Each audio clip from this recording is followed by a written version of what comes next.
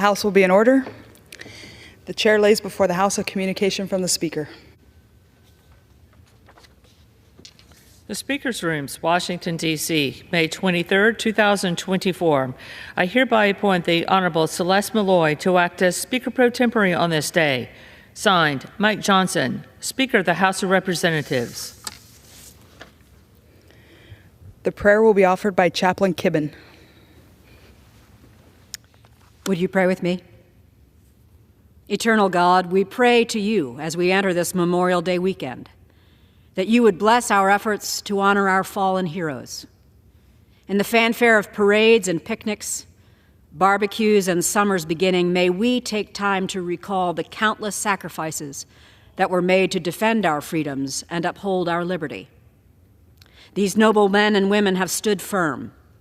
In the face of war's alarms and up against the anguish of adversity, they would not be moved. May they rest knowing that they gave themselves fully to the work you, O Lord, set before them to accomplish. Grant them peace in knowing that neither their labor nor their sacrifice was in vain. God of the ages, may we be the guardians and guarantors of their valorous legacy. Guide us in the living of these moments, that we would remain true to the ideals they willingly devoted their lives to preserve. Inspire in us the same depth of commitment to our country, the same fidelity to our fellow Americans, and the same unhesitating character to humble ourselves in service to you and to this nation. In your everlasting name we pray. Amen. Amen. The chair has examined the journal of the last day's proceedings and announces to the House the approval thereof. Pursuant to Clause 1 of Rule 1, the journal stands approved. The Pledge of Allegiance will be read by the gentleman from Texas, Mr. Williams. Join the same pledge to the greatest country in the world. I pledge allegiance to the flag of the United States of America and to the republic for which it stands, one nation, under God, indivisible, with liberty and justice for all. The chair will receive a message. Madam Speaker, a message from the President of the United States. Madam Speaker, Madam Secretary, I am directed by the President of the United States to deliver to the House of Representatives a message in writing. the chair will entertain up to 15 requests for 1-minute speeches. On each side of the aisle, sorry. For what purpose does the gentleman from Texas seek recognition? Without objection, the gentleman is recognized for 1 minute. Madam Speaker, I rise today to recognize Commander John Fay's tremendous career serving his country and commemorate his retirement from the U.S. Navy. For 24 years, John has dedicated his life to serving our great nation and keeping it a great nation. From ensign to executive officer, John has worked his way through the ranks. Today he is highly decorated and holds various personal, unit, and service awards. In September 2021, he joined the Blue Angels and has accumulated an impressive 2,900 flight hours and 168 career-arrested landings. John is a humble leader and a true patriot, fueled by love for his family and love for his country. John's wife, Amy, and children have played a crucial role in his service. We must also honor the unwavering support and countless sacrifices they made over the years. On behalf of a grateful nation and this Congress, I thank John Fay and his family for their selfless service to ensuring our freedoms for generations to come. His life is one to be copied. And as John would say, go Navy, beat Army. In God we trust. I yield back. Thank you. For what purpose does the gentleman from Illinois seek recognition? Without objection, the gentleman is recognized for 1 minute. Madam Speaker, this past Saturday, May 18th, marked the 15th anniversary since the end of the civil war in Sri Lanka. The conflict saw the death, disappearance, abuse, and displacement of tens of thousands of Tamil people of Sri Lanka. I want to take this time to remember and honor the lives lost and to reaffirm my and Congress's solidarity with the people of all communities in Sri Lanka in their search for reconciliation and reform. I also want to recognize the bravery and commitment of those who continue to seek justice and accountability.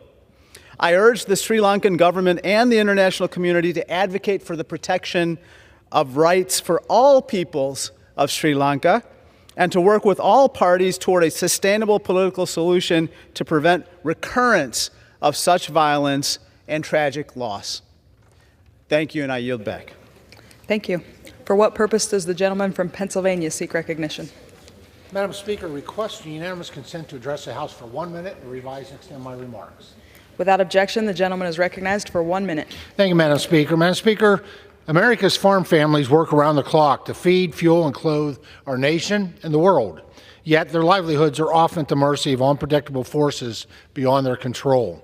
Since the last Farm Bill was passed in 2018, producers have faced record inflation, rising input costs, fractured supply chains, labor shortages, natural disasters, and more. Our current safety net is tattered, and our farmers have been bearing the burden of these challenges alone, risking the viability of their operations. The 2024 Farm Bill is the opportunity to implement significant changes to the farm safety net, equipping our farmers to meet their needs. A robust farm safety net provides stability to our producers to ensure farmers can continue operations in uncertain times. A stable, reliable food supply is essential for ensuring national security. The importance of our agriculture industry cannot be overstated.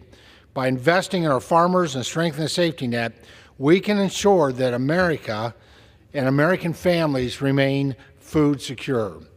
Thank you, Madam Speaker, and I yield back the balance of my time. Thank you. For what purpose does the gentleman from California seek recognition? To address the House for 1 minute. Without objection, the gentleman is recognized for 1 minute. Today, I want to honor the life and legacy of my friend and mentor, former California State Senator Alan Cerroti.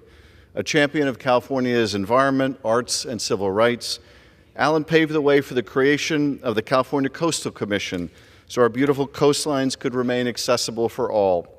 His passion for the arts led him to establish the California State Summer School for the Arts, training the next generation of artists, filmmakers, and writers to this day.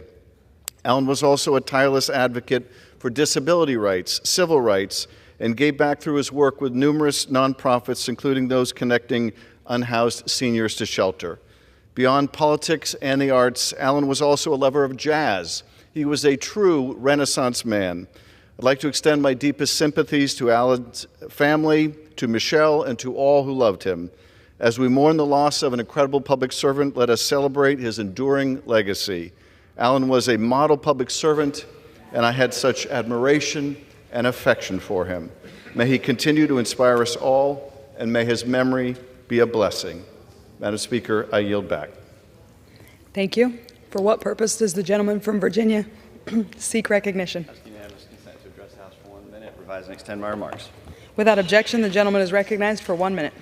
Thank you, Madam Speaker. Madam Speaker, I had planned today to congratulate a poultry judging team in my district, but I need to address what happened at Quantico Marine Base in Triangle, Virginia, because what happened there is the chickens coming home to roost from the broken Biden border policy. Madam Speaker, on May 3rd, 2024, 2 Jordanian foreign nationals that entered the United States unlawfully attempted to breach the Quantico Marine Corps base in Triangle, Virginia. Press reports indicate they were in a van posing as delivery men and tried to ram their way through. I'm quoting from a letter that our governor has sent to the president because he has not received a briefing on what happened in the Commonwealth of Virginia. The American people didn't learn about what happened at Quantico for 2 weeks. During that time, we don't know who else had entered this country illegally, what else their designs were, but it's proven that the broken Biden border policy is having an effect on the national security of this country, and the president needs to take action now, or Congress and the Senate needs to take action on H.R. 2. I yield back. Thank you. For what purpose does the gentlewoman from Michigan seek recognition? I ask unanimous consent to address the House for 1 minute and revise my remarks. Without objection, the gentlewoman is recognized for 1 minute. Madam Speaker, after the 2008 financial crisis, Congress tasked our financial regulatory agencies with implementing a rule that bans pay packages for bank executives that incentivize excessive risk-taking. More than 13 years later, we are still waiting for this rule to be finalized. As the banking failures last year proved, these incentives continue to pose a serious threat to our financial system. That's why I introduced the Fair Fund Act, which requires large financial institutions to defer a portion of the executive compensation that would get paid out unless there was a misconduct or some sort of firm failure after a period of between 2 and 8 years, depending on the size of the institution. In the case of misconduct or failure, deferred funds would be used to cover the cost of any fines levied on the bank and make depositors whole. I really urge my colleagues to help us hold these bank executives accountable. This is a huge financial risk that we continue to have, not only on small businesses, but retirees and so many others that are directly connected to, again, these risk-taking and very, very much negligent actions by the bank executives. With that, I yield. Thank you. For what purpose does the gentleman from California seek recognition?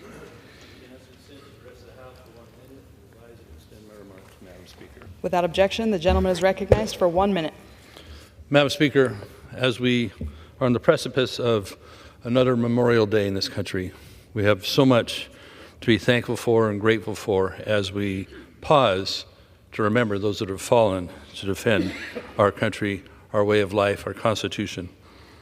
So from the fields of Valley Forge to Tripoli, to our own homeland of the Civil War, of San Juan Hill, the trenches of France, Pearl Harbor, Normandy, Iwo Jima, the 38th parallel, the jungles of Vietnam, Iraq and Afghanistan, and others. We are grateful for those that stood up and stood in the line of fire for us, for our values. Indeed, from John 15:13, greater love has no one than this, to lay down one's life for one's friends. We owe them a lot. We can never pay that back other than to be grateful and to remember those that have fallen for our nation. I yield back. Thank you. For what purpose does the gentleman from Illinois seek recognition? Unanimous consent to address the House for 1 minute to extend and revise my remarks. Without objection, the gentleman is recognized for 1 minute. Madam Speaker, I rise today to talk about the Affordable Connectivity Program, a critical program that helps millions access affordable internet. Families rely on the internet to do their jobs, to go to school, to meet with their doctors, to stay in contact with family and loved ones. Access to the internet is essential in the 21st century. ACP, the Affordable Connectivity Program, helps more than 23 million households afford internet access. In Illinois, more than 700,000 households, 1 in 7 enrolled in ACP, including 21,000 in just my district.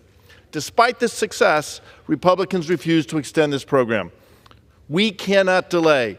Through their inaction, Republicans are forcing millions of families to face higher internet bills, or worse, to have their internet access cut off entirely. If Speaker Johnson would bring the ACP extension to the floor for a vote, I know it would pass overwhelmingly. Instead, Republicans are wasting time voting on bogus messaging bills.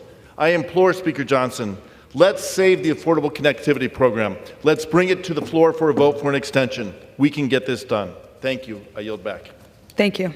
For what purpose does the gentleman from Texas seek recognition? Madam Speaker, I seek unanimous consent to address the House for 1 minute.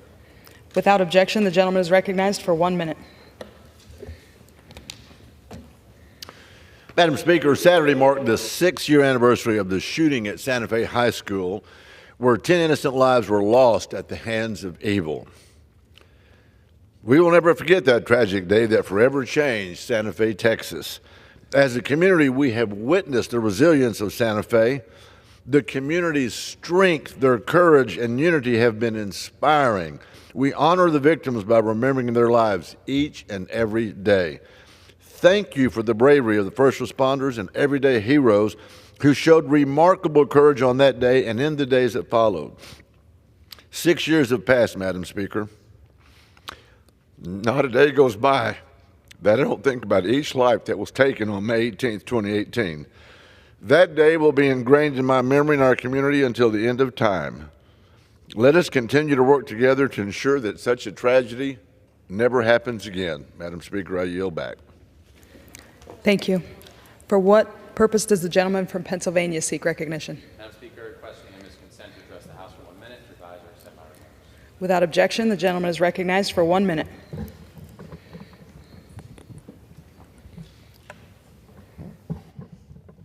Thank you, Madam Speaker. On Tuesday, the large majority of us came together to pass the Federal Disaster Tax Relief Act. The bill includes a provision to exempt from federal taxes payments for residents like my constituents who were impacted by the East Palestine train derailment and who received payments from the Norfolk Southern Railroad. It's something I've been pushing for along with many others. The East Palestine derailment was a disaster for a lot of families in Beaver County. It's just over the state line from our neighbors in Ohio.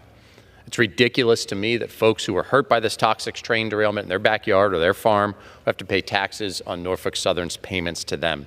Let's remember, it was the railroad's negligence and incompetence that caused this whole mess in the first place. So I was glad on Tuesday night that we passed a bill to help folks who were hurt. Now, if the Senate follows suit, as they should, these payments will be exempted from federal taxes as they should be. Let's keep going to hold big railroads accountable and make freight rail safer. Madam Speaker, we can do that by passing my bill, the Railway Safety Act. I yield back. Thank you. For what purpose does the gentlewoman from Hawaii seek recognition?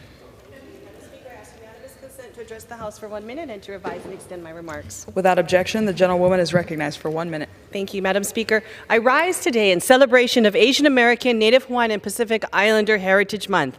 Our AANHPI community is a diverse diaspora, but too often we are lumped together as one monolithic mono-minority group, often forced to choose identity between Asian, Pacific Islander, or for me, the very worst, other. We are so much more than other.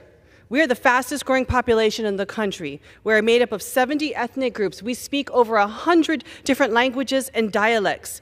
We are the descendants of people, cultures, and traditions that are centuries older than this country we now call home. And we deserve to be seen, to be heard, to be recognized for who we are, where we come from, and what we stand for. We are so much more than other. During this month and every month, I challenge my colleagues to join us in uplifting the achievements, the voices, and the struggles facing our AANHPI community and commit to working towards a future where we are all truly seen, engaged, and represented. Mahalo, and I yield back. For what purpose does the gentlewoman from the Virgin Islands seek recognition? I ask unanimous consent to address the House for 1 minute and to revise and extend my remarks. Without objection, the gentlewoman is recognized for 1 minute. Thank you, Madam Speaker.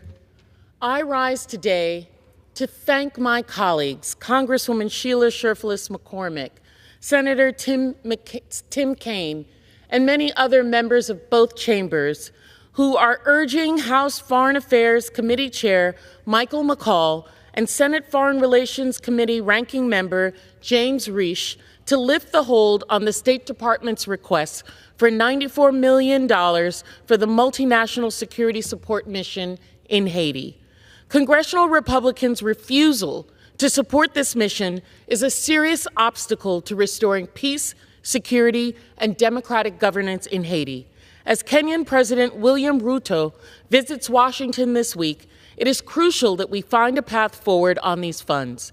Establishing the MSS is vital to advancing U.S. national security interests, demonstrating American leadership in the Caribbean, and providing a lifeline to the Haitian people. We must act decisively and together. Haiti has a fighting chance to mitigate the chaos plunging and plaguing its communities if we support the MS mission now. I yield back. Thank you. The chair lays before the House a message. To the Congress of the United States, in accordance with Section 517 of the Foreign Assistance Act of 1961 as amended, 22 U.S.C. 232(1)K, I am providing notice of my intent to designate Kenya as a major non-NATO ally. I am making this designation in recognition of Kenya's many years of contributions to the United States African Command Area of Responsibility and globally, and in recognition of our own national interest in deepening bilateral defense and security cooperation with the government of Kenya. Kenya is one of the United States government's top counterterrorism and security partners in the sub-Saharan Africa, and the designation will demonstrate that the United States sees African contributions to global peace and security as equivalent to those of our major non-NATO allies in other regions. I appreciate the support of Congress in this action. Signed sincerely, Joseph R. Biden, Jr., The White House, May 23, 2024. Referred to the Committee on Foreign Affairs and ordered printed.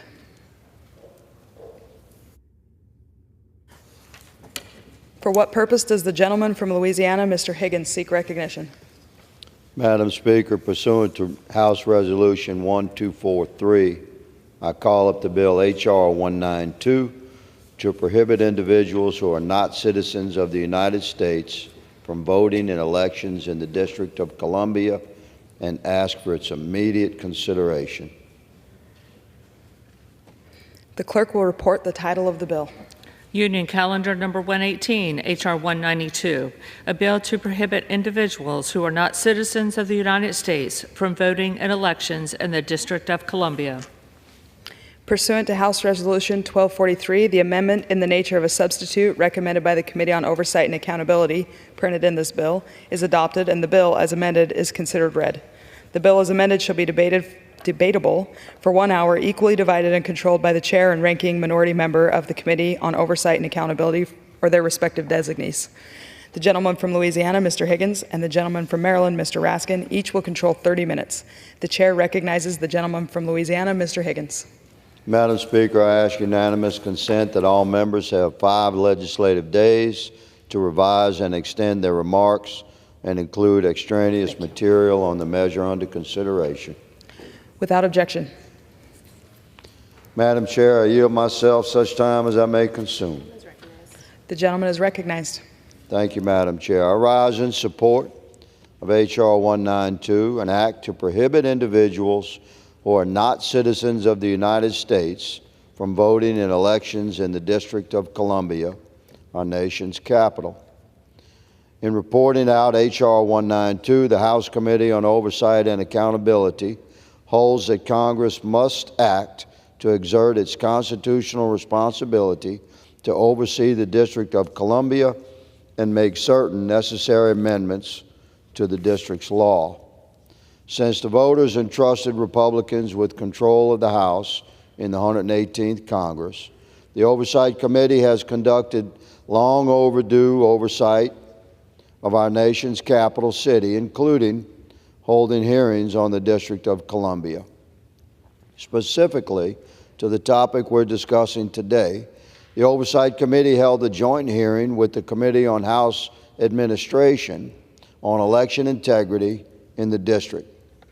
At that hearing, the committees examined the district government's Local Resident Voting Rights Amendment Act, which allowed non-citizen residents to vote in D.C. local elections. This act includes illegal immigrants and even foreign diplomats whose interests may be opposed to the interest of Americans. This radical change to our election laws upset lawmakers on both sides of the aisle, Madam Speaker. D.C. Mayor Bowser withheld her signature on the act, something she's done only a handful of times in her tenure. On February 9, 2023, 260 members of this House voted to overturn the D.C. Act through a resolution of disapproval. In that vote, 42 House Democrats voted to block the D.C. law. However, the bipartisan resolution of disapproval was not considered in the Democrat-controlled Senate, so D.C.'s non-citizen voting law went into effect.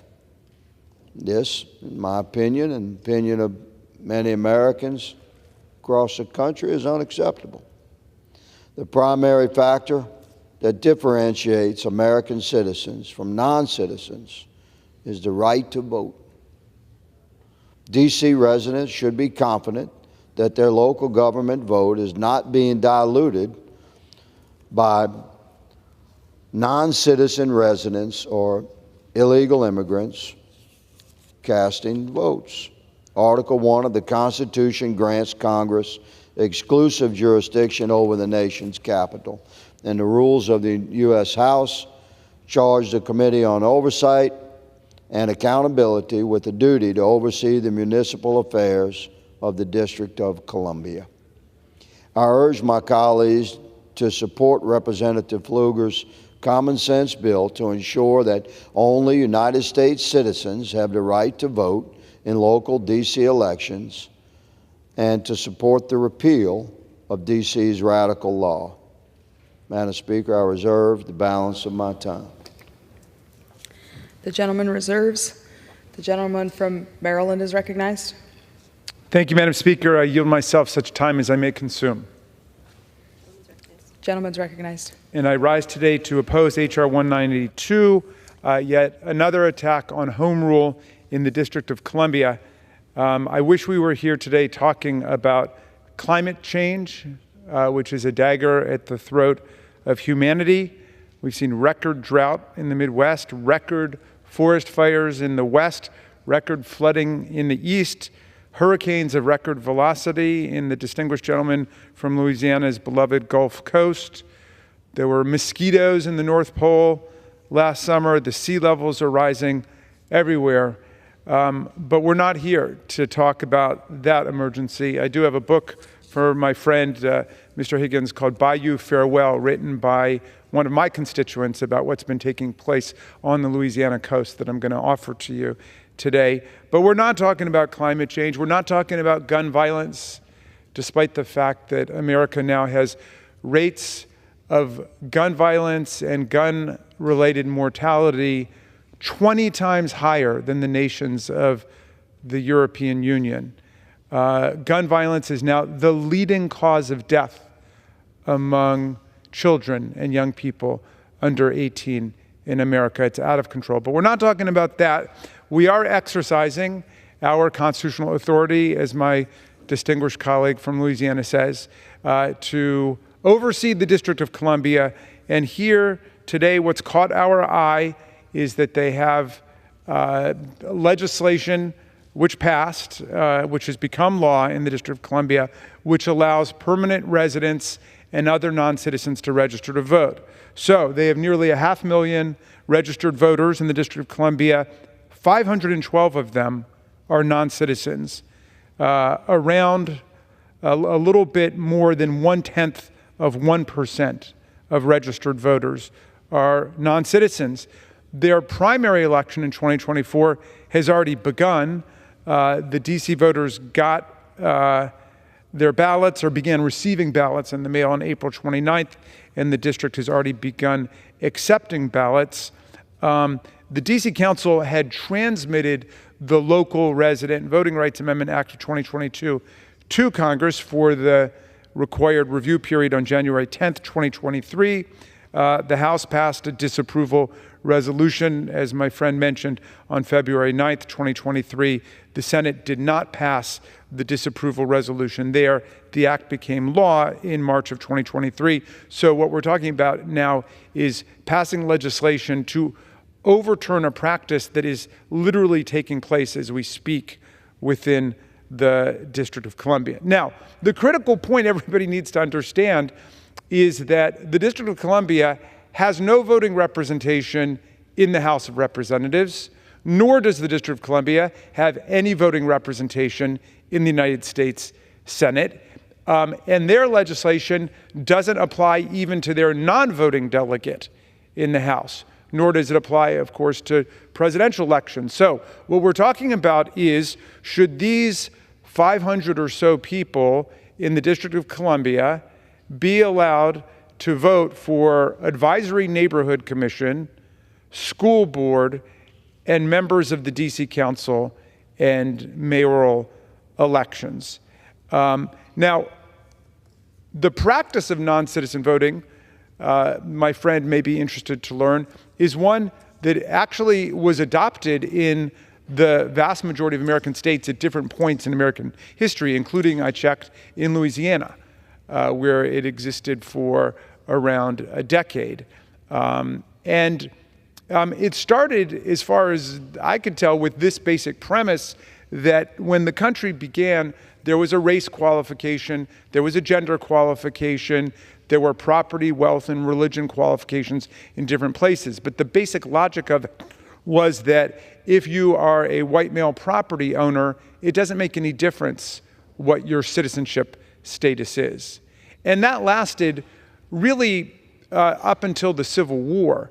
The practice of alien suffrage at the local level was one that became hotly contested before the Civil War. The southern states opposed it because they said that the immigrants who were coming in, who were being given the right to vote, were anti-slavery, they were abolitionist.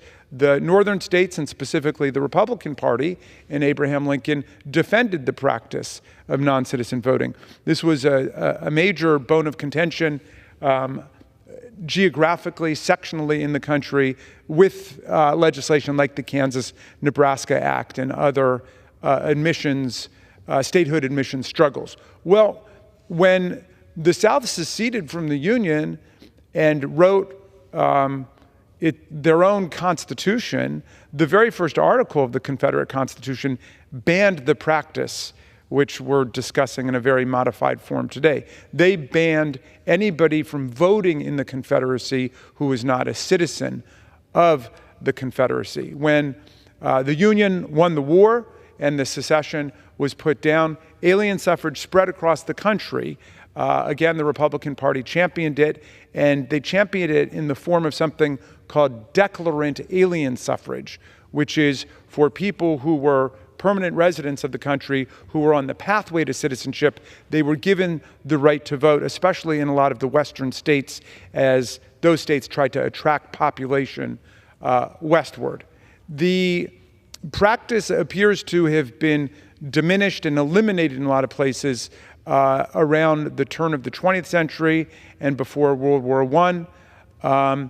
And it survives today in the form that the District of Columbia has fastened onto it for local voting, on the theory that you want people at the local level to be involved in their kids' schools and you want people to be engaged in local government. We ban non-citizen voting at the federal level, which means we also ban it at the state level because they're linked constitutionally in Article 1. So what we're talking about is non-citizen voting chosen by a local government at the local level simply for municipal elections. And the basic logic of it there, as I understand it, from just trying to read up on what the people in DC did, was that they saw that while non-citizens from Canada or Mexico, for example, shouldn't be able to vote in national elections because the interests of the United States and Canada and Mexico may diverge, at the local level, everybody presumably has the same basic interests in efficient garbage collection, excellent public schools, and so on. So that's why they've done it. It affects a relative handful of people, and I'm not quite certain why we would be engaging in legislative action to overturn it, except for the purposes of sending, some kind of message about it. The gentleman also mentioned diplomatic personnel and undocumented people. Well, as for the diplomatic personnel, a foreign passport may not be used to register to vote in the District of Columbia. The person has to have a residential address in the District of Columbia, and it cannot be an embassy or another diplomatic site because you can't register at your place of work. And I don't know whether the gentleman has actually any evidence of this happening, and I think if there were, that would be something we'd be interested in. Same thing with undocumented people. It would, of course, be crazy for an undocumented person to attach their name to a public and transparent document like a voter registration document. I don't know if they have any evidence that this has happened but we were not able to find any evidence that there were any undocumented people doing so. In other words, the district's use of this practice for local elections and local government functions appears to be in accord with the way it's always been used, which is for permanent residents who are part of the community who are on the pathway to citizenship. And with that, I will reserve. The gentleman reserves. The gentleman from Louisiana is recognized. Thank you, Madam Speaker. My friend and colleague has mentioned in his opening statement that 500 non-citizens are registered to vote in D.C. My colleague is clever to point this out, but I'm quite sure he's also aware that it's been estimated that 50,000 non-citizens are eligible to vote. And as the election cycles move forward, they will no doubt consider registering and casting their vote should we not turn this law. My colleague also mentioned the topic of representation in our nation's capital, and as a constitutionalist scholar and professor, he is well aware that our founders envisioned our nation's capital would necessarily develop a robust citizenry, and that those residents would enjoy unique access to the Republic's elected and appointed highest officials, equaling a form of representation that no other citizenry in any other city of sovereign states would enjoy. Madam Speaker, I'd like to yield 5 minutes to the author of this bill that we're considering today, the gentleman from Texas, Mr. Pfluger. I think my colleague from Louisiana, and Madam Speaker, I rise in support of my bill, H.R. 192, that would prohibit individuals who are not citizens of the United States from voting in elections in the District of Columbia.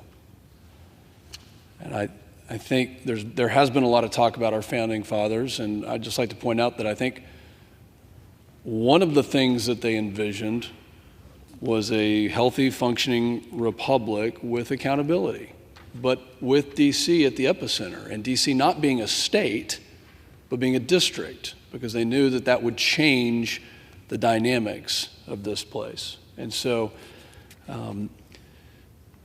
I, like many others, think that this federal district is very special, and it's worth having the accountability, and that accountability is here in the United States Congress. It is Congress, through the Constitution, that our founders entrusted the care of D.C. And specifically, quote, exclusive legislation in all cases whatsoever over the district. And Washington, D.C. is going through a tough time. It's not been going well in the last couple of years. In fact, let me just point out that in 2023, this was the deadliest year on record in Washington, D.C. 274 people were killed. Violent crime spiked by nearly 40%. There were proceedings that even the mayor opposed that had to do with violent crime, that had to do with carjackings, that had to do with lowering the penalties and the thresholds and making it a little bit easier, a strategy of appeasement that even the mayor opposed. And in this Congress last year, we acted and we did something. What we did was we said, no, Washington, D.C., you're not going to lower those penalties for things like carjackings. Oh, you'll never get that through the Senate. Well, guess what? The Senate passed it, and President Biden signed it into law because he said that's ridiculous that you would reduce accountability measures in the District of Columbia. And so here we are. And in this case, the D.C. City Council has made a very short-sighted decision that I fear could be a harbinger around the country. And that decision, I believe, lessens and cheapens citizenship. We see that in other areas. But the D.C. City Council has moved to allow non-citizens, including illegal aliens and foreign agents, to vote in local D.C. elections. In fact, not only are they allowed to vote, they're being encouraged. You can look at this flyer right here. This was just sent out by Washington, D.C. to encourage people to vote. Yes, there may be 500 who are registered. This is a year old, but there are 50,000, according to Washington, D.C. statistics, that are eligible. They're encouraging people to vote for mayor, for attorney general, for members of the State Board of Education, and more. And some may argue that, yes, these are just local elections. Well, they're democratic elections that regularly determine taxation, the criminal code that I just referenced, and the election of the various city council members who decide ordinances like who gets to vote. Not to mention that many of these are decided by close margins. And I find it inconceivable that the city council and now other city councils around the United States would intentionally dilute the voting power of their constituents for non-citizens who otherwise might not meet the requirements, might not pay taxes, might not be members of the community that want the same things as those who are citizens. And therefore, I believe it is cheapening and lessening citizenship. As the capital of our democracy, Washington, D.C. ought to be leading the way, setting the example, not incentivizing the exact practices that our adversaries would relish. Take a look at what happened in San Francisco, where they just swore in somebody who is not a citizen to be an election administrator. The election administrator will administrate elections in that part of California, not just for local and municipal elections, but all the elections. Let's look beyond the Democrats' call for this bill to be deemed discriminatory or false claims about its intended purpose. I'm asking my colleagues on the other side of the aisle to look ahead, to put citizenship back in its rightful place as the gold standard. Free and fair elections are a prerequisite for a healthy republic. I believe that's what our founders intended, and non-citizen voting, whether it's one vote or a million votes, dilutes the voting power of the citizen. I believe Congress must act clearly and decisively to bar non-citizens from voting in any election, including in Washington, D.C., and I urge my colleagues to support my resolution. With that, I yield back. Thank you. Gentleman from Louisiana is recognized. Reserve. Gentleman reserves. The gentleman from Maryland is recognized. Yeah, just a couple of quick points about the distinguished gentleman's remarks. First of all, what we're talking about is making a federal decision or a congressional decision for a locality.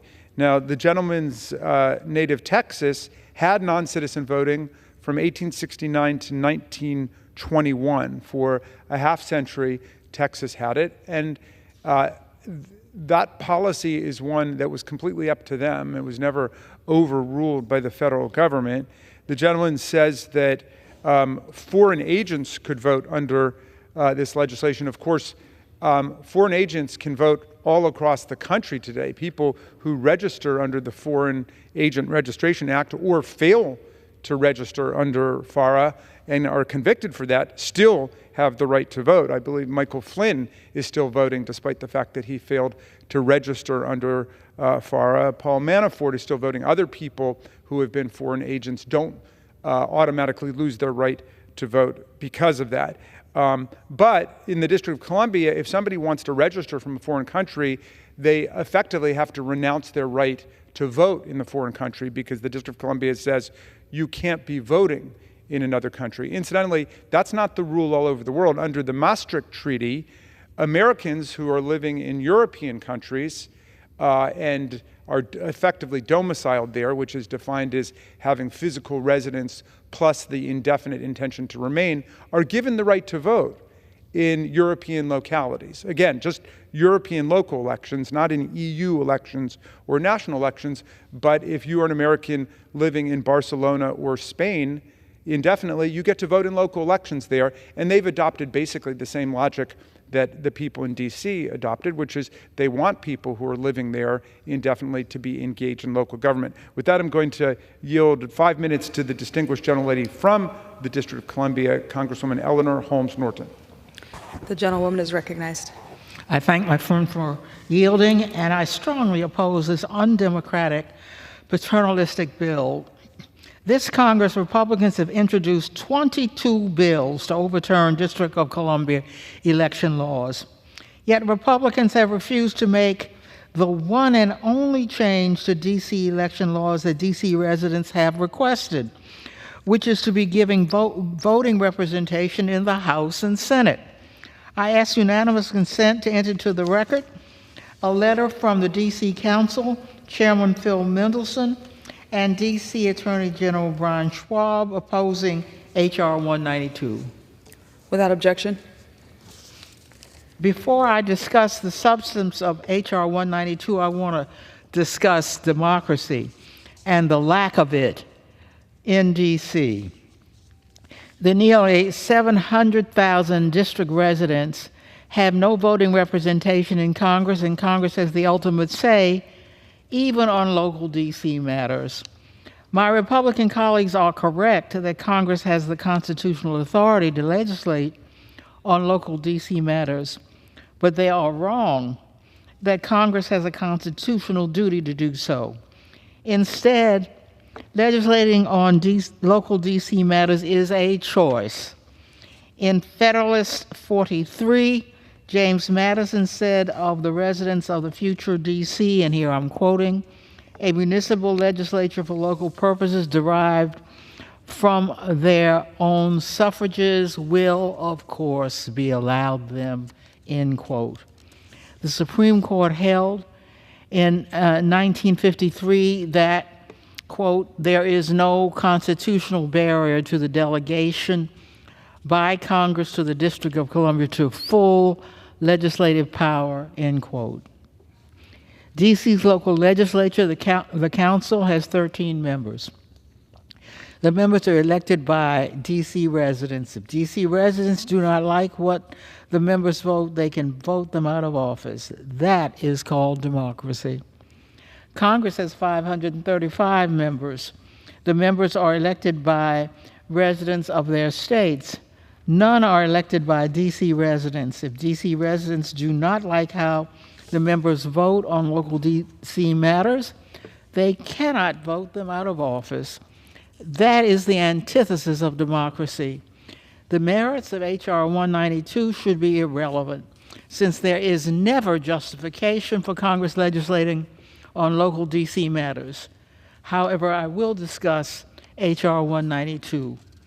H.R.'s Local Resident Voting Rights Amendment of 2022 allows D.C. residents who are non-citizens to vote only in local D.C. elections.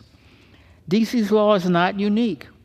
More than a dozen cities today allow non-citizens to vote in local elections. While the Local Resident Voting Rights Amendment Act applies only to local D.C. elections, there is a long history in the United States, including before its founding, of allowing non-citizens to vote in local, state, local, and federal elections. At various points, 40 states have allowed non-citizens to vote, including Texas, the home of the sponsor of H.R. 192. Congress only first prohibited non-citizens from voting in federal elections in 1996. The House passed a disapproval resolution on the Local Resident Voting Rights Amendment Act in February 2023.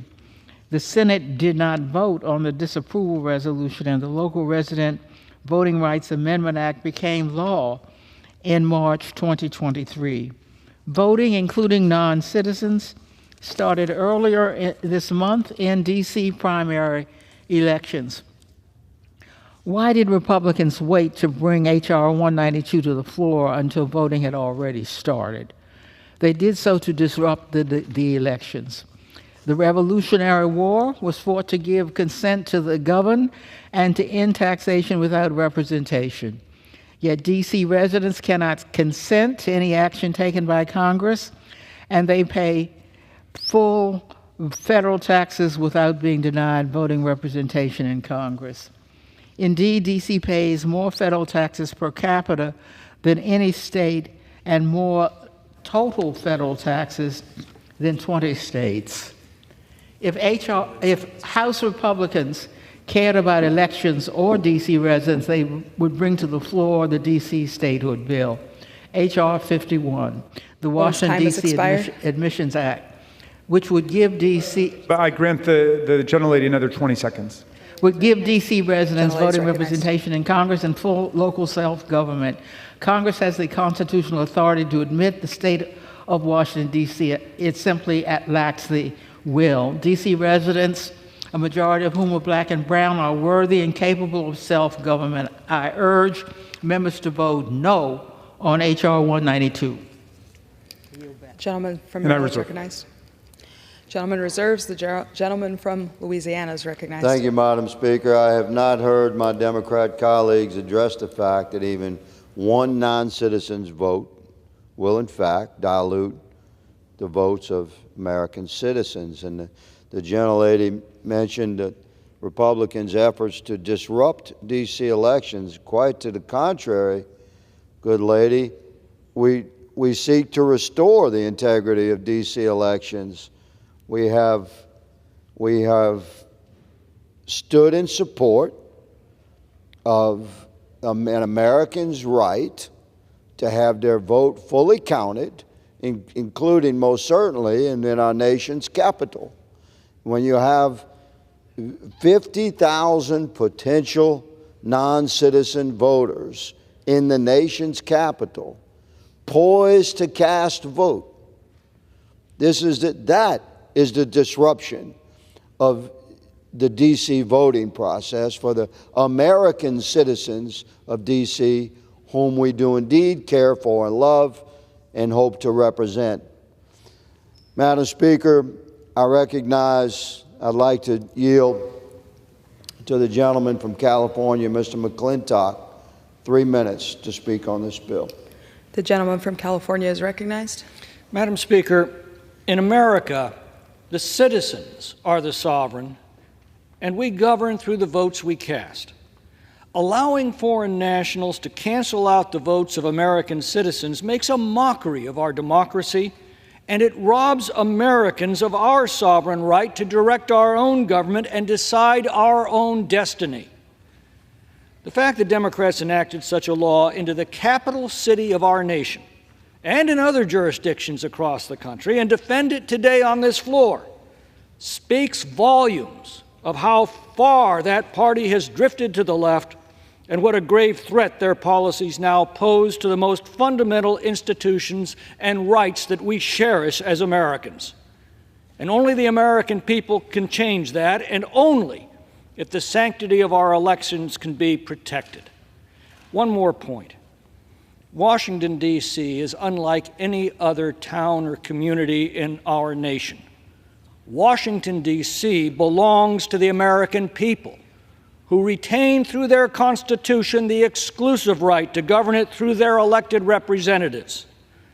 This outrageous law is the strongest argument yet for Congress to take back America's capital city for America and to take back America from the radical left. I yield back. Thank you. The gentleman from Louisiana is recognized. I reserve. The gentleman reserves. The gentleman from Maryland is recognized. Here's Justice Scalia on what the very distinguished gentleman from California just described as a radical practice.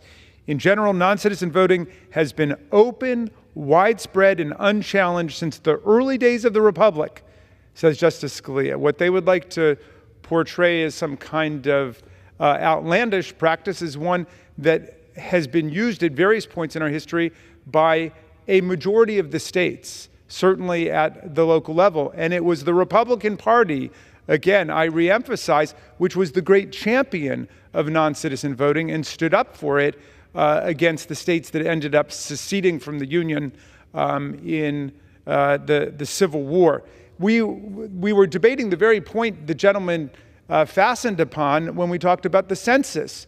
The Supreme Court has been emphatic repeatedly that the census counts everyone in America, citizens and non-citizens alike. Now, we know they don't like that. They've been trying to get around it in a dozen different ways, but the Supreme Court has been perfectly clear that everyone is counted in the census, even if they don't have the right to vote, even if they're not a citizen. With that, I'm going to yield 2 minutes to the very distinguished gentlelady, Ms. Ramirez. Thank you, Ranking Member, and I couldn't agree with you more. I rise in opposition to H.R. 192. Look, this is another condescending Republican attempt to do three really specific things: meddle in local DC elections, disenfranchise Black and brown voters who are fully capable of governing themselves, by the way, and erode the trust of Americans in our federal elections. In the 118th Congress alone, Republicans have introduced 17 bills to overturn DC's election laws. But they've refused to do the one thing that the residents of DC have asked for, and that's equal representation through statehood. In the Republican tradition of undermining elections, they are pushing this bill while the primary elections in DC are underway. Let's be clear. It is all intentional to stoke fear among voters and raise false alarms around the integrity of DC's voting process. H.R. 192 is another sorry Republican effort to continue to carry on this baseless MAGA narrative about non-citizens affecting the outcomes of federal elections. Let's put this into context. A 2016 study of our federal elections found only 0.001% of votes cast were cases of suspected, not proven non-citizen voting. Even the former president's appointed commission to investigate his claims of voter fraud by non-citizens was disbanded without identifying one single case. In the meantime, a third of working-age Americans are living through crushing medical debt. Families are spending up to 75% of their income in rent and utilities. And scientists agree that the climate crisis may cause 14.5 million deaths by 2050. Yet here we are again. We need to stop entertaining legislation based on Republican lies. There are real problems that need to be addressed and comprehensive solutions. I yield back. We'll reserve. Thank you. The gentleman reserves. The gentleman from Louisiana is recognized. Madam Speaker, inquire about the balance of my time. The gentleman from Louisiana has 17 and a half minutes. The gentleman from Maryland has 10 and a half minutes. Thank you, Madam Speaker. I'd like to yield 3 minutes to the gentleman from New Jersey, our colleague, Mr. Van Drew. The gentleman is recognized.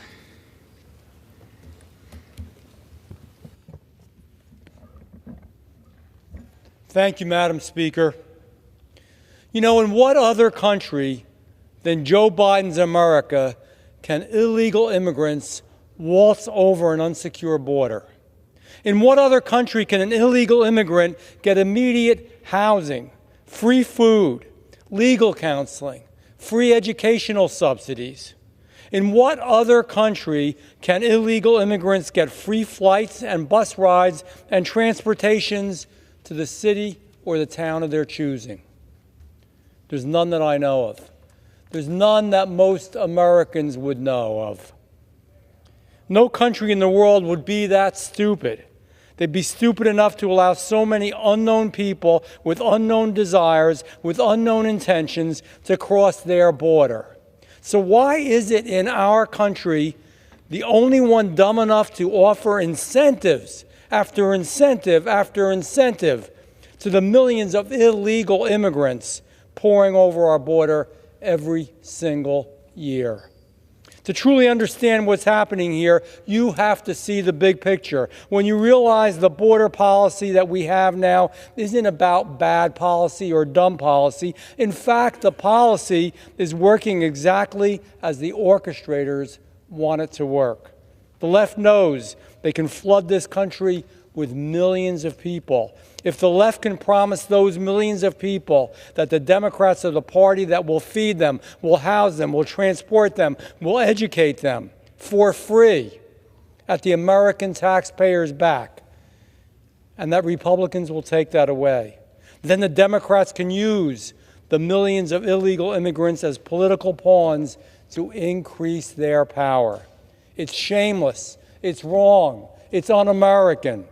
And for years, conservatives have warned about this. We've warned about the left attempting to allow illegals to vote in elections. But it was made fun of. It was a joke. It would never happen. It was labeled, in fact, as a conspiracy theory. Yet here we are. Here we are today. D.C., our nation's own capital, allowing illegal immigrants to vote in its illegal elections. Yesterday's conspiracy is today's reality. I strongly support H.R. 192 to prohibit non-citizens from voting in elections here in D.C. This is a dangerous and bad precedent and an un-American attempt at gaining power, and it needs to be stopped here, and it needs to be stopped now. We have to stand up. If we allow illegal immigrants to vote in elections now, how long is it going to be? Because, ladies and gentlemen, it's going to happen before we're back on this floor attempting to stop a state from allowing illegal immigrants to vote in our federal elections.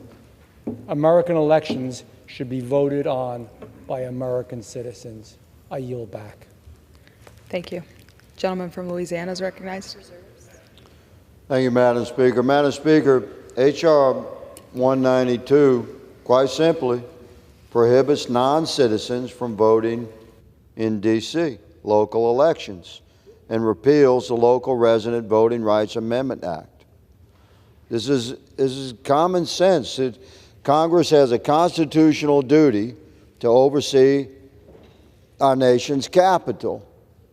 And H.R. 192 represents the exact role Congress should take in regard to the matters of the district's governance.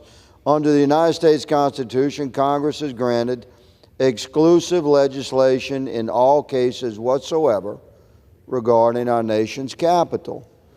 So yes, we recognize, as my colleagues have stated we recognize the jurisdictional authority within the municipality and the local elected officials of our nation's capital. But when those local elected officials take actions which is injurious to the operations of our nation's capital, then we have constitutional authority and indeed duty to respond, which is why in February of last year, 260 members of this House voted to overturn the D.C. Act in question that's being repealed through this bill. And in that vote, 42 House Democrats did indeed vote to overturn that D.C. law. Madam Speaker, I reserve the balance of my time. The gentleman reserves. The gentleman from Maryland is recognized. Thank you, Madam Speaker. I'm sorry that the gentleman from New Jersey has left the chamber because I could reassure and console him very quickly. It is against the law for non-citizens to vote in federal elections. That is embodied in federal statute, and it is a crime for someone to attempt to do that. So that's not what's on the table here today. What's on the table is whether a locality, in this case, the District of Columbia, should be permitted to allow non-citizens to participate in local elections for things like school board and city council and advisory neighborhood commissions. The gentleman from New Jersey should be apprised at some point that the great state of New Jersey allowed non-citizen voting between 1776, when the country began, in 1820. So for a half century, it was allowed in his state, and obviously did not lead to the downfall of the republic. I'm going to yield 2 minutes to the distinguished gentlelady from Michigan, Ms. Stevens. The gentlelady is recognized.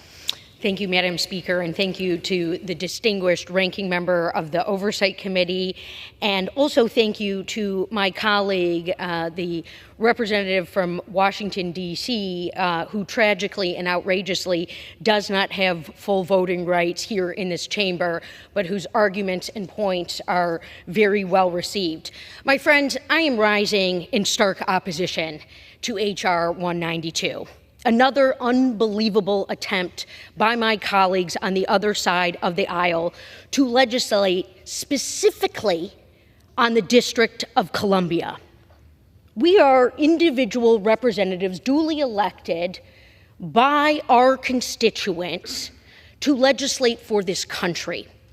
And we have representation, our constituents have representation, and yet the District of Columbia, who we are obsessively seeing our colleagues try and legislate on, does not have representation. Why not look at the host of issues this country is facing. We only have so much time in this body. We are almost to the halfway point left of this term. Paid leave, increasing maternal mortality, fully funding special education, the climate crisis, a national gun violence epidemic, women's rights, real voting rights for this country. Give me a break.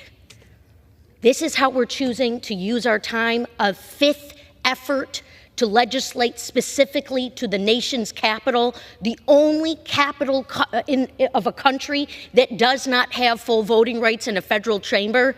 This is outrageous, and it is anti-democratic. And frankly, what this is also is, and we've seen this playbook before, and my ranking member knows this, this is another attempt to fearmonger. Another attempt to fearmonger around national elections that are coming, that supposedly those who are voting shouldn't. We need more people to be voting. I fiercely oppose this legislation, and I yield. Well, I want to thank the gentlelady for her trenchant remarks, and she makes an excellent point. Washington, D.C. is the only national capital on the planet Earth disenfranchised in its own legislature, which is the vulnerability that's being exploited today by our colleagues. Can you imagine if they told the people of Paris that they could not be represented in l'Assemblée nationale simply because they breathed the same air as representatives coming from other parts of France? You'd have another French Revolution on your hands. But I want to thank the people of Washington that Ms. Norton represents, who have a valid, bona fide political grievance, and yet did not come down here and beat the daylights out of our police officers, wounding and brutalizing and hospitalizing nearly 150 of them. They've gone about it the right way. They've petitioned for statehood, and they're trying to defend their rights to govern themselves. I'll reserve. The gentleman reserves. The gentleman from Louisiana is recognized. Inquire remaining time, Madam Speaker. The gentleman from Louisiana has 13 minutes. Thank you, Madam Speaker. Madam Speaker, my distinguished colleague has mentioned that it's already against the law for illegal to cast a vote. We understand this, but surely the gentleman knows that corruption is born in the heart of man, not the mechanisms of man. We have a duty and a responsibility as members of this Congress to oversee the actions of the nation's capital city, and it is our duty to mitigate against the violation of law. We recognize that it's against the law for an illegal to cast a vote in a federal election.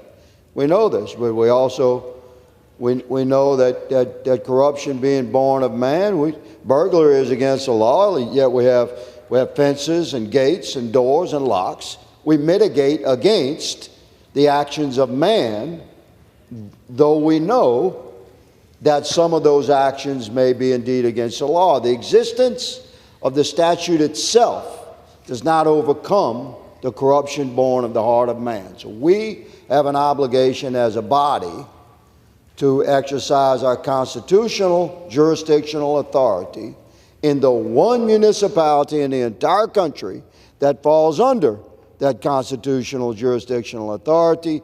That is our nation's capital. That's the city whose laws we address today.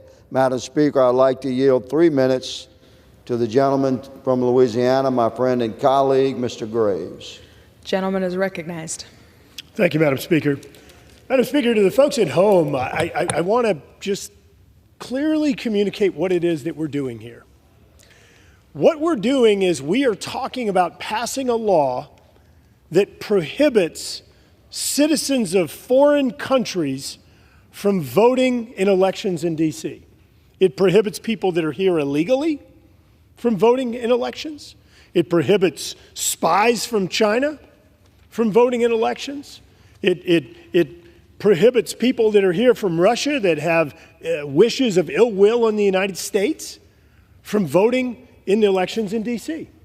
Now, I've heard my friends on the other side say that this would disenfranchise voters in Washington. Let's think through that for just a minute. If you are allowing people that are not citizens of Washington, that are not citizens of the United States to vote here, you are diluting the vote of the people that are citizens of this city. You're diluting it. Which policy disenfranchises? It is absurd to hear people make these allegations. Now, look, let's talk about some of the people that largely agree with what we're saying. The mayor didn't sign this. Even the mayor of Washington, D.C. didn't sign this because she knew that this is outrageous. The Washington Post, that I wouldn't argue is a bastion of conservative thought, even said that voting, quote, voting is a foundational right of citizenship. Now, Madam Speaker, I've heard my friends on the other side argue or allege that we're meddling. We're meddling. Madam Speaker, there's this pesky little document that we take an oath to called the Constitution, and of course I say that in jest. And in the Constitution, it says Congress is granted, quote, exclusive legislation in all cases whatsoever over Washington. We're doing exactly what we took an oath to do. So let's summarize. If you want Chinese spies, if you want if you want people that are here illegally that also can vote in their actual, home country, then you would vote yes. You would vote no. You would say no. We want status quo. We want spies to vote. We want Russian embassy employees to vote. We want people that are here illegally to vote. That's fine. You vote no. But if you think that D.C. residents, that their vote should actually count for local elections, then you vote yes. Now, my friends are going to say that, oh, well, what about voting in federal elections? Look, I'm sorry anybody who moved here and found out by surprise that that's not how it works, because this was established originally as a federal district, distinguishing it from the states. I'm sorry if folks just woke up and realized that, or maybe after they bought their house. But it is unbelievable that we're even here having to debate this once again. Madam Speaker, I yield the gentleman an additional minute. The gentleman's recognized. That we're even here having to debate this once again about whether it is appropriate for people that are citizens of foreign countries, people that are here illegally, people that can vote for Vladimir Putin, would also get to vote for the mayor of D.C. Unbelievable that people in this body that are representing hundreds of thousands of citizens of this country believe that that's the appropriate path. I urge adoption of this legislation. I thank my friend from Louisiana and yield back. The gentleman reserves. The gentleman from Maryland is recognized. I yield 3 minutes to the gentleman from California, Mr. Garcia. Gentleman's recognized. Thank you, and thank you, Mr. Speaker, Ranking Member Raskin, for the time. I mean, wow, this is an incredible debate we have here. Of course, I rise in strong opposition to H.R. 192. It's interesting that the majority keeps talking about fair elections, ensuring that elections are done the right way, when 147 of them wouldn't even vote to certify the last presidential election that we had here in this country. A majority of the Republican Party won't even admit or certify the last election, who actually won the last presidential election, that you want to talk about and attack local neighborhood councils here in Washington, D.C., and local elections. It is hypocrisy that we're seeing here today in this debate. Now, this is, of course, nothing more than the majority's attempt to attack D.C. over and over again. They want to talk about Chinese spies voting in elections. I mean, the only Chinese spies that are here in D.C. are the ones being invited by the majority to come testify at our Oversight Committee hearing to actually attack the current President of the United States. And so this is a ridiculous debate we're having here by the majority. Now, it sounds also that the majority is obsessed, as they always are, with the local laws of D.C. And I've said before, if they're so interested in local government, they should resign from Congress and run for the local city council or mayor. It's a great job. I was mayor of my community. I was on the local city council. That's what they seem to be most interested in doing. And instead of wasting our time here, we should be focused on the real issues that Americans are facing. Now, that's why today I want to make a motion to recommit this bill back to committee and instead call up H.R. 16, the American Dream and Promise Act. Now, dreamers have come to our country that as children, they know no other country our allegiance to the United States, and we all know that this is true.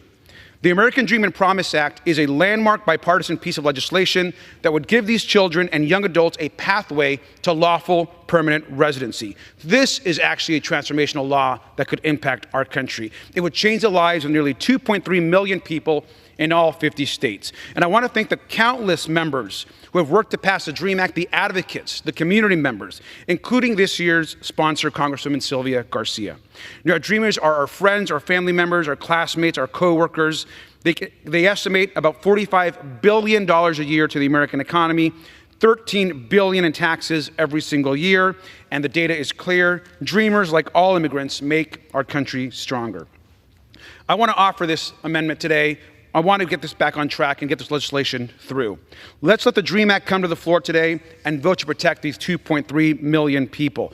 And for me, this is personal. As an immigrant myself, as someone that has lived with immigrants, I know how important the DREAM Act is to our country and to so many. And instead of wasting our time on this bill, we should be focused on actually helping people in this country that are making our country better every single day.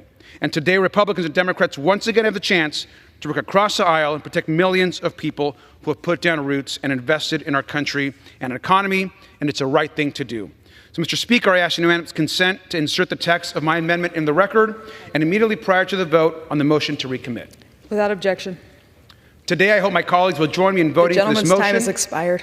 Okay, I want to thank the gentleman, and we will reserve. Thank you. Gentleman reserves. Gentleman from Louisiana is recognized. Thank you, Madam Speaker. I yield 3 minutes to the gentleman from Texas, Mr. Pfluger, the author of the bill. Gentleman is recognized. I thank my colleague, and I think all those that have risen in support of this, and I just kind of think about this let's just think about it in simple terms. Go back to our constituents, and when you tell them that Washington, D.C. is allowing non-citizens to vote in local elections, they can't believe it. It's been said by several colleagues on the other side of the aisle that multiple states allowed non-citizens to vote. Well, in the case of Texas, that was literally over 100 years ago, and we figured out it was not a good idea. It's absolutely ridiculous that this is even a thought. I said it a little bit ago, but Washington, D.C. is not exactly having an easy time with accountability.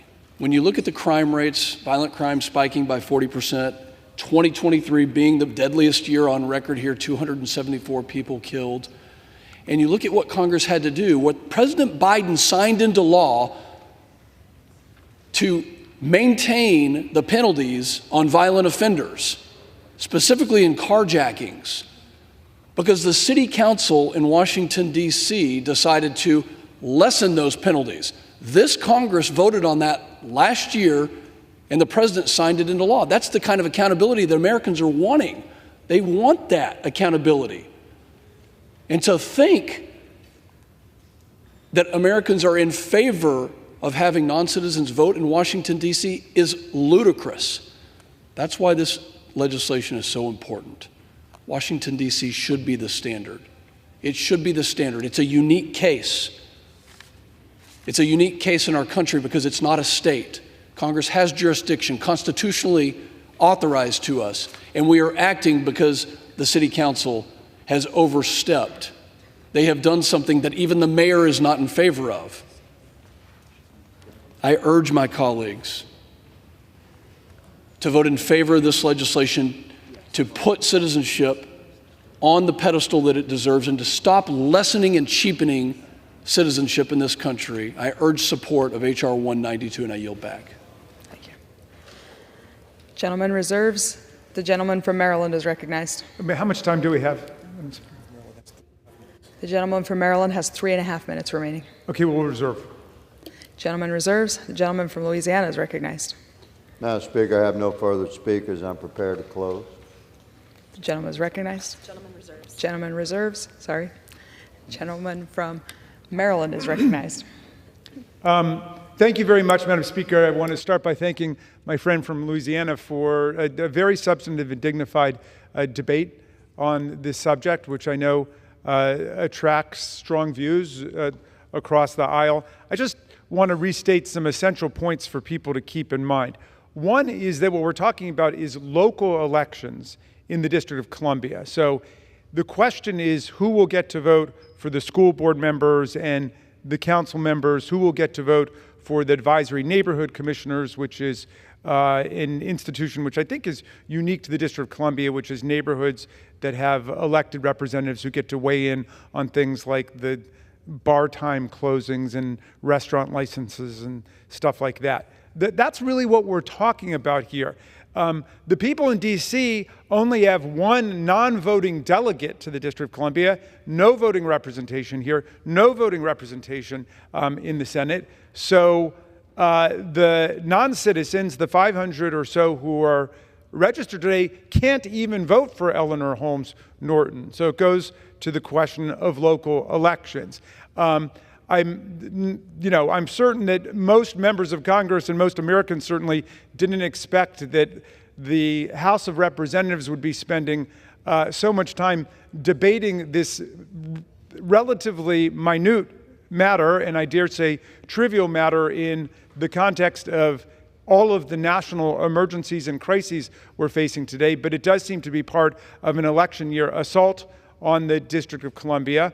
It's a lot easier to kick D.C. around a little bit than to solve the gun crisis, which has gotten to the point where gun violence is now the leading cause of death in America for young people under the age of 18. It's a lot easier to kick D.C. around a little bit than to confront the climate crisis, which is bearing down on all of us across the country. So the gentleman has made one very powerful point, which is constitutionally we have the authority to do this because the people in D.C. are still under the authority of Congress under Article 1, Section 8, Clause 17. That's why they want out. They want us to use our power over the district in all cases whatsoever to modify the boundaries of the District of Columbia and to yield the residential areas to the creation of a new state. And the power of Congress to do that was established in 1846 when Alexandria and Arlington and Fairfax County were retroceded to Virginia. So we've got the power to redraw it, and we can redraw it, and D.C. would actually be larger population-wise than two other states in the Union. They want to exist on a plane of political equality. They want to be able to have the right to go through the same political experience the gentleman talked about in Texas. At one point, they wanted to grant non-citizens the right to vote in local elections. At another point, they didn't. That's all they're asking for, the right to make their own decisions for themselves. And I dare say, no matter how benevolently motivated my good friend from Louisiana is, or I am as a representative from Maryland, no one is more interested in the welfare of the people in the District of Columbia than the people who actually live there. And with that, I will yield back. The gentleman yields. The gentleman from Louisiana is recognized. Thank you, Madam Speaker, and I express my sincere gratitude to my friend and colleague, Representative Raskin, for conducting this debate in a vigorous yet respectful manner. And I'm certain that he will agree that this is the manner in which our founders envisioned we may debate. And the subject of congressional interaction, exercising constitutional authority within the parameters of our nation's capital municipality. This is a legitimate discussion. It's part of our nation's narrative and broad debate. And this is the body, Madam Speaker, wherein such debate should take place. So I am hopeful that my colleagues on both sides of the aisle may engage in this as we move forward in this spirit with which we've discussed and debated today. Madam Speaker, D.C.'s non-citizen voting law does indeed disenfranchise American citizens. It's a dangerous policy that undermines the ability for the citizens of D.C. to have a free and fair election. I urge my colleagues to support this important legislation to prohibit those who are not citizens of the United States from voting in elections in the District of Columbia. I urge my colleagues to support this necessary bill, and I yield back the balance of my time. The gentleman yields.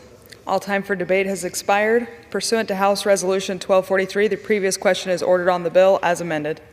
The question is on engrossment and third reading of the bill. Those in favor say aye. Those opposed say no. The ayes have it. Third reading. Bill to prohibit individuals who are not citizens of the United States from voting in elections in the District of Columbia. For what purpose does the gentleman from California seek recognition? The clerk will report the motion. Mr. Garcia of California moves to recommit the bill H.R. 192 to the Committee on Oversight and Accountability. Pursuant to Clause 2B of Rule 19, the previous question is ordered on the motion to recommit. The question is on the motion. All those in favor say aye. Aye. Those who oppose, no. No. The noes have it. The motion is not agreed to. Madam Speaker, I ask for the yeas and nays. For what purpose does the gentleman from California seek recognition?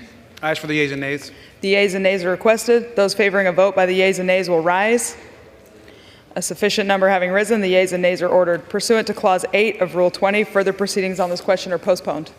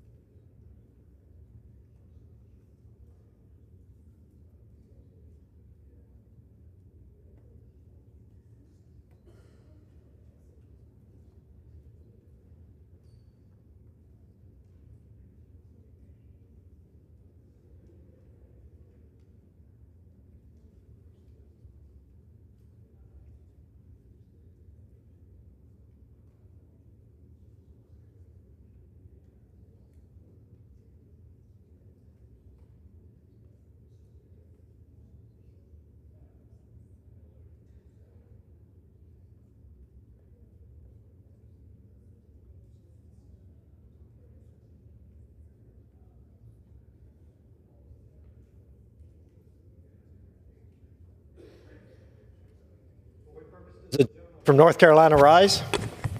Mr. Speaker, I ask unanimous consent that all members may have 5 legislative days within which to revise and extend their remarks and submit extraneous material on the bill, H.R. 5403. Without objection.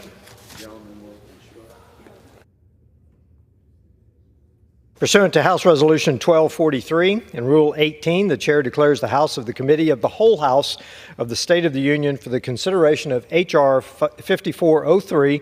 The Chair appoints the gentleman from Louisiana, Mr. Higgins, to preside over the Committee of the Whole.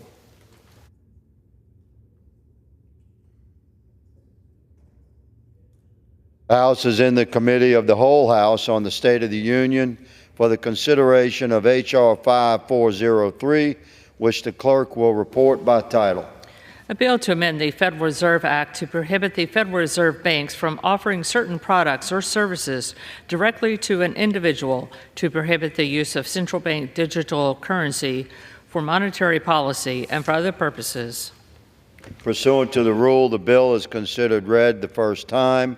General debate shall be confined to the bill and amendments specified in Section 2 of House Resolution 1243 and shall not exceed 1 hour, equally divided and controlled by the chair and ranking minority member of the Committee on Financial Services or their respective designees.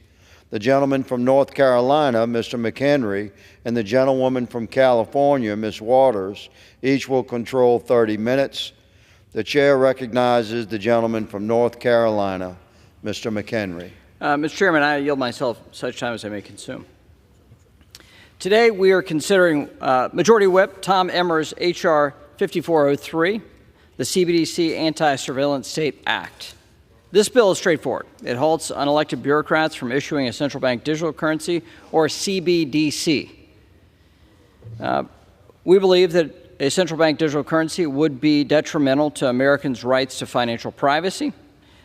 We've previously seen examples of the government and governments around the world weaponizing the financial system against their own citizens.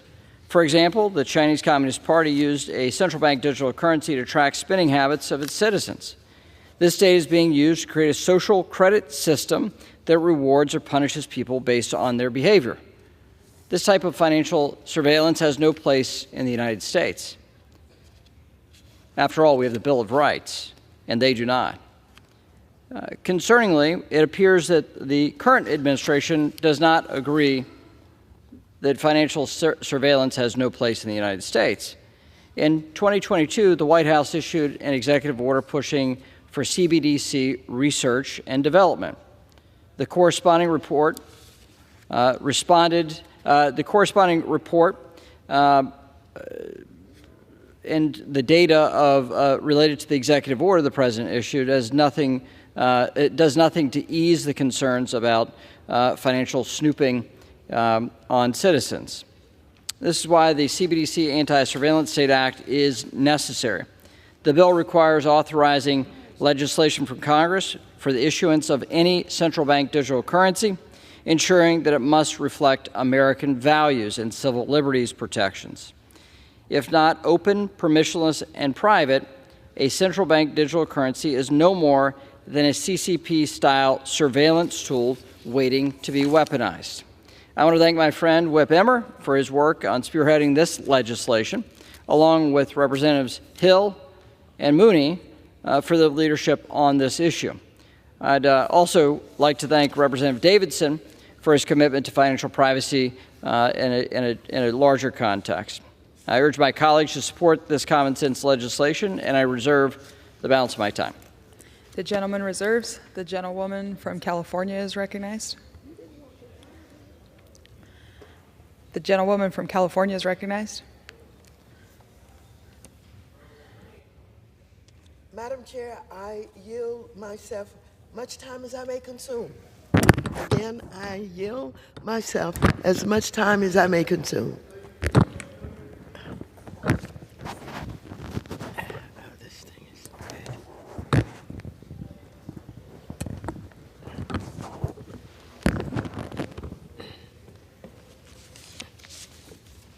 I rise in strong support to H.R.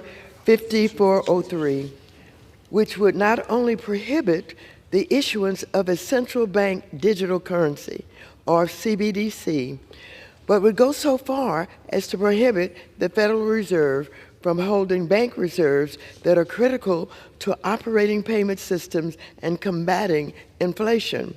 Let me start with the harmful implications of the bill's prohibitions on the issuance of CBDC.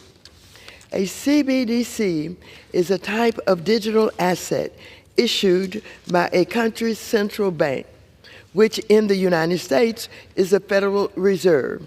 Compared to other digital assets, CBDCs have a greater potential to maintain a stable value, garner public trust, and become a viable means of payment transactions. There are two main types of CBDCs. One, retail CBDCs that consumers could get from the Fed or a financial institution to pay for everyday things like a cup of coffee, and wholesale CBDCs that would not be used by individual consumers and instead only used for transactions among financial institutions and the Fed. CBDCs are no longer a remote, futuristic possibility. 134 countries and currency unions around the world, representing 98% of global GDP, are currently exploring or implementing a CBDC. Some have referred to the development of a CBDC as the next space race, but the United States is way behind the curve. What's more, there is growing concern that China, which has already issued its own CBDC that has been used by hundreds of millions of people, will be able to significantly influence the rest of the world's CBDC's development because the U.S. is so far behind. This is especially problematic given the Chinese CBDC has government surveillance baked in, while a United States CBDC would be designed to protect consumer privacy and other deeply held American values. This bill exacerbates these concerns by proposing to make the United States the first and only country in the world to ban a CBDC. By allowing other countries, especially China, to race ahead of us, H.R. 5403 directly threatens the supremacy of the United States dollar. Today, more than half of all international trade and more than 90% of all foreign exchange transactions are done in dollars. The dollar's dominance provides significant benefits to the United States, like lower borrowing costs for consumers, lower capital costs for United States businesses, and the ability to better implement U.S. foreign policy goals. In fact, the dollar's widespread use is what makes our sanctions so powerful, allowing us to block adversaries like Russia and Iran from doing business, not just with the United States, but with anyone who uses the dollar. That is why countries, including China and Russia, are trying to establish an alternative to the dollar, including developing alternative digital currencies so they can more effectively evade United States sanctions. CBDCs also have the potential to offer benefits compared to United States dollars, like faster and cheaper transactions. If the United States sits on the sidelines as other major economies move forward with CBDC development, another digital currency like the digital euro would very well become the world's preferred currency for international trade.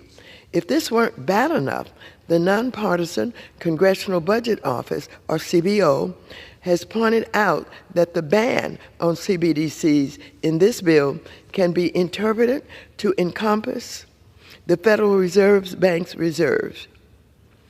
These reserves are instrumental to several core functions of the Fed, including their ability to conduct monetary policy. This means that H.R. 5403 would undermine the Federal Reserve's set of tools needed to ensure our economy does not enter a recession as inflation comes down. It also means that the bill could disrupt our banking system by preventing the Fed from using payment systems like FedWire to quickly move funds between financial institutions. And while some may think that this is merely a drafting error, it appears to be deliberate. During the markup of this bill, Democrats pointed out on the record how this overly broad definition of CBDC could harm the Fed's broader ability to conduct monetary policy. Despite having every opportunity to fix the bill before it was considered here today, Republicans have kept the language the same. But let's not forget that Donald Trump has made clear intention to undermine the Fed with repeated threats to fire the Fed chair when he was in office, and more recently with reports that he'd want to set interest rates from the Oval Office. Furthermore, Project 2025, which is an extreme MAGA transition playbook for a potential Trump administration, would abolish the Fed. House Republicans have already entered a bill to do just that. I urge members to see this bill for what it is. It is not about protecting consumer privacy. After all, our current financial system has a number of data privacy shortcomings that this bill would do nothing to address. Moreover, there is nothing inherent about a CBDC that would compromise privacy. That is a design feature that is within our control. This bill is instead an attempt to stifle U.S. innovation and competitiveness abroad, and to undermine the federal agency that is the most critical to fighting inflation. Unbelievable. I urge members to vote no on this bill. Does the gentlewoman reserve? I reserve. I reserve. You want to say I reserve? So what? I reserve. Oh, certainly. Yes, I reserve the balance of my time. The gentlewoman reserves. The gentleman Madam Chair, I now yield 5 minutes to the gentleman from Minnesota. The Majority Whip, Tom Emmer, a great leader in the Financial Services Committee and an original actor in the space of cryptocurrency. The gentleman is recognized. Thank you, Madam Speaker. These last 2 weeks have been historic for financial innovation in Congress.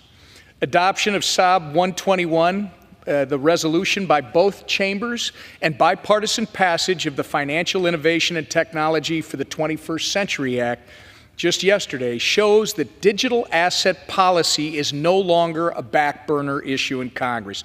It is now front and center, and we are just getting started. The policies we've recently debated and adopted are in response to an administration that has failed to provide the clarity and guidance the budding digital asset industry in the United States has been begging for. Because of their failures, Congress has voted to reverse incoherent regulation and establish new standards that will allow our economy to move deeper into the 21st century economy. Today, we continue these efforts to once again do what this administration has failed to do. And I am proud to have my legislation, the CBDC Anti-Surveillance State Act, on the floor for a vote. This bill was the first anti-central bank digital currency legislative effort introduced in the United States.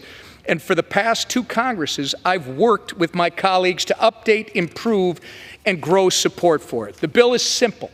It halts the efforts of this administrative state under President Biden from issuing a financial surveillance tool that, if not done correctly, will fundamentally alter the lives of every American. Unlike decentralized cryptocurrencies, a CBDC is a digital form of sovereign currency that is designed, issued, and monitored by the federal government. It is government-controlled, programmable money that, if it's not designed to emulate cash, could give the federal government the ability to surveil and restrict Americans' transactions and monitor every aspect of their daily lives. And this is not hyperbole. We've already seen examples of governments developing these types of tools and use them to weaponize their financial systems against their citizens. In China, the Communist Party employs a CBDC that can be used to monitor citizens' spending habits. Closer to home in the Western Hemisphere, the Canadian government demonstrated the power of federal financial surveillance and control when it froze the bank accounts of hundreds of truckers protesting the COVID vaccine mandate in 2022. It is naive to believe that your government won't weaponize the tools it has to control you. So it shouldn't come as any surprise that the appetite for financial surveillance can be an attractive proposition right here at home. In 2023, the White House issued an executive order placing a, quote, urgency on CBDC research and development. And the agency reports to that executive order have made it clear that the Biden administration is not only itching to create a CBDC, but they are interested in developing and deploying one, potentially undermining the privacy rights of every one of our citizens. Congress can't allow this to happen. My bill ensures the United States digital currency policy remains in the hands of the American people, not the administrative state, so that any development of a digital money will reflect our American values of privacy, individual sovereignty, and free market competitiveness. The legislation affirms that if the federal government seeks to create a digital version of the U.S. dollar, they can only do that with the explicit authorization of Congress. It doesn't stop them. They can do that, but they got to get authorization from Congress, and they've got to make it open, permissionless, and private. Whatever is ultimately developed must emulate the core tenets of cash. Simply put, my digital currency bill, any digital currency issued by the government, again, must be open, permissionless, and private. It cannot be used in the way the Chinese have deployed their digital yuan to build social credit scores on their citizens based on their purchases and their behavior. These types of tools cannot exist in a free society like ours, and we should only accept a digital currency that is consistent with our values, American values. This is what the future global digital economy needs. If not open, permissionless, and private like cash, a CBDC is nothing more than a CCP-style surveillance tool that will ultimately be used to oppress our American way of life. If China embraces it, you know it's something worth standing against. We can and will continue to launch our economy deeper into the digital age without jeopardizing who we are as Americans. And this bill is designed to ensure that that happens. I want to thank the 165 members of Congress who have joined as co-sponsors of my legislation, in addition to Chairman McHenry, Chairman Hill, Chairman Davidson, and the many others on both sides of the political aisle who have worked tirelessly with me and my team to make sure we keep the United States the beacon of innovation and global economic strength without undermining what makes our nation so special. I urge all of my colleagues to support this legislation, and I yield back the balance of my time. Thank you. Gentleman reserves. Gentlewoman from California. I now yield 5 minutes to the gentleman from Massachusetts, Mr. Lynch, who is also the ranking member of the Subcommittee on Digital Assets, Financial Technology, and Inclusion. Gentleman is recognized. Thank you, Madam Chair, and I thank the gentlelady from California for yielding. As the ranking member of the Subcommittee on Digital Assets, I rise in strong opposition to H.R. 5403, the so-called CBDC Anti-Surveillance Act. At the expense of U.S. global economic leadership, this misguided legislation would effectively prevent the Federal Reserve from researching or issuing a central bank digital currency, also known as a CBDC. Unfortunately, the facts surrounding the development of a central bank digital currency have been obscured by disinformation and infected by wrong-headed political ideology. Early this year, former President Trump vowed to, quote, protect Americans from tyranny and never allow the creation of a central bank digital currency. God help us. In Congress, members of the House and Senate have also followed suit, introducing bill after bill to block the development and even the examination of a central bank digital currency based on unfounded claims that it violates user privacy and will be used as a surveillance tool by the federal government. The gentleman is correct when he says that China has developed a CBDC and conducts full-spectrum surveillance of their population. That's what they do. China is China. There's no Bill of Rights. There's no U.S.-like constitution that that prohibits their government from doing that. They live in a communist regime. They don't have individual rights. That is not the case here in the United States, and we have the ability to require any architecture that was developed for a central bank digital currency to preserve the individual rights of citizens in this country. This is like saying, okay, somebody used a car to rob a bank, so we're just going to ban cars because, you know, we don't want them to use it in that fashion.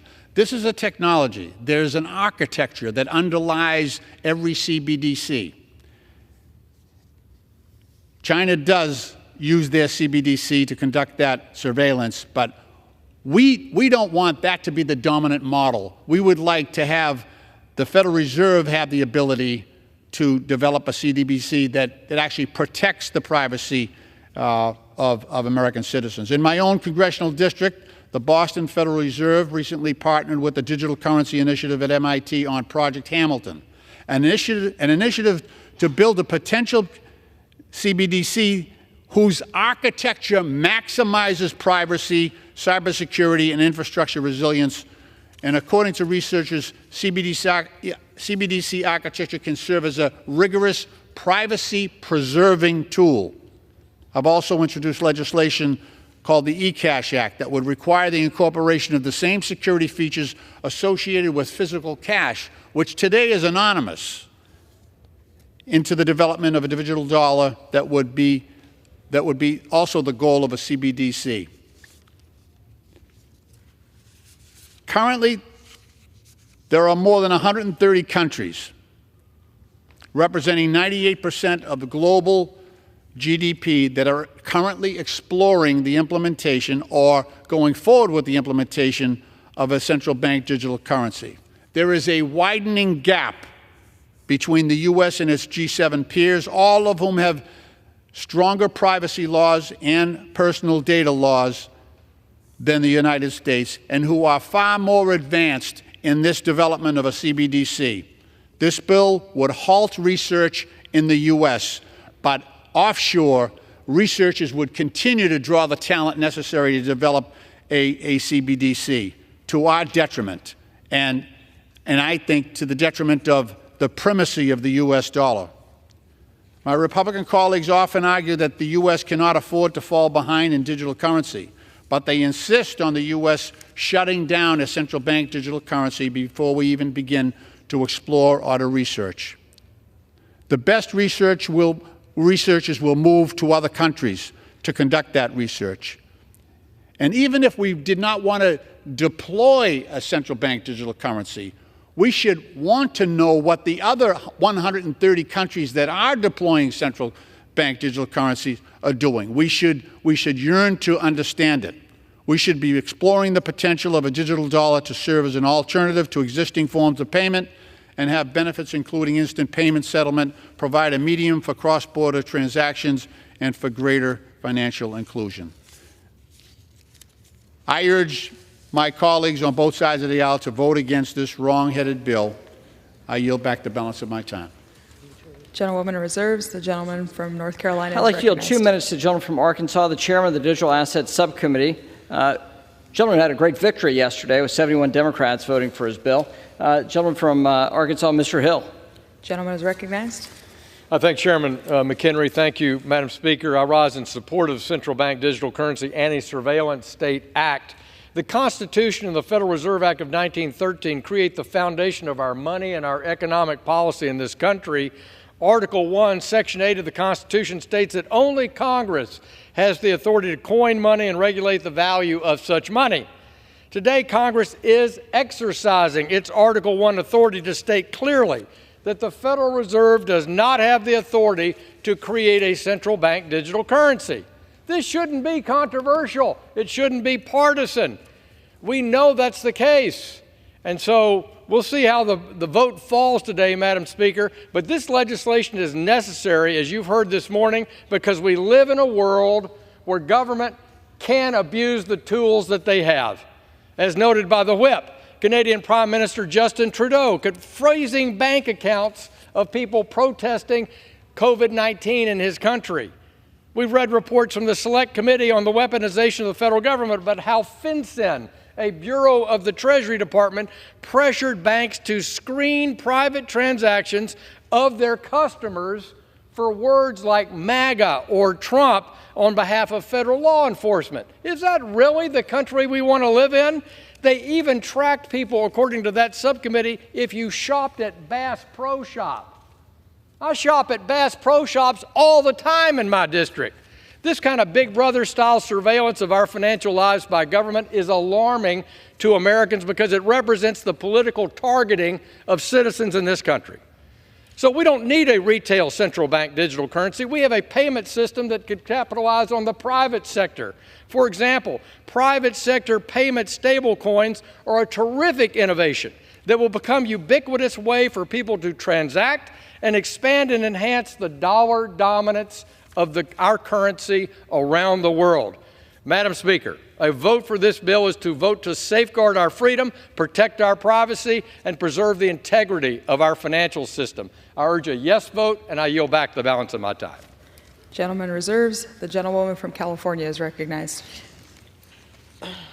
Madam Speaker, I'm surprised that my friend, Representative French Hill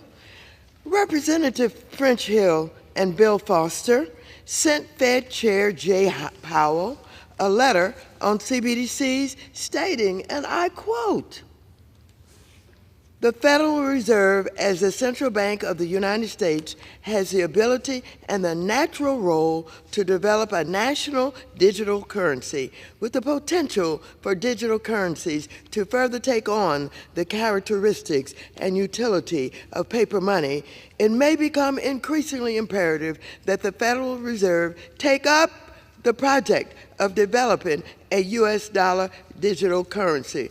We are concerned that the primacy of the U.S. dollar could be in long-term jeopardy from wide adoption of digital fiat currencies. Relying on the private sector to develop digital currency carries its own risks, including loss of control of monetary policy, as well as the ability to implement and enforce effective anti-money laundering and counterterrorism finance." Now we know, well, let me yield. I now yield 5 minutes to the gentleman from California, Mr. Sherman, who is also the ranking member of the Subcommittee on Capital Markets. The gentleman is recognized. Today, the gross hypocrisy of the crypto advocates is exposed. For several years, they're screaming, "Don't touch crypto because it's innovative." And innovation is wonderful, and innovation shouldn't be stopped, and if we don't innovate, other countries will. Today, the crypto forces bring a bill up that has one purpose: block innovation. Why do we block innovation? Because there might be a competitive payment system to the crypto payment system. In other words, if the crypto bros need to innovate and create a better payment system, and if they face competition, we need a law to stop them. This is a bad bill if it did what the authors say it will do. But what it will actually do is hard to know because of how poorly drafted it is. It bans a central bank digital currency or anything that comes close to one, a label or anything that is substantially similar. But the bill itself is a word salad of anti-government and pro-crypto buzzwords. How does it define this digital currency that it prohibits? It simply says digital money is a direct liability of the Federal Reserve System.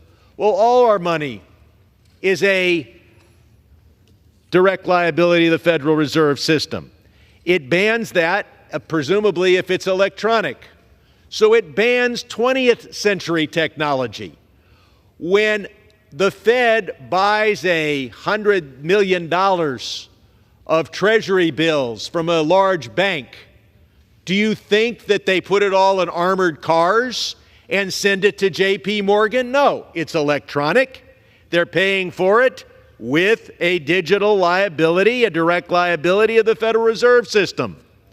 So this bill, as it's written, not as it's oratorically described, would require hundreds of thousands of armored cars if we're going to do the business that we've been doing since the 20th century. So I would ask any judge interpreting this bill, keep in mind not the words in the bill, because, God, that would stop the 20th century technology and all of our major financial transactions, but the purposes of the author. And what is the purposes? The purposes is that we should not have an electronic payment system that does not achieve two purposes. Number one, the crypto bros must make a profit. And number two, it has to be a system that is effective for drug dealers and tax evaders. So judges interpreting this word salad that calls itself a bill should keep those two objectives in mind. So then we're told that we need a new payment system in this country so the government cannot freeze bank accounts because Canada froze bank accounts of anti-vax truckers. I have no idea whether Canada should have frozen those bank accounts, but I do know this. If because Canada froze bank accounts of anti-vax truckers, the American government we should have a payment system that makes it impossible for the American government to freeze the bank accounts of convicted tax evaders, convicted drug dealers, convicted charlatans, then we enter into a new world that I call patriotic anarchism. The folks who demand that America be strong and that the government be totally defanged and inept and unable to do anything. It's a wonderful world. You can believe in a strong America without an American government, or an American government unable to freeze the bank accounts of convicted murderers.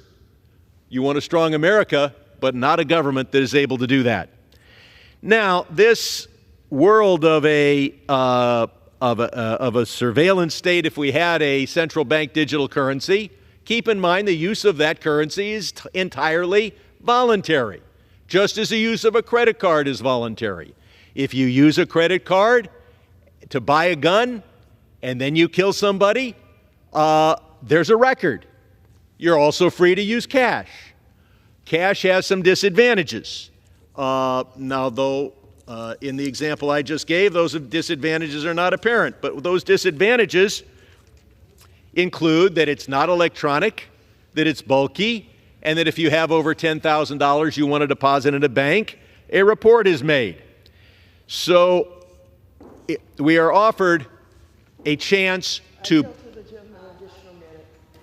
So we have a bill which, if it is interpreted as written, blocks the American economy the way it operates today and has for decades, and would create lots of American jobs building those armored cars, because the Fed would have to deal with non-electronic transactions. But if it's interpreted as intended, it is designed to create a world in which the American government cannot conduct a criminal investigation that follows the money, and if someone is convicted, their bank accounts cannot be frozen because we have a new payment system without bank accounts that are not subject to being frozen. So vote against this bill because of what's in it. Vote against this bill because of what they wanted to put in it and hoped to have put in it, but didn't. And I yield back. The gentlewoman reserves. The gentleman from North Carolina is recognized. Madam Chair, in responding to the gentleman's arguments, I don't know where to begin. The civil liberties protections in the United States are evident. We have a court of law. We have a provision for law enforcement to go after bad actors. This bill has nothing to do with this. It's a direct question of whether or not the Federal Reserve should be able to track your money without having to go to the courts, just evident in the technology. I'm going to yield 2 minutes now to the gentleman from Ohio, the Vice Chair of the Digital Assets Subcommittee and the Chair of the Housing Subcommittee and the Financial Services Committee. Great leader in digital assets, thoughtful member of the committee. I yield him 2 minutes. The gentleman is recognized. I thank you. I rise in strong support of banning central bank digital currency. Why do we do this? As Congressman Hill pointed out, Congress clearly has the Article 1 authority under the United States Constitution over money, and we should exert that. In the absence of exerting that, with respect to central bank digital currency, the Federal Reserve is plowing right ahead. They're actively hiring programmers to write code to develop a central bank digital currency. And to have colleagues say, oh, well, they won't turn it on, to me is equivalent to having the Empire in Star Wars build the Death Star by promising not to turn it on. Once it exists, it poses a threat. And they're not responding to Congress right now. They're not. They're not listening to our values that are reflected in our Constitution to protect our civil liberties. In fact, our colleagues are encouraging them not to. They're saying, in their own words, oh, we have to be more like China. The version of central bank digital currency, the version that Project Hamilton is embracing, is the same version China's developing. And it is being developed all over the world, with more than 100 countries looking at implementing a central bank digital currency, all under the same model that the Bank of International Settlements, the central bank for the central bankers in Switzerland, is proposing. And it's the same creepy surveillance tool that the Chinese Communist Party is using. Centrally managed, centrally filtered. What definition is used here? Well, I'm not sure that we could gather that from Mr. Sherman's comments, but it is the same definition that was used on March 9th in 2022 when the Biden administration released Executive Order 14067. The definition of H.R. 5403, this bill, is the same definition that we're addressing, chosen by the Biden administration. So we want to ban that. We don't just want to ban that in terms of the ability to... I'd like to yield to the gentleman an additional 1 minute. We don't want to ban that just to establish it. We want to ban the development of it. Another fallacy that they point out, though, is that this would turn off research. No, by all means, study it. Find all the problems with it and make sure that the people know, don't go down this path. That is the point of this bill. And if Congress uses Article 1 authority to subsequently set the parameters, as is our constitutional obligation, we could do that with a subsequent bill. The reality is the Federal Reserve is not responding to dialogue.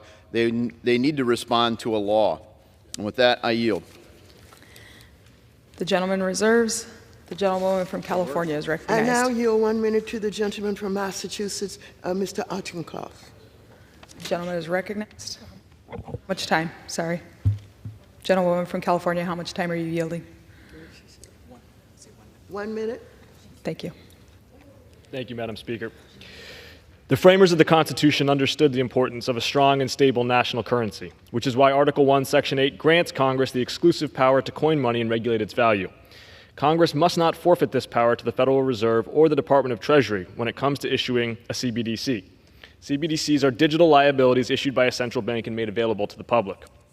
My bill, the Power of the Mint Act, which I introduced alongside my Republican colleague and chair of the Digital Assets Subcommittee, Congressman Hill, would prohibit the issuance of a CBDC without authorization from Congress.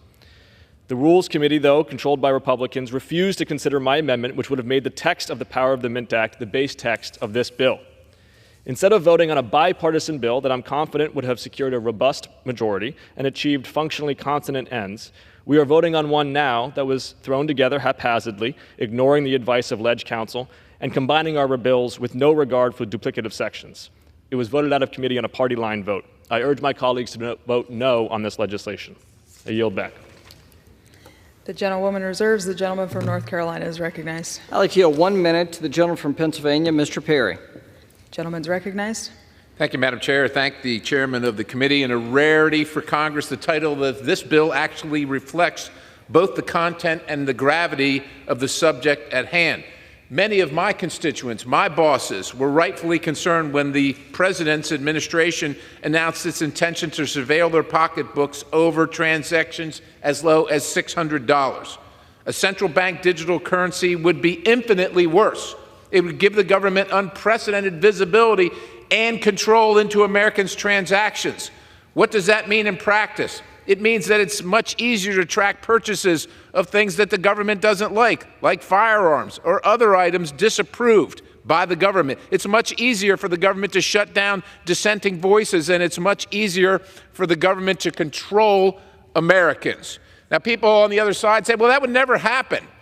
No, it would never happen that the government would tell you what kind of car you got to buy, because they're not going to make any others, or what kind of stove you cannot buy. That would never happen either. We should learn the lessons from the oppressed citizens everywhere, from Canada to the communist Chinese, before it's too late. I urge adoption, and I yield the balance. Thank you. The gentleman reserves. The gentlelady from California is recognized. I now yield 2 minutes to the gentleman from Connecticut, Mr. Himes, who is also the ranking member of the Permanent Select Committee on Intelligence. The gentleman is recognized. Thank you, Madam Speaker, and I thank the ranking member. And wow, the oppressed citizens of Canada. Really? We have gone into conspiracy world here in what was otherwise a trajectory of remarkable bipartisan work on this new strange world of cryptocurrency and crypto assets. Now we're talking about the oppressed citizens of Canada, the surveillance state. They're going to tell you what their cars are doing and appliances. I guess we can't do too much bipartisanship before we have to revert to the madness of conspiracy theories. Folks, why did we do what we did yesterday with Fit 21? It split my party. There were people of goodwill on both sides of that. The reason a number of Democrats, including myself, supported Fit 21, which was not our preferred bill, was because in the context of the possibility of innovation, you open options. We don't know what this stuff is going to look like 5 or 10 years from now, so we open options. That's why we did what we did yesterday. Today, because of conspiracy world, we are closing options. Now, I don't know what a CBDC might look like 5 or 10 years from now. I suspect, having written a white paper on it, that there might be a portion of the population that instead of using Joe's stablecoin, might actually value a stablecoin that was backed by the full faith and credit. But I don't know, and you don't know. So let's keep our options open. Let's allow for the possibility and research that, by the way, every other country out there, like the United Kingdom, not China, but the United Kingdom is doing, to see if we can open the path for innovation. Let's not close it. I hear China, China, China. Guess what? We do contract law and police office, police services and public safety radically different than China does. So don't scare us with China. We can do this right. Let's just not, in the context of innovation, foreclose an option. So please vote against this bill, which is an anti-innovation bill. I yield back. Gentleman yields. The gentleman from North Carolina I is yield recognized. 2 minutes to the gentleman from Texas, Mr. Self. Gentleman from Texas is recognized. Thank you, Mr. Chairman. Mr. Speaker, I rise in support of the CBDC Anti-Surveillance State Act. We must prohibit the Federal Reserve from issuing this currency. If you don't want to talk about China, let's talk about the United States. Mr. Speaker, we just spent months debating the Fourth Amendment is Not for Sale Act and the FISA reauthorization. The central debate surrounding these two bills was government surveillance of our citizens. Throughout my time in Congress, I have fought to protect Americans from unconstitutional surveillance right here in America. This bill is another tool to protect our citizens' rights. Mr. Speaker, we don't have to guess what would be the use of this CBDC. We have witnessed various United States government agencies, from the IRS to the FBI, targeting conservatives for their beliefs. Do you want your Buc-ee's coffee, or your monthly mortgage payment, or the ammo you purchase for your hunting trip to be visible to the federal government? I suggest not. We must continue to fight back against the continuing and obvious weaponization of the federal government and prevent the creation of a central bank digital currency. Mr. Speaker, this could be the final step toward absolute and total surveillance by the federal government. I urge my colleagues to support the freedom of Americans and vote for the underlying bill, and I yield back. Gentleman yields. The gentlewoman from California is recognized.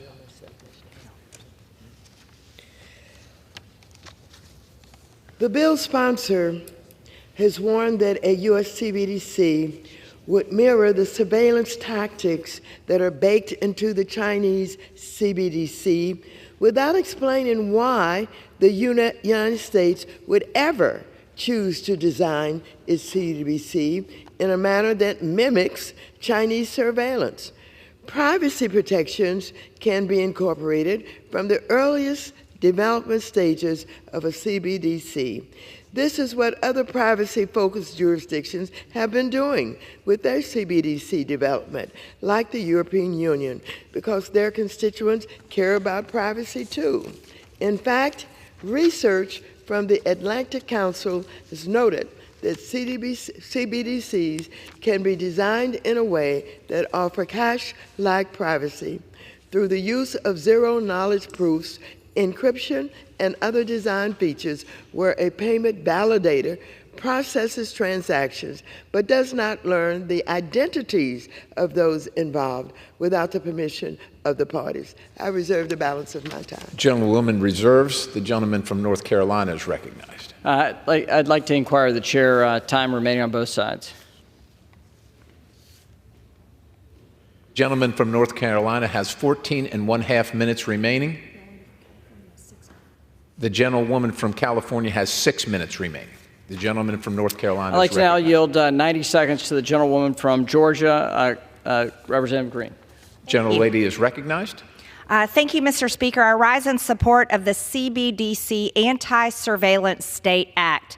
This would prohibit unelected bureaucrats at the Federal Reserve from issuing a central bank digital currency that would destroy Americans' right to financial privacy. CBDCs are a digital form of a sovereign currency designed and issued by the federal government and recorded on a ledger controlled by the federal government.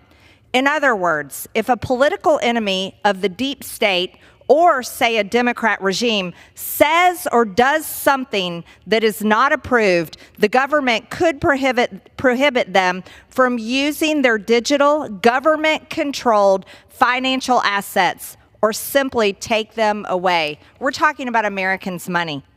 Never forget, in the past few years, we just lived through a time, and Americans are very aware of it, where the government forced social media to censor Americans for their statements about the 2020 election and unconstitutional COVID lockdowns and violations of Americans' medical freedom, forcing them to take an experimental vaccine in order to work, go to school, shop, go to restaurants, and live. Government tracking Americans on keywords like MAGA, Trump, or Americans that care about their Second Amendment rights has also been something that has happened in the past few years and is still happening. The very idea of our government controlling our money with the ability to turn it off whenever they see fit is terrifying. I support this bill and urge my colleagues to support it. Thank you. Gentlelady yields. Gentlewoman from California is recognized. I know. I reserve the balance of my time. The gentlewoman reserves. The gentleman from North Carolina is recognized. We'll now recognize the gentlelady from Utah, Congresswoman Malloy, for 1 minute. Is recognized. 1 minute. Thank you. I rise to support the passage of House Resolution 5403, the CBDC Anti-Surveillance State Act, which I am a co-sponsor. If improperly implemented, a CBDC can compete with private financial intermediaries, undermine long-term investment, invite more regulation into nearly every economic institution, and open the American people to Chinese-style government surveillance. This is one of the reasons that the Utah legislature this year passed a bill to block CBDC from being recognized as legal tender. This is an issue that Americans are concerned about, particularly people in my state that I represent.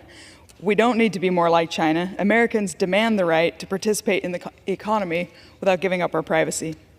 We have to protect America's right to financial privacy, and that's why this bill forbids the Federal Reserve from issuing CBDCs without specific congressional authorization. That's us protecting our own authority. Prohibits the Federal Reserve from using a CBDC as a tool to take full control of the U.S. economy through monetary policy, something Americans won't stand for. And finally, protects the privacy of coins and bills, ensuring that they remain open, permissionless, and private. Those three things are essential. Rarely do the credit unions, the banks, and the Utah legislature agree on anything. I think that's a sign that this is important. Gentlewoman's time has expired. I yield. Gentlelady yields. The gentlewoman from California is recognized. I reserve the balance of my time. The gentlewoman reserves. The gentleman from North Carolina is recognized. And now I'd like to recognize the chair of the Small Business Committee, great leader for business in America and capitalism and freedom, the gentleman from Texas, Mr. Williams, for 1 minute. Thank you, Mr. Chairman. The gentleman from Texas, gentleman's recognized. Thank you, Mr. Chairman. Mr. Speaker, I rise today in support of H.R. 5403, the CBDC Anti-Surveillance State Act. This necessary legislation would prevent the Federal Reserve from issuing a central bank digital currency to individuals directly or indirectly through a financial institution. This bill also prohibits the Fed from using a CBDC as a tool to implement monetary policy and control the economy. Around the world, governments have weaponized central bank digital currencies to track the spending habits of their citizens, and in China, the CCP uses CBDC to track spending of their citizens and create a social credit system, which punishes individuals based on their spending and their behavior. We cannot allow this to happen, or there's surveillance to be imposed on American citizens. So the issuance of CBDC by federal government would lead to decreased competition, as the federal government would then be direct competition with banks. This is anti-business for the benefit of big government. A government-controlled CBDC is an attack on Americans' privacy and free market competitiveness. I urge all of my colleagues to support H.R. 5403 and yield back the balance of my time. In God we trust. Gentleman yields. The gentlewoman from California is recognized. Thank you. Well done. Mr. Chair, I'm struck by the way Republicans have so quickly changed their tune on how we should be promoting innovation. Here are just a couple of quotes from Republicans from the debate just yesterday. Representative Davidson, his quote, "For too long, we have pushed innovation and investment in digital asset projects overseas. We finally have the chance to end this train and solidify ourselves as the leaders in this industry." Mr. McHenry, your quote, "We're falling behind Europe. This bill catches up so that we do not lose our innovation policy to the Europeans, to the folks in the UK, to Singapore, to Japan, to Hong Kong, that all have regimes similar to what we're doing. The next generation of internet technology is being written, and it should be written by American innovators here in the United States. We can allow that innovation to pass us by, or as Mr. McHenry said, we can seize that opportunity. The double standard is simply stunning. I reserve the balance of my time. Mr. Chair, the gentleman from North Mr. Carolina Chair, I'd note for the record a couple key things. Number one, this is private sector innovation. That was yesterday's bill. 2/3 of the House spoke in favor of private sector innovation for digital assets. I know the ranking member of the committee did not. But we had 71 of her Democratic colleagues voted with almost all the Republicans yesterday for private sector innovation on digital assets. I know she did not.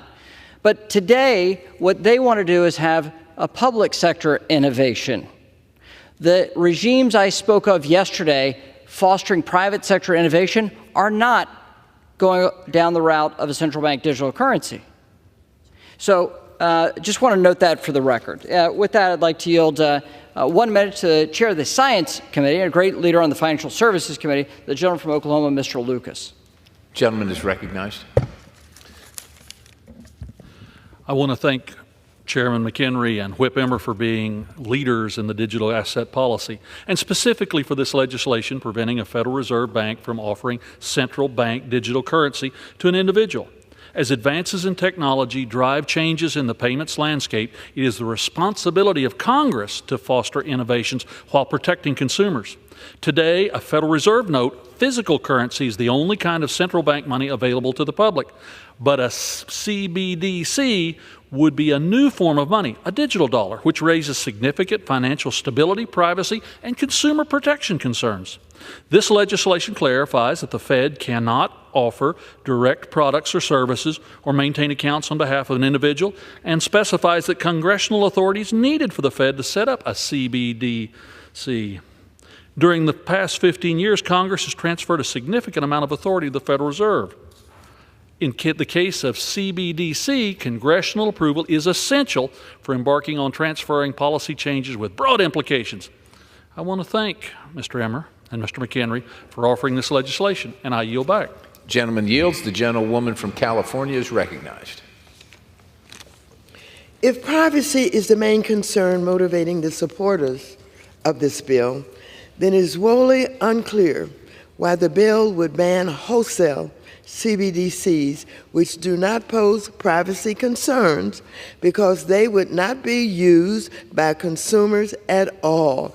They would be used by banks and other institutions to reduce transaction costs and improve payment speed in cross-border transactions with other institutions. For these reasons, it was the American Bankers Association who advocated for the exclusion of wholesale CBDCs from this bill when it was marked up by our committee. Supporters of this bill can't explain to the American people why a prohibition on a wholesale CBDC would protect their privacy, so they resort to baseless fear-mongering. I yield 30 seconds to the gentleman from California, Mr. Sherman. Gentleman from California is recognized. We're told to reject this because China's doing this. In China, they drink orange juice. Should we prohibit orange juice? Not everything that happens in China needs to be banned by statute in this Congress.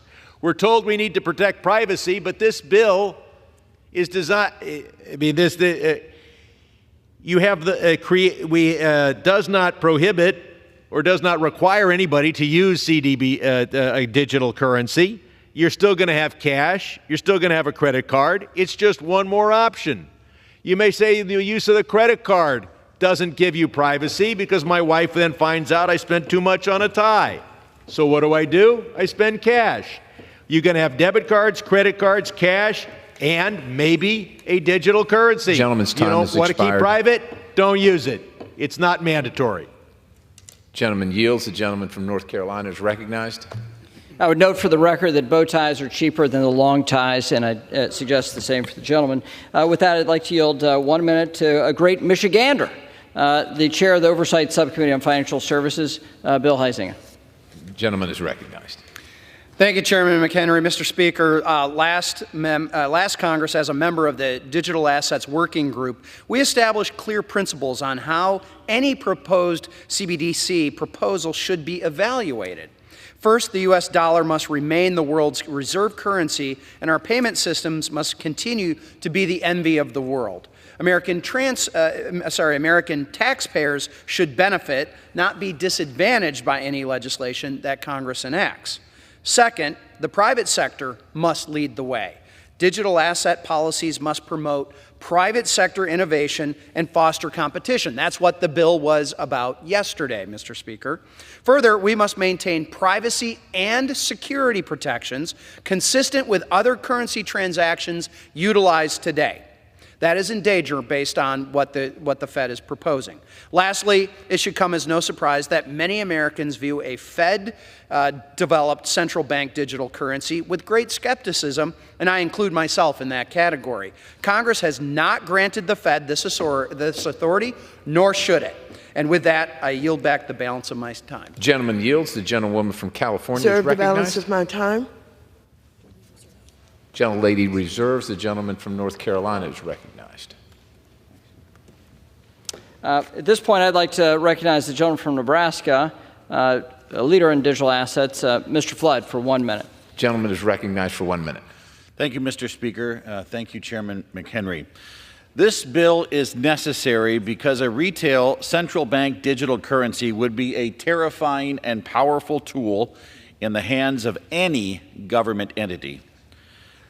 I'd like everybody in this chamber just to think and picture the politician they disliked the most in their mind.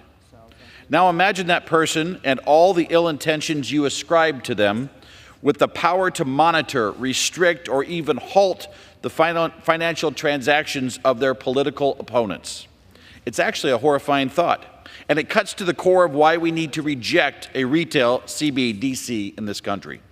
Some of my colleagues across the aisle claim that arguments like this are alarmist. However, they fail to realize that once a CBDC is built, even if it was built with good intentions, it will endure through every political twist and turn our country has ahead, for better or for worse. President Reagan famously said, "Freedom is never more than one generation from extinction." If we issue a retail CBDC in this country, freedom would never be more than one election away from extinction. I urge my colleagues to support this bill. Thank the Financial Services Committee and yield back. Gentleman yields back. The gentleman reserves. The gentlelady from California is recognized.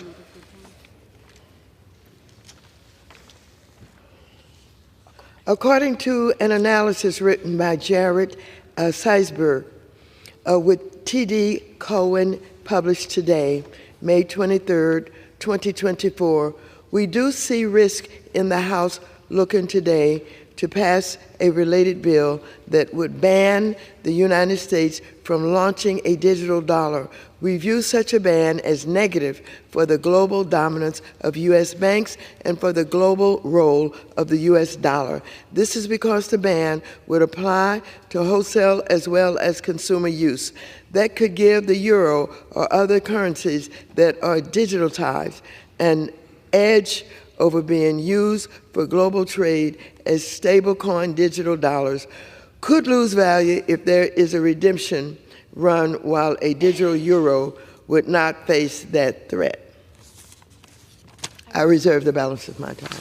Gentlelady reserves. I'm prepared to close, and I reserve. The gentleman reserves. The gentlelady from California is recognized.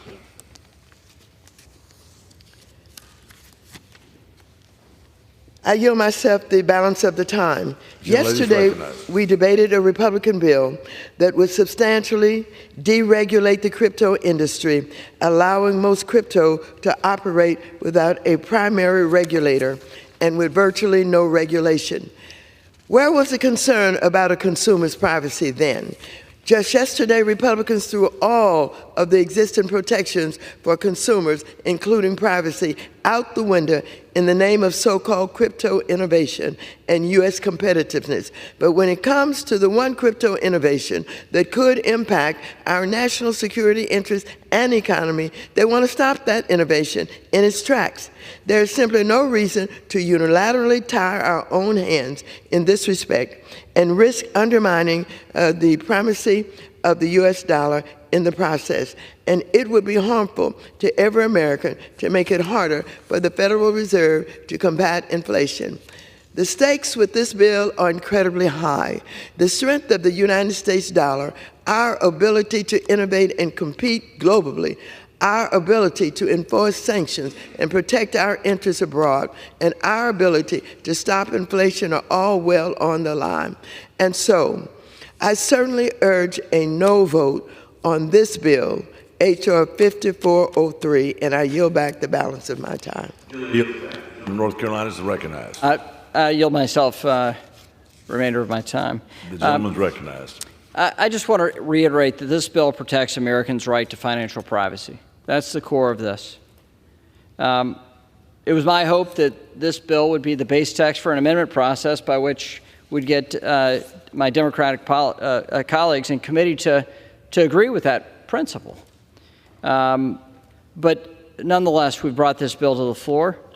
It ensures Congress, not the current or future administration, retains authority over any potential central bank digital currency. This is Congress making a statement. We have the commitment. The current chair of the Federal Reserve says we'll not have a consumer-facing central bank digital currency under his tenure at the Federal Reserve. That's a commitment of the current chair. That's not a commitment from the Federal Reserve. We have a legal ruling that says that for this to be a consumer-facing central bank digital currency, the Fed would have to come back to Congress to ask for those authorities. Secretary Yellen today in news reports says that that is indeed the case, in her view, that the Fed would have to come back to Congress to ask for authorities for central bank digital currency. We are making an affirmative stance and statement as a Congress that that is not just the opinion of the chair of the Federal Reserve, the current chair of the Federal Reserve, and the current Secretary of the Treasury, but the stance of the United States government and the United States Congress. It's important that we recognize civil liberties are highly important, and our system in the United States is different than every system around the globe in protecting individuals' civil liberties from governmental encroachment. And we should all agree that a central bank digital currency should reflect American values of privacy, individual sovereignty, and free market competitiveness.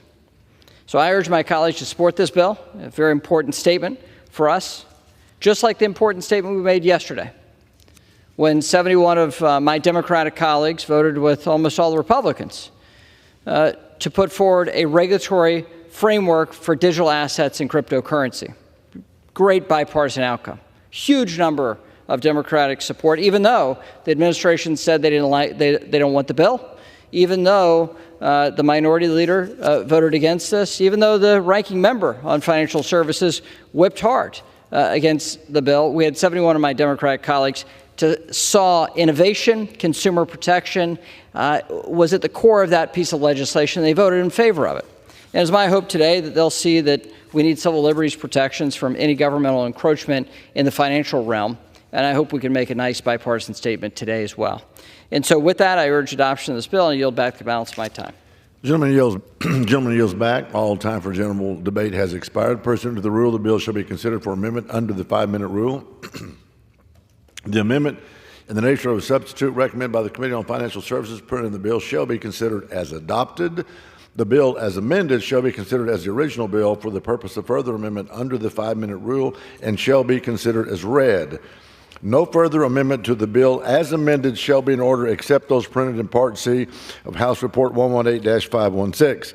Each such further amendment may be offered only in the order printed in the report by a shall be debatable for the time specified in the report, equally divided and controlled by the proponent, and an opponent shall not be subject to amendment and shall not be subject to a demand for a division of the question. It is now in order to consider amendment number 1, printed in Part C of House Report 118-516. For what purpose does the gentleman from Tennessee seek recognition? I have an amendment at the desk. The clerk will designate the amendment. Amendment number 1, printed in Part C of House Report number 118-516, offered by Mr. Ogles of Tennessee. Pursuant to House Resolution 1243, the gentleman from Tennessee, Mr. Ogles, and a member opposed, each will control 5 minutes. The chair recognizes the gentleman from Tennessee. Thank you, Mr. Speaker. My amendment adds a sense of Congress that the Board of Governors of the Federal Reserve System should not be permitted to develop, create, or implement a central bank digital currency or use any such tool to implement monetary policy. A major concern surrounding a government-run CBDC is the potential for the government to block transactions and control over people's finances. Not only that, but it would give the federal government unprecedented power to intervene in private transactions, deciding who can buy and sell and what they can buy and sell. It would also give the government unprecedented access to information about their lives, their daily lives. The government could keep a record of every transaction. Mr. Speaker, I reserve. The gentleman reserves. The gentlelady from California. For what purpose does the gentlelady from California seek to claim recognition? time in opposition. The gentlelady is recognized. I oppose this amendment, which doubles down on the Republican efforts to prohibit CBDCs, which, if Republicans read their own bill, is already prohibited in the bill. This sense of Congress only causes further confusion on how the bill should be interpreted as a whole by duplicating things that are already in the bill, by wording them in a slightly different manner. Experts from Atlantic Council have warned that, and I quote, if this bill ever became law, the United States would be the only country in the world to have banned CBDCs. It would be a self-defeating move in the race for the future of money. It would undercut the national security role of the dollar, as the decision would only accelerate other countries' development of alternative payment systems that look to bypass the dollar in cross-border transactions. This would make U.S. sanctions less effective, end quote. So I urge members to oppose this amendment, and I reserve the balance of my time. The gentlelady reserves. The gentleman from Tennessee is recognized. Mr. Chairman, I yield 2 minutes to my colleague from Arkansas, Mr. Hill. The gentleman from Arkansas is recognized for 2 minutes. Thank the chairman. I thank Mr. Ogles from Tennessee for the time. I rise in support of Mr. Ogles' common sense resolution. Yes, it doubles down on the views of Congress in this bill, no doubt. The underlying bill already prohibits the use of a central bank digital currency to implement monetary policy. However, this sense of Congress further clarifies our intent. Just as Chairman McHenry just noted, the Federal Reserve is not permitted to develop, create, or implement a CBDC or to use a CBDC to implement monetary policy without authorization of Congress. But part of the reason we're here is due to the Fed officials have been ambiguous or non-committal as to public statements related to their legal authorities under the Federal Reserve Act as it relates to a CBDC. I agree with Mr. McHenry that certainly this chairman, Jay Powell, has been quite clear to our committee that issuing a retail CBDC is not something he could do without an authorization of Congress. But that's why I think reiterating it in this resolution is an important step. I commend the gentleman from Tennessee for bringing this amendment. I hope all our colleagues on both sides of the aisle will support it and the underlying bill. And with that, I yield back to the gentleman from Tennessee. The gentleman yields back. The gentleman from Tennessee reserves. The gentlelady from California is recognized. Bill's prohibition on CBDCs, but according to the nonpartisan CBO, I'll quote, the bill's prohibition on the Federal Reserve's use or issuance of a central bank digital currency could apply to bank reserves, which are a unit of value and a liability of the Federal Reserve, end quote. As the CBO also acknowledges, bank reserves are a primary tool for the Fed in conducting monetary policy. So, prohibiting the Fed from holding bank reserves could very well take us backwards, erasing all progress that the Fed has made so far in reducing inflation and achieving a soft landing. A vote for this bill is a vote for higher inflation and economic uncertainty. I reserve the balance of my time. The gentlelady reserves. The gentleman from Tennessee is recognized. There's a reason that China, under the rule of the totalitarian Chinese Communist Party, has the most developed CBDC program. It's about control. Their CBDC enables them to combine intrusive monitoring of the public, control their lives with their Orwellian credit scores, social credit scores. Take what Canada did by cutting off money for the truckers. Look at what China's doing. If we go down this path, we're heading towards an Orwellian nightmare.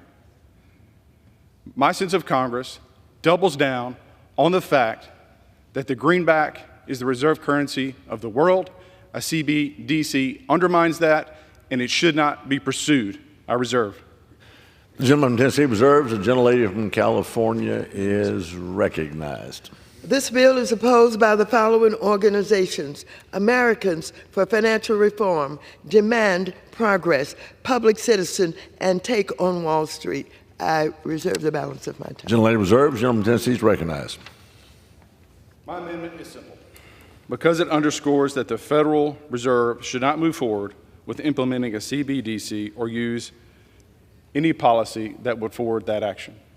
Mr. Chairman, I reserve. The gentleman from Tennessee reserves. The gentlelady from California is recognized.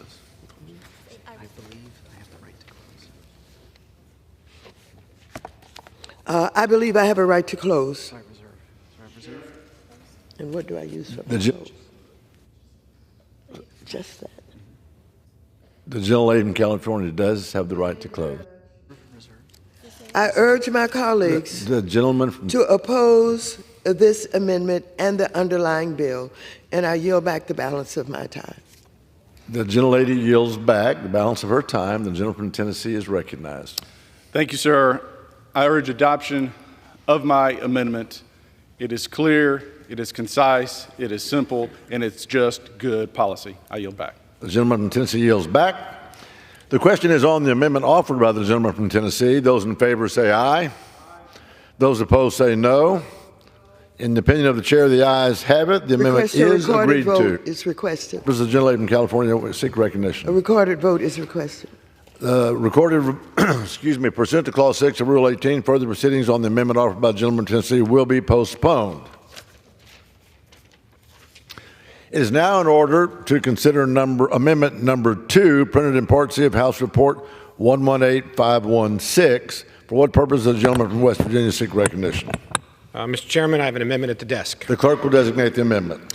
Amendment number 2, printed in Part C of House Report number 118-516, offered by Mr. Mooney of West Virginia. Pursuant to House Resolution 1243, the gentleman from West Virginia, Mr. Mooney, and a member opposed, each will control 5 minutes. The chair recognizes the gentleman from West Virginia. Thank you, Mr. Chairman. I yield myself such time as I may consume. The gentleman is recognized. A central bank digital currency, or a digital dollar, represents one of the greatest government surveillance threats of our time. And I'm glad this Republican majority is taking it seriously. House Republicans have been clear that the Federal Reserve does not have the authority to issue a digital dollar without an act of Congress first. So it also does not have the ability to build and test ones behind the scenes. My amendment would stop the Federal Reserve's rogue digital dollar experimentation, known as the pilot program loophole, dead in its tracks. Right now, the Federal Reserve is contracting with the private sector to build digital dollars for the United States, far beyond what could be considered traditional research. Essentially, the Federal Reserve is creating a central bank digital currency to use at a moment's notice.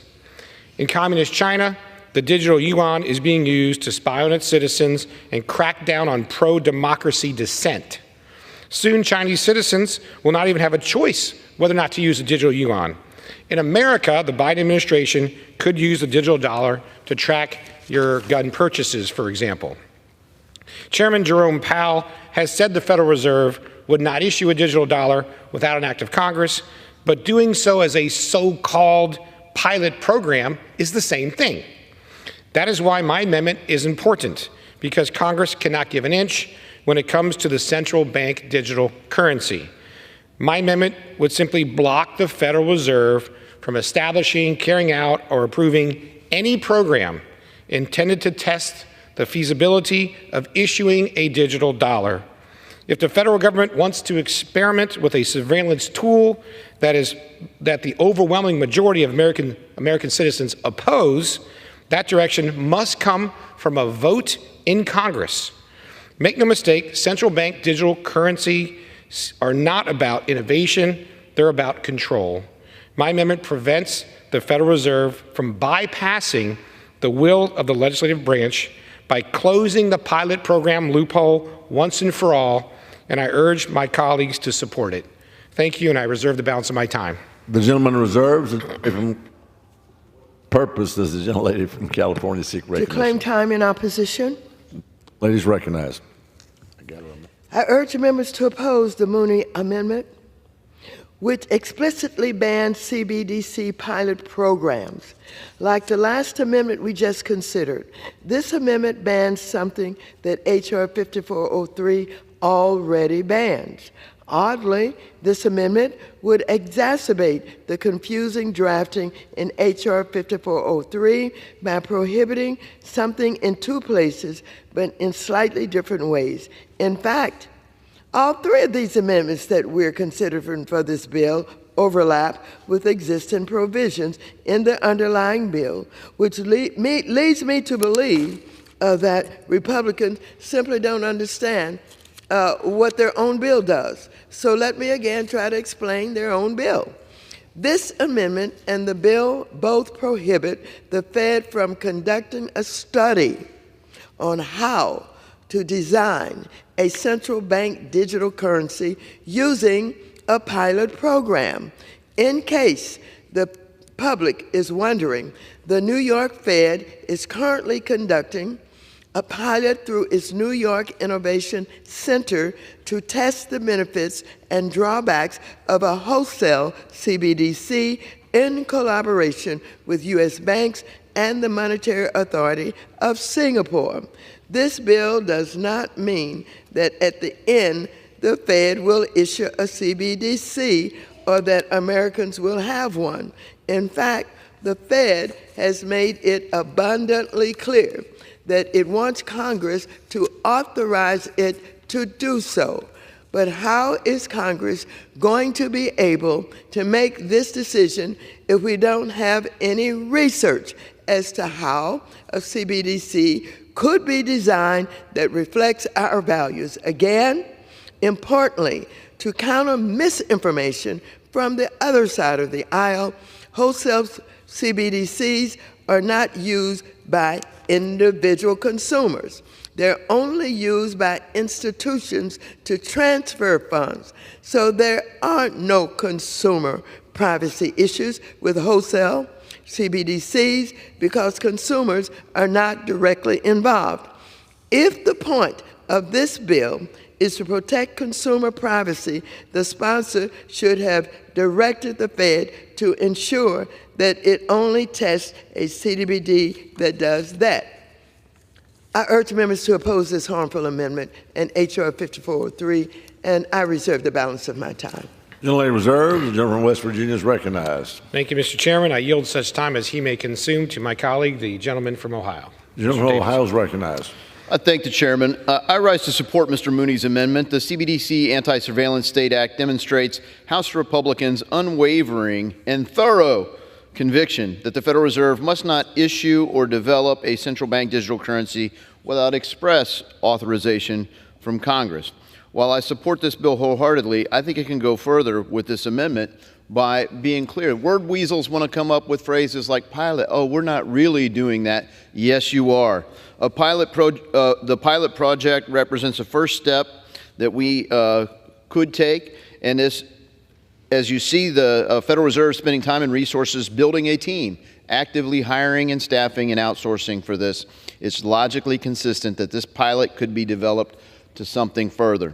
Mr. Mooney's amendment will not only remove the CBDC pipeline that the Fed is already building, but it will also ensure that any future efforts to test or research CBDC are approved by Congress. I urge all of our colleagues to support this amendment and this bill. I yield back. The gentleman yields back. The gentleman from West Virginia is recognized. I reserve. The gentleman reserved. The gentleman from California is recognized. It seems that Republicans remain focused on CBDCs when, as I have explained, the CBO has pointed out that the definition of CBDC in this bill can be interpreted to include bank reserves held by the Fed. Bank reserves are used as the settlement funds for interbank transactions that are facilitated by the Fed via its payment systems. This means that prohibiting the Fed's ability to hold bank reserves would make it difficult, if not impossible, to administer these payment systems, likely causing a massive disruption to our banking and payment systems. A vote for this bill is a vote to disrupt our banking systems. Republicans are refusing to acknowledge the broader impacts of this bill to undermine the Fed, disrupt our banking and payment systems, and risk higher inflation. But the American people should know the truth. I reserve the balance of my time. Gentleman reserved. Gentleman from West Virginia is recognized. Mr. Chairman, we have no further speakers, so I'll yield back the balance of my time. The gentleman yields back. The gentlelady from California is recognized. You can, now you read right here. Don't you sit down. What is it? You read right here.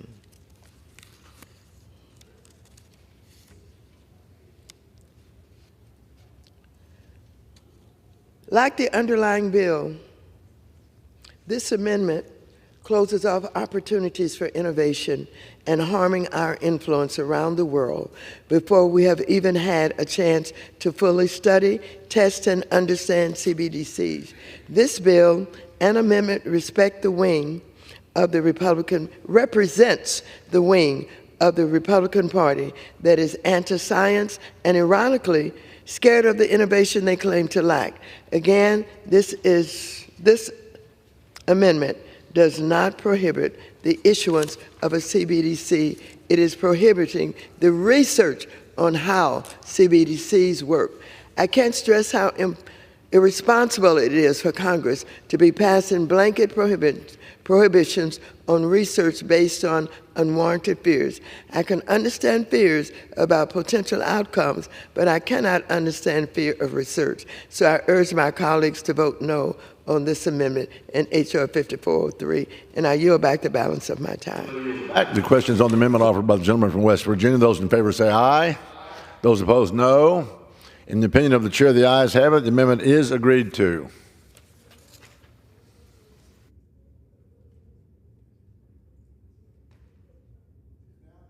It is request a recorded vote. For what was it? I request a recorded vote. And it bothers me. A recorded vote has been requested pursuant to Clause 6 of Rule 18. Further proceedings on the amendment offered by the gentleman from West Virginia will be postponed.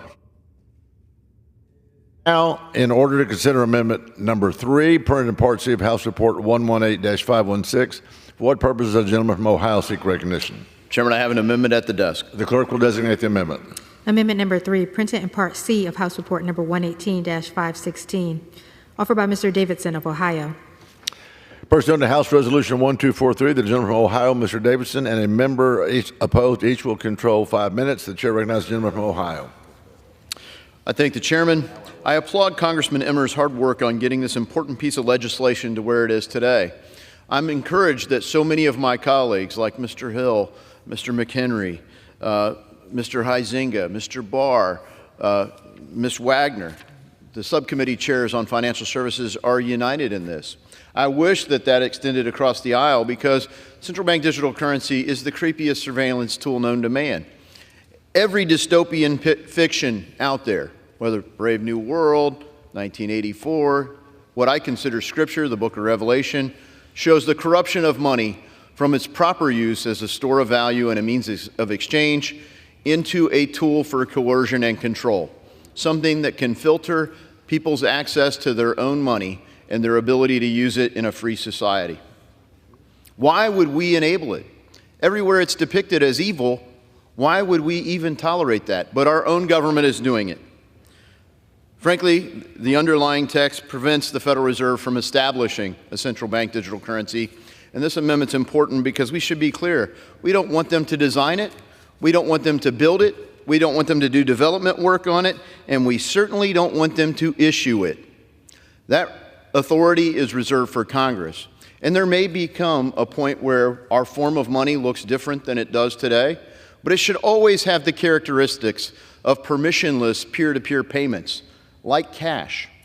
And saying, oh, but cash is one option in the system, doesn't cut it when the whole underlying architecture becomes permissioned, conditioned on your ability to be granted access to your own property from a central government. This is a bad system, and it is great today for us to have the opportunity to ban it. I reserve. The gentleman reserves. For what purpose does the gentlewoman from California seek to claim time in opposition. The gentlelady is recognized.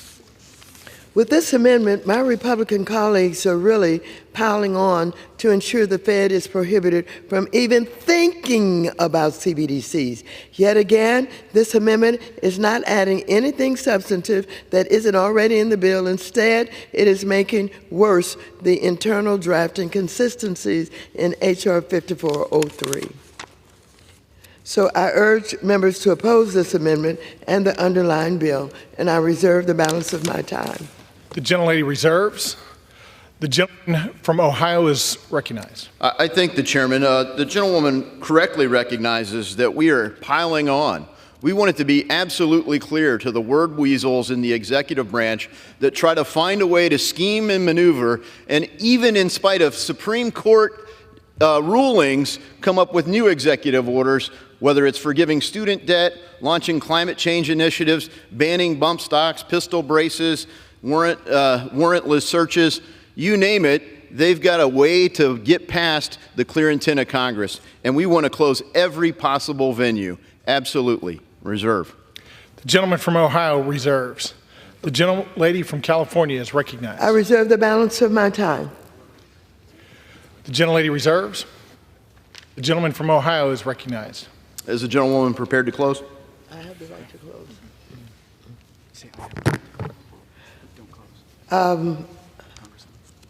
I will proceed to close up my. I beg your pardon? Does the gentlelady reserve? Reserve. I will reserve the balance of my time. The gentleman from Ohio is ready to close. The gentleman from Ohio is recognized. Look, I think we've made it clear with the amendments, with our statements, with the bill text. We need to ban central bank digital currency. Do not let them design, develop, build a Death Star only to promise not to turn it on. We need to prevent the Federal Reserve from doing this. All this should make it clear that that is the clear intent of Congress. I encourage all of our colleagues to unite in support of this bill and this amendment, and I yield back. The gentleman yields back. The gentleman from California is recognized. Thank you very much. This amendment, like the underlying bill, is dangerous and rash. It would prohibit the U.S. from even training for a race that has already begun. I urge my colleagues not to cave to baseless fear-mongering. I've already explained in depth how the privacy concerns from Republicans do not align with the actual facts. And so I simply urge my colleagues to vote no on this amendment and the underlying bill, and I yield the balance of my time. The gentlelady yields back. The question is on the amendment offered by the gentleman from Ohio. Those in favor say aye. Aye. Those opposed say no. In the opinion of the chair, the ayes have it. The amendment. Does the gentlelady from California seek recognition? I request a recorded vote. Pursuant to Clause 6 of Rule 18, further proceedings on this amendment offered by the gentleman from Ohio will be postponed.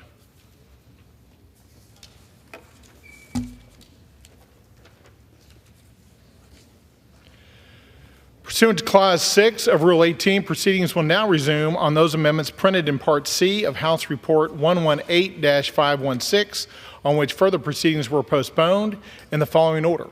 Amendment number 1 by Mr. Ogles of Tennessee. Amendment number 2 by Mr. Mooney of West Virginia. Amendment number 3 by Mr. Davidson of Ohio. The chair will reduce 2 minutes.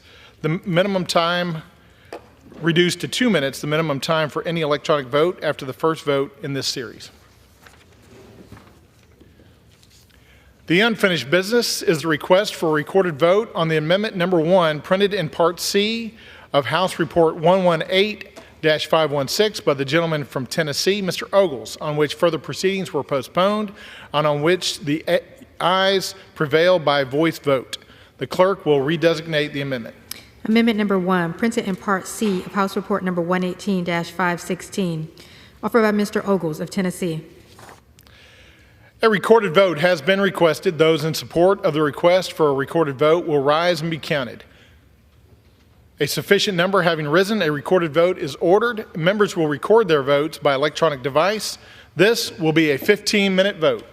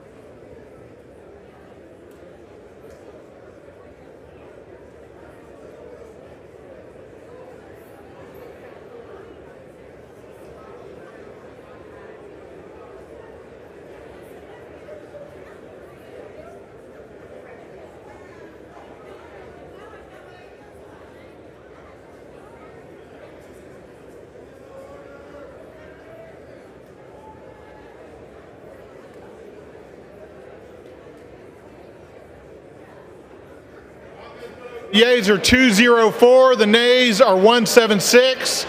The amendment is adopted. The unfinished business is the request for a recorded vote on Amendment Number 2, printed in Part C of House Report 118-516 by the gentleman from West Virginia, Mr. Mooney, on which further proceedings were postponed and on which the ayes prevailed by voice vote. The clerk will redesignate the amendment. Amendment number 2, printed in Part C of House Report number 118-516, offered by Mr. Mooney of West Virginia. A recorded vote has been requested. Those in support of a request for a recorded vote will rise and be counted. A sufficient number having risen, a recorded vote is ordered. Members will record their votes by electronic device. This will be a 2-minute vote.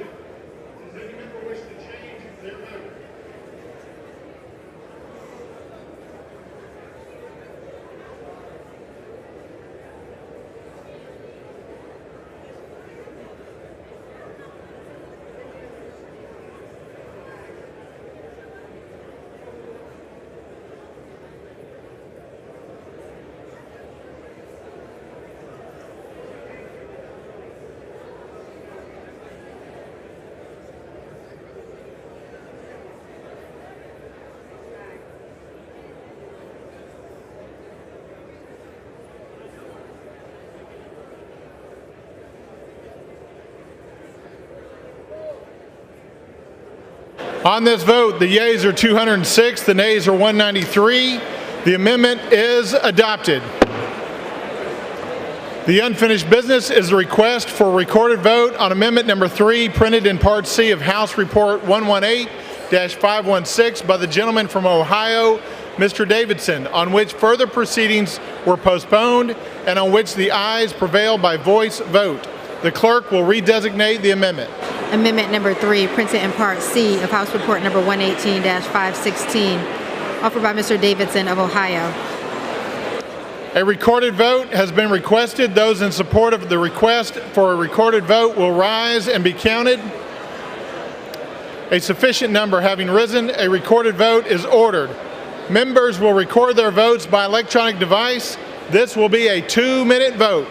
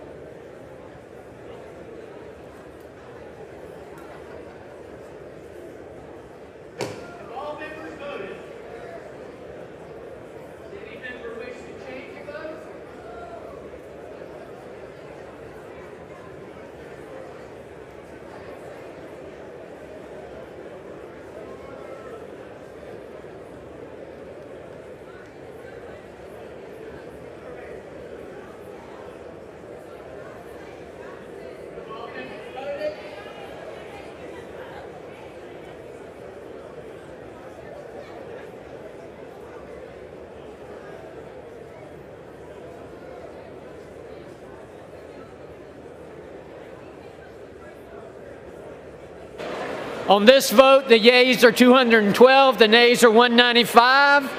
The amendment is adopted. There being no further amendments under the rule, the committee rises.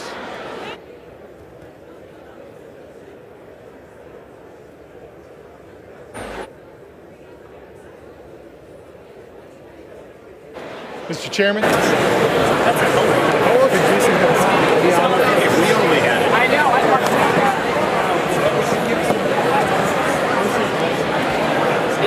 I report the bill as amended by that resolution back to the House with sundry further amendments adopted in the Committee of the Whole.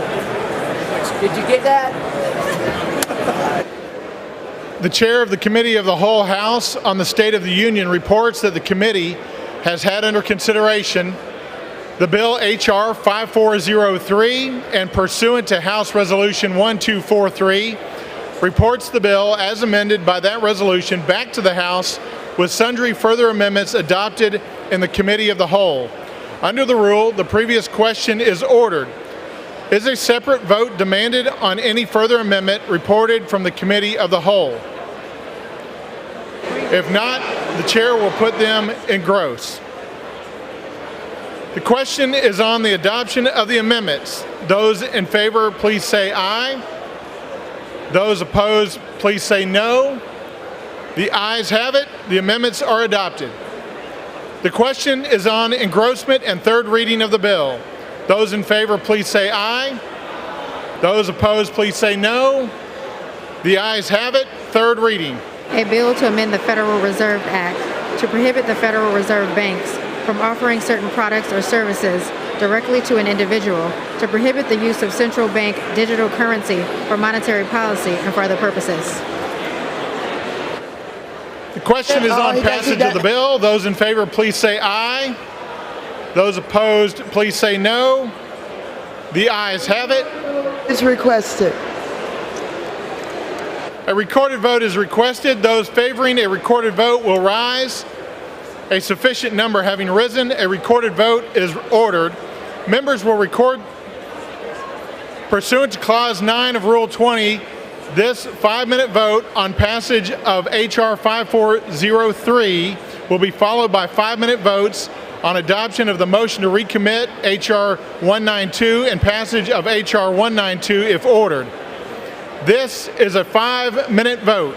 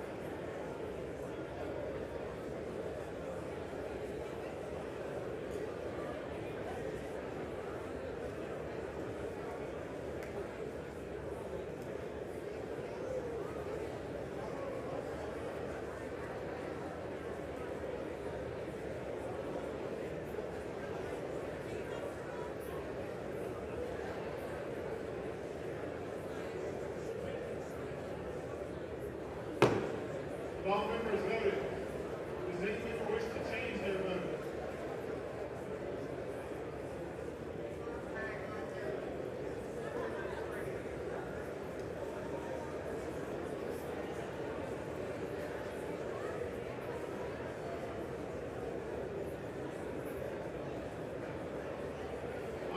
Vote.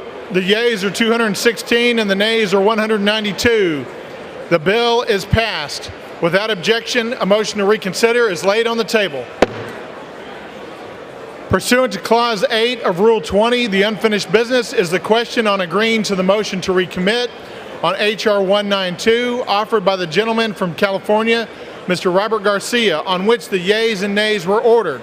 The clerk will redesignate the motion. Motion to recommit H.R. 192, offered by Mr. Robert Garcia of California. The question is on agreeing to the motion to recommit. Members will record their votes by electronic device. This will be a 5-minute vote.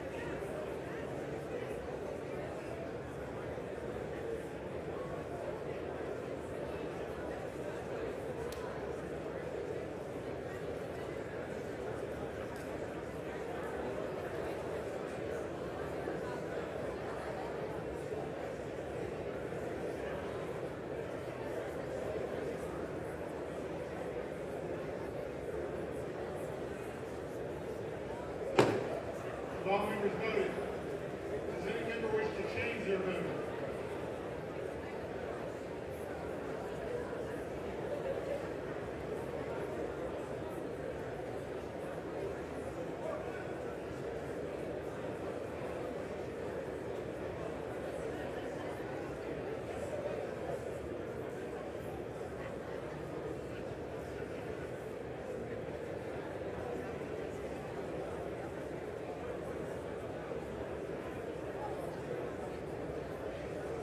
On this vote, the yeas are 195 and the nays are 212.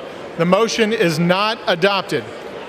The question is on passage of the bill. Those in favor, please say aye. Those opposed, please say no. In the opinion of the chair, the ayes have it.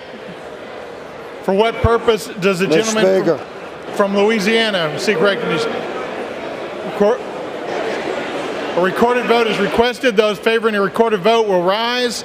A sufficient number having risen, a recorded vote is ordered. Members will record their votes by electronic device. This will be a 5-minute vote.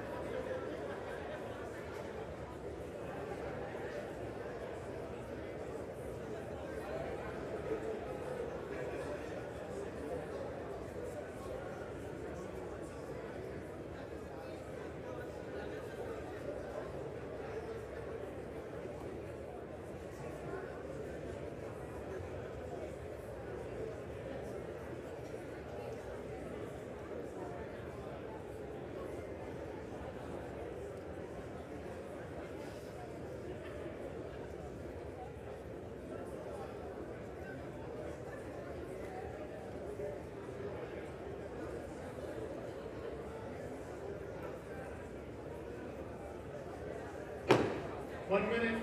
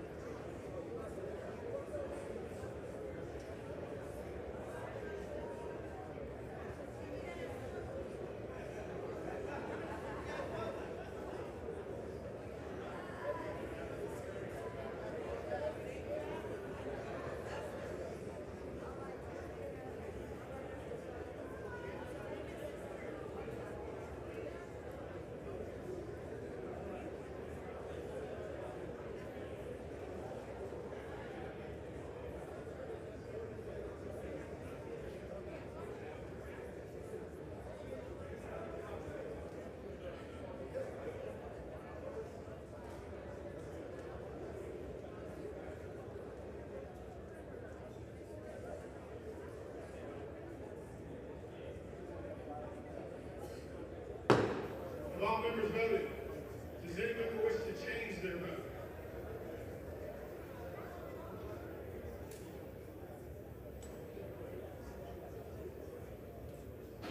On this vote, the yeas are 262, the nays are 143. The bill is passed. Without objection, a motion to reconsider is laid on the table.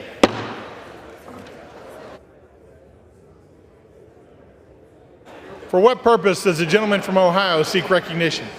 I ask unanimous consent that I may hereafter be considered as the primary sponsor of H.R. 4105, a bill originally introduced by Representative Ken Buck of Colorado for the purpose of adding co-sponsors and requesting reprintings under Clause 7 of Rule 12. Without objection, so ordered. Unanimous consent. For what purpose does the gentleman from Ohio seek recognition? I'm sorry, Mr. Speaker. I ask unanimous consent that I may hereafter be considered as the primary sponsor of H.R. 895, a bill originally introduced by Representative Ken Buck of Colorado for the purpose of adding co-sponsors and requesting reprintings under Clause 7 of Rule 12. Without objection, so ordered.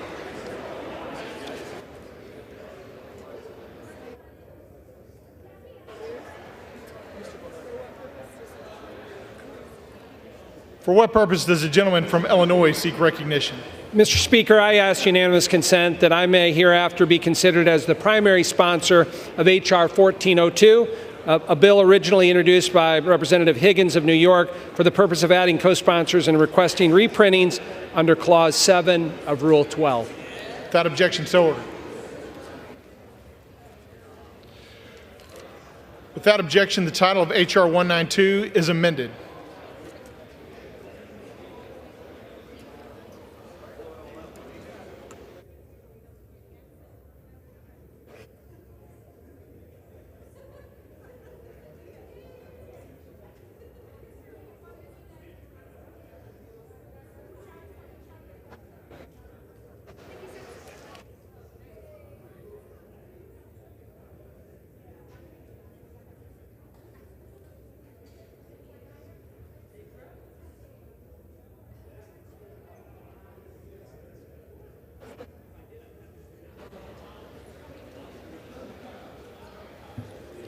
For what purpose does the gentleman from Kentucky seek recognition? Consent that I may hereafter be considered as the first sponsor of H.R. 3498, a bill originally introduced by Representative Higgins of New York for the purpose of adding co-sponsors and requesting reprintings pursuant to Clause 7 of Rule 12. Without objection.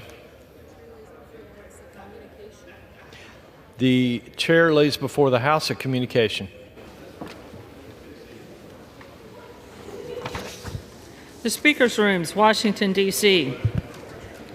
May 23, 2024. I hereby designate the period from Thursday, May 23, 2024 through Sunday, June 2, 2024 as a district work period under Section 3Z of House Resolution 5. Signed sincerely, Mike Johnson, Speaker of the House of Representatives.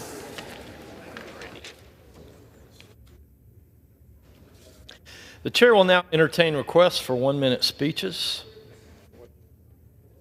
Does the gentleman from Alabama seek recognition? Unanimous consent to address the House for 1 minute to revise and extend my remarks. Without objection.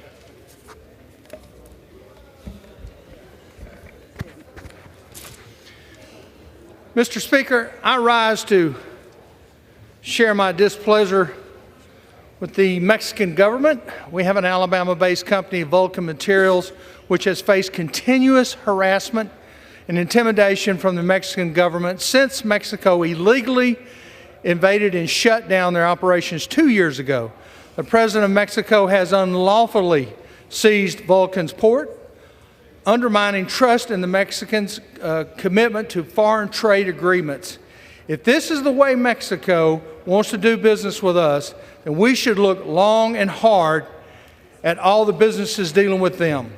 This jeopardizes the relationship when we should be prioritizing our strength in the Western Hemisphere and reducing our dependence on China. I'm working with the House Appropriations Committee to warn Mexico that if they continue ignoring the rule of law, then they will face consequences. Upholding the rule of law is essential for effective trade agreements, and violators, including Mexico, will be held accountable.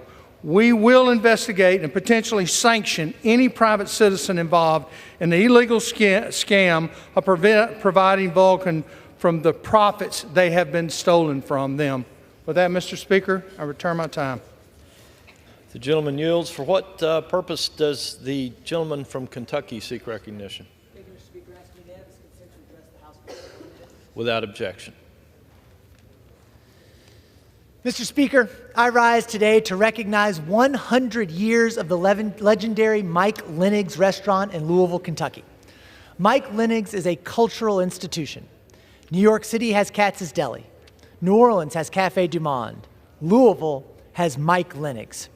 It started as a simple roadside stand on a working farm along the Ohio River, offering fresh fruit, vegetables, and hospitality to those who stopped by. Before long, Mike's Place started selling fried fish sandwiches. And through floods, world wars, and recessions, the Lenig family has never stopped. The modest roadside stand, it's now 20 acres that can accommodate 1,000 people from all walks of life, with an appetite for getting together with friends and family over the best fried cod and onion rings in America. So I want to congratulate Mike's grandchildren, Bill, Teresa, and Nancy, who continue to run this beloved Louisville institution. Let's keep it going for another 100 years. I yield back. The gentleman yields. For what purpose does the gentleman from Tennessee seek recognition? Mr. Speaker, I seek unanimous consent to address the House for 1 minute to revise and extend my remarks. Without objection, the gentleman is recognized for 1 Thank minute. you, Mr. Speaker.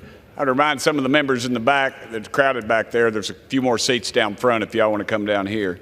Mr. Speaker, I want to recognize radio DJ Ted Gunner Owsley, who is retiring in June after a career that spanned 6 decades. Gunner started his career at AM 1470 in Maryville, Tennessee, before working at 94.3 in Knoxville and the hit kicker 100.3 before moving to WIVK, or WIVIC as we call it, 107.7, where he spent the last 28 years. He has interviewed some big names in country music over the years, like Jason Aldean, Blake Shelton, and Taylor Swift. And yes, she used to sing country music. When she was 15 years old, she did. Gunner loved our veterans and troops and has used his job to help them however he can. Back in 2004, he spent 3 months with the 489th Special Operations in a combat zone of Iraq and started a weekly radio show called Voices from the Front. That allowed troops to communicate with their families back home, was used by many troops all over the world through the years. He also hosts the Veterans Day Parade every year in Knoxville. Gunner has worked with other charities like St. Jude's Children's Research Hospital, Knoxville Area Rescue Ministry, Tennessee Alzheimer's, and many others. He is a man who truly loves his country and his community. He also became the first inductee in the Tennessee Radio Hall of Fame career class of 2024. Congratulations on a great career, Gunner. I wish you the best in retirement. I always remember you for always being good to my daddy, who was a World War II veteran. So thank you, Gunner, and I yield the remainder of my time, Mr. Speaker. The gentleman yields. The chair now recognizes the gentlewoman from Ohio.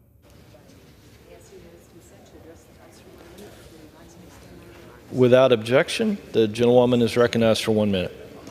Thank you, Mr. Speaker. I rise today to address a matter of profound importance, the implementation of the Bipartisan and Bicameral Repo Act. This legislation, signed into law on April 24th, grants the President the authority to seize Russian sovereign assets frozen in the United States and transfer them to Ukraine for its reconstruction. As co-chair and co-founder of the Ukraine Caucus, I cannot overstate the urgency of this action. Russia's illegal and unprovoked full-scale invasion of Ukraine demands a decisive response from the international community. By swiftly implementing the REPO Act, we can provide crucial support to Ukraine. REPO proceeds will demonstrate our unwavering commitment to Ukraine's sovereignty and efforts to rebuild once the war is over. And let me commend the administration's efforts to collaborate with our G7 and European allies in this endeavor. Together, we can establish an international compensation mechanism that leverages frozen Russian assets for Ukraine's benefit. The time to act is now. Let us show the world America's resolve and stand resolute with Ukraine against Putin's aggression and tyranny. Thank you, Mr. Speaker. I yield back. The gentlewoman yields. For what purpose does the gentleman from New York seek recognition? Mr. Speaker, I ask unanimous consent to address the House for 1 minute and to revise and extend my remarks. Without objection, the gentleman is recognized for 1 minute.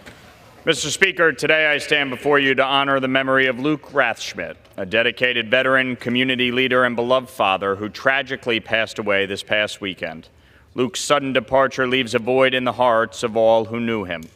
Luke was the inspiration behind United for the Troops, a charity founded by his parents Jim and Patty Rathschmidt, which sends care packages to our brave soldiers overseas. This initiative began with the simple act of love, a care package sent to Luke during his deployment with the U.S. Army. His family's effort blossomed into a movement that has brought a touch of home to tens of thousands of our brave men and women abroad. A revered member of the Mahopac community, Luke was also the commander of VFW Post 5491, where he was known for his leadership and for being a pillar of support for fellow veterans. His commitment to service was paralleled only by his dedication to his family, including his 2 children, Jalen and Brant, and the love of his life, Tracy. Luke's legacy is in the lives he touched, the community he strengthened, and the country he served. We mourn his loss, but celebrate his incredible, impactful life. I extend my deepest condolences to the Rathschmidt family and all who were fortunate enough to know Luke. He was truly larger than life, and his memory will indeed last a lifetime. Thank you, Mr. Speaker. I yield back. The gentleman yields. For what purpose does the gentlewoman from Alabama seek recognition? Without objection, the gentlewoman is recognized for 1 minute. Mr. Speaker, I rise to congratulate Selma's own Asher Havan for winning season 25 of The Voice. A native of my hometown of Selma, Alabama, Asher got his start singing in the church and even performed for President Obama during his visit for the 50th anniversary of the Selma to Montgomery March. Throughout this season on The Voice, Asher's outstanding vocal abilities have taken America by storm. His first place win makes him not only the first Alabamian to win The Voice, but also the first openly LGBTQ person to earn such a title. I ask my colleagues to join me in congratulating the one, the only, Asher Havan of Selma, Alabama, for his first place finish as the winner of The Voice. We in Selma are so proud of you, and we can't wait to see everything that you will continue to achieve. We are indeed Selma strong. The gentlewoman yields. For what purpose does the gentleman from Alabama seek recognition? Mr. Speaker, I seek unanimous consent to address the House for 1 minute and to revise and extend my remarks. Without objection, the gentleman is recognized for 1 minute. Thank you, Mr. Speaker. I rise today regarding the Mexican government's unprecedented interference in the lawful operation of Alabama's based Vulcan Material Company. Vulcan has maintained a presence in Quintana Roo, Mexico since 1980, supporting thousands of American jobs and fostering both economic and infrastructure development in the U.S. and abroad. This month marks the second year since the Mexican government illegally invaded and shut down Vulcan's deepwater port in Mexico. Since then, Vulcan has faced increasing aggression and harassment by the Mexican government, including President Lopez Obrador, threatening to unlawfully seize Vulcan's port and limestone quarry. Mexico's actions not only jeopardize our bilateral relationship, but threaten U.S. jobs and infrastructure development. The Alabama delegation stands united behind Vulcan. I call on the Mexican government to immediately cease this brazen defiance of rule of law and end its unjust interference in legitimate operations of American businesses. Mr. Chairman, I yield back. For what purpose does the gentlewoman from Texas seek recognition? Without objection, the gentlewoman is recognized for 1 minute. Mr. Speaker, I rise to honor El Paso County Attorney Joanne Bernal, a trailblazer and proud native El Pasoan whose unwavering dedication to public service has profoundly improved our community. In November 2009, Ms. Bernal broke barriers as the first woman elected county attorney in El Paso, marking a historic moment in local governance. Under her leadership, the county attorney's office is a hub of legal expertise, protecting our community's values and interests. Ms. Bernal's duties include representing and prosecuting juvenile offenses, addressing deceptive business practices, and aiding victims of domestic and sexual violence. She's a staunch advocate for victims' rights, prioritizing dignity and full legal support, including to undocumented individuals and the LGBTQIA+ community. It is my privilege to recognize Ms. Bernal for her exemplary service, leadership, and dedication to our community, and wish her and her family the best upon her retirement. I yield back. The gentlewoman yields. For what purpose does the gentleman from Pennsylvania seek recognition? Seek unanimous consent to address the House for 1 minute to revise and extend my remarks. Without objection, the gentleman is recognized for 1 minute. Mr. Speaker, as we approach Memorial Day, we honor the brave men and women who have made the ultimate sacrifice, protecting our great country and preserving the freedoms we hold dear. As Benjamin Franklin said, it's a republic if you can keep it, and has been kept for nearly 250 years, largely thanks to the patriots who have sacrificed so much. So let us renew our commitment to the ideals for which they fought. As Abraham Lincoln said, we here highly resolve that these dead shall not have died in vain. May we strive to build a nation worthy of their sacrifice, where liberty and justice are more than words, but in reality. Their legacy will live on through our dedication to these principles. On Memorial Day, we will be flying a flag to remember our nation's heroes, but it's up to us, the people, to keep our flag flying.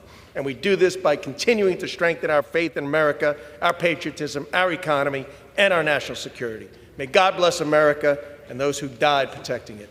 Mr. Speaker, I yield back. The gentleman yields. For what purpose does the gentleman from California seek recognition? Mr. Speaker, I ask unanimous consent to address the House for 1 minute. Without objection, the gentleman is recognized for 1 minute. Thank you, Mr. Speaker.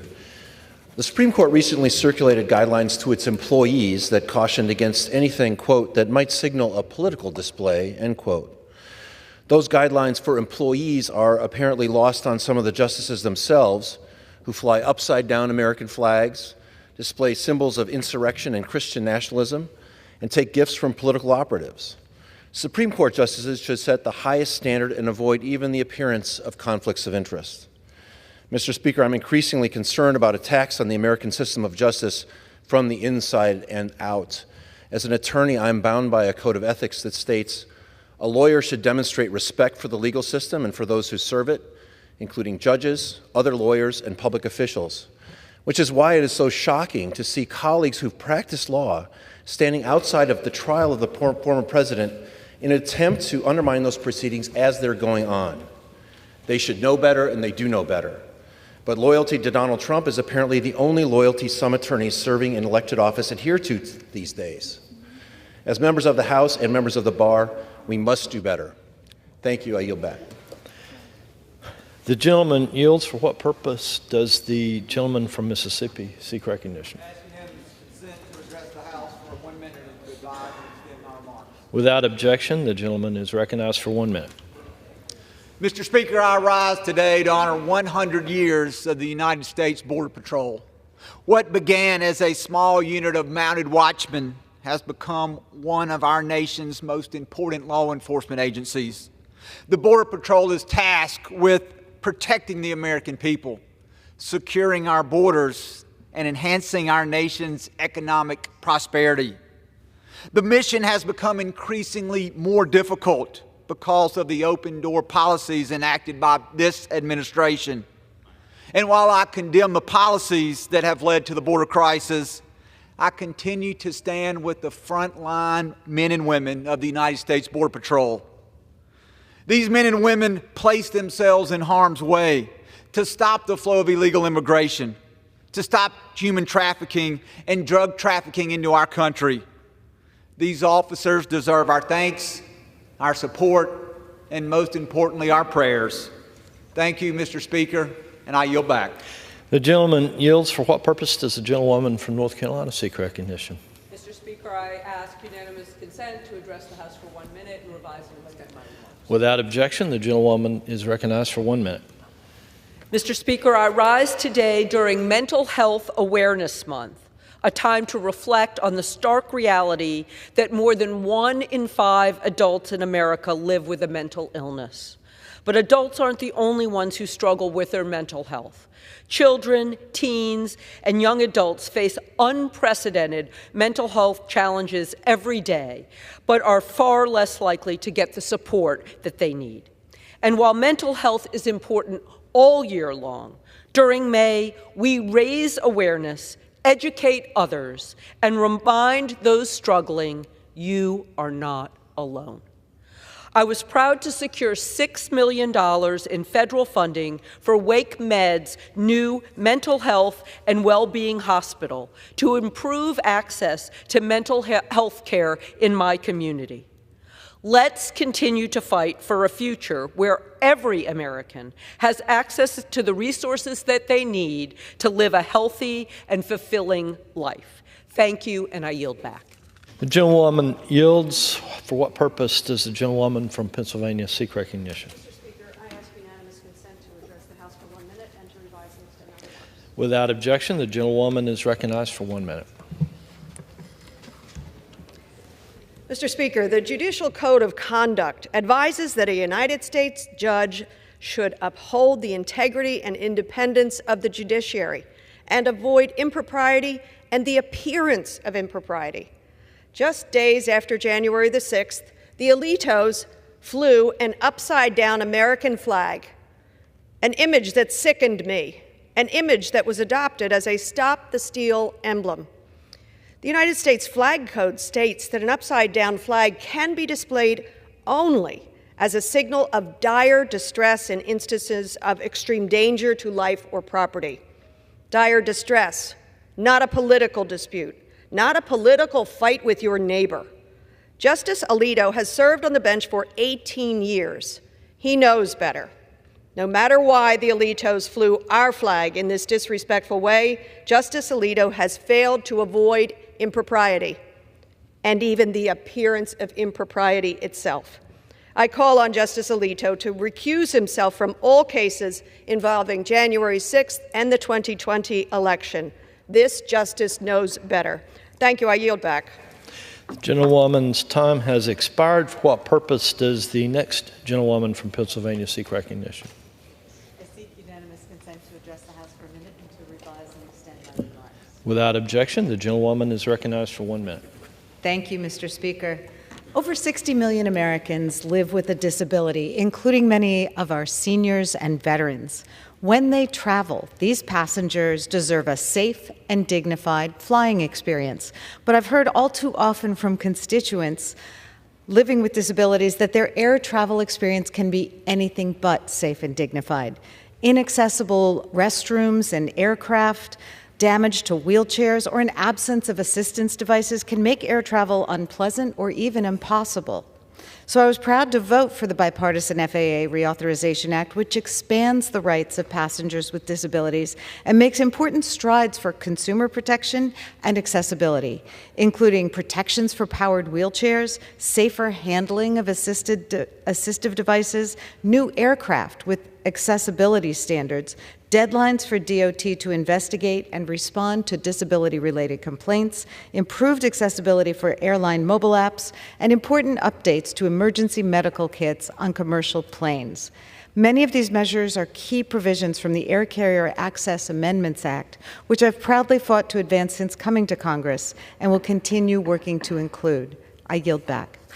The gentlewoman's time has expired. For what purpose does the gentleman from New York seek recognition? extend my remarks as needed. Without objection, the gentleman is recognized for 1 minute. Thank you, Mr. Speaker. I rise today to honor the 50th anniversary of a trailblazing advocacy organization, the Ms. Foundation for Women. For a half-century, the Ms. Foundation has been at the forefront of the fight for gender and racial equity in our country. Since its founding in New York City by Gloria Steinem, Patricia Carbine, Letty Cotton Pogrebin, and Marlo Thomas, the Ms. Foundation has invested over $90 million in 1,600 organizations fighting for equal justice worldwide. From working to end domestic violence to fighting for women's rights in the workplace and helping to lead the charge against the AIDS epidemic, the Ms. Foundation has always been at the forefront of critical national issues. In the fight for reproductive justice and freedom alone, following the disastrous Dobbs decision, the Ms. Foundation has distributed more than $1 million in grants to organizations across the country to help vulnerable women and women of color access the health care they need. For the past 50 years, the Ms. Foundation has been devoted to making the United States a more just place for all people, and I look forward to working alongside them for the next 50 years. Thank you, and I yield back. The gentleman yields. For what purpose does the gentleman from California seek recognition? Mr. Speaker, I rise today to seek unanimous consent to address the House. Without objection, the gentleman is recognized for 1 minute. Mr. Speaker, I rise today to sound the alarm on the housing crisis in the United States of America. Over half of U.S. renters are paying more than 30% of their income in rent. And we have over 650,000 who are unhoused. Here's what we need to do. Stop Wall Street from buying up single-family homes. I have a bill to end the corporate subsidies. Second, cap rent so it doesn't go higher than inflation. The president can do this because many corporate landlords are reliant on financing from our federal agencies. Third, let's make sure that we build 7 million in new affordable housing units. And finally, let's make sure that those with prior criminal records aren't banned from public housing, and we have a tenant's Bill of Rights. Thank you, Mr. Speaker. I yield back. The gentleman yields. For what purpose does the gentleman from New Hampshire seek recognition? Unanimous consent to address the House for 1 minute and revise and extend my remarks. Without objection, the gentleman is recognized for 1 minute. Thank you, Mr. Speaker. I rise to honor the career of a true New Hampshire original, the Dean of our state Senate, Lou D'Alessandro. Senator D'Alessandro, or Lou as he's universally known, will be retiring from the New Hampshire State Senate after serving the people of District 20 for 26 years. New Hampshire's working families and middle class have no greater champion than Lou D'Alessandro, and the work he's done on their behalf to improve public education, to create jobs, and strengthen our economy will be felt for decades to come. His legacy is as much the bills he's passed and the laws that bear his name as it is the generations of young men and women he has taught, coached, and mentored, leaving a lasting impression on them all. In addition to being a lifelong public servant, Lou's an educator, a coach, and someone so dedicated to his family, including his amazing wife, Pat. Lou's life work has made a tremendous difference on New Hampshire and all of its families and communities. I join all Granite Staters in thanking him for his years of service, and as he often says, I hope Lou D'Alessandro has a great, great American day. I yield back. The gentleman yields. For what purpose does the gentleman from Maryland seek recognition? I seek unanimous consent to address the House for 1 minute. Without objection, the gentleman is recognized for 1 minute.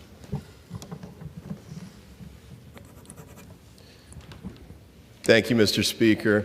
I rise this Memorial Day weekend to honor Navy Special Warfare Operator First Class Christopher J. Chambers and Navy Special Warfare Operator Second Class Nathan Gage Ingram, who tragically died during a mission in the Arabian Sea on January 11th of this year. I knew Chris personally. He was a native of Prince George's County, Maryland, and a beloved son of the Cheverly community. He participated in the Boys and Girls Club and was a member of the Cheverly swim team. Chris's presence as a leader impacted the lives of many, including my kids, while he coached them during their swim team participation. He attended Bishop McNamara High School and graduated in 2009 from the University of Maryland, College Park. Chris began his service in the United States Navy in 2012, graduating from SEAL training in 2014. A decorated service member, his awards include the Navy Marine Corps Achievement Medal with Combat Sea and 3 Navy Marine Corps Achievement Medals. He's survived by his parents, Charles and Lois Chambers, his wife, Alyssa Chambers, and daughter, Kennedy Chambers. Nathan Gage Ingram of Texas enlisted in the United States Navy in 2019 and went on to graduate from SEAL training in 2021. As we approach this Memorial Day, let us pause to remember Chris, Nathan, and all brave service members who made the ultimate sacrifice in defense of our nation. We thank them for their service, and our prayers are forever with their families and their loved ones. Mr. Speaker, with that, I yield back. The gentleman yields. Under the Speaker's announced policy of January 9th, 2023, the gentleman from California, Mr. Kiley, is recognized for 60 minutes as the designee of the Majority Leader. Thank you, Mr. Speaker. I yield to the gentleman from Florida, Mr. Rutherford. The gentleman is recognized. I thank my good friend from California for yielding. And Mr. Speaker, I rise today to congratulate Mr. Matthew Kopinski of Jacksonville, Florida, for his 42 years of dedicated federal service to the U.S. Army Corps of Engineers and to our nation. He graduated from the United States Military Academy at West Point in 1984 and was commissioned as a second lieutenant in the U.S. Army Corps of Engineers. Following graduation, he spent 8 years on active duty assignments in Korea, North Carolina, and Kevin, in your state, California. He continued his service in the U.S. Army Reserves as commander of a company and served on active duty with the 350th Civil Affairs for Operation Iraqi Freedom in 2003 and 2004. He retired from the Army Reserves in September of 2008 at the rank of Lieutenant Colonel. Matt graduated from Stanford University with his master's in environmental engineering and science and began his civilian career in 1994 working at the Presidio of San Francisco. Following that role, he worked for the Army Corps at the San Francisco District in the Planning Division and then to the Savannah Division as a project manager and eventually the Jacksonville District as a senior project manager. Since 2007, Matt has been the executive assistant and congressional liaison for the Jacksonville District, where he served as the main point of contact for all congressional inquiries related to the district's civil works and military programs.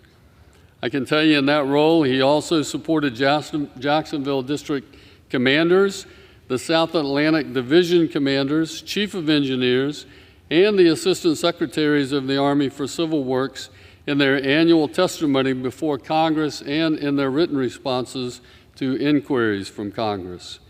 During this time, Matt also served temporarily as the acting deputy commander of the Jacksonville District and chief of the Military Interagency and International Branch. Through his expert knowledge of the civil works process, Matt consistently provided timely and accurate information and service to the public, to members of Congress and their staff, and really was just an amazing resource for all of us in Northeast Florida. Matt has received numerous awards in recognition of his outstanding efforts, including the Superior Civilian Service Medal and the Legion of Merit. And I ask that members join me today to thank Mr. Kopinski for his contributions to the Corps of Engineers, his local community, and the United States of America. And I sincerely wish Matt and his wife, Nita Canet, every success in the future and a very restful retirement. Mr. Speaker, with that, I yield back.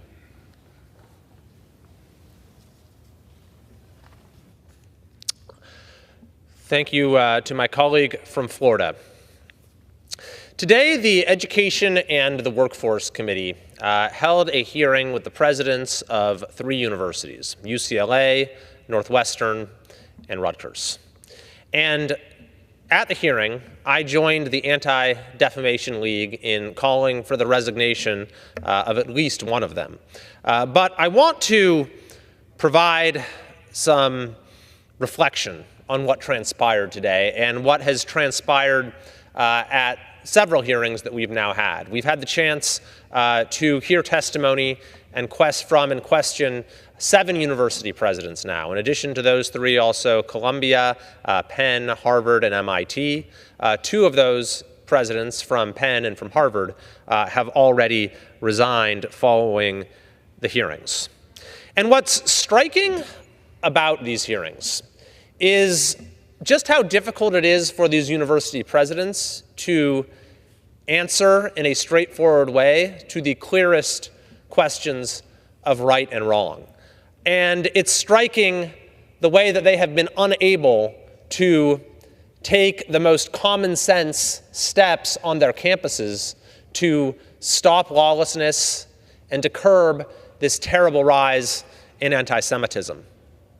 And when you look at the folks who testified today, or for that matter, any of the 7 presidents we've heard from, I don't think there's any of us who would suggest that these individuals are themselves anti-Semitic or prejudiced.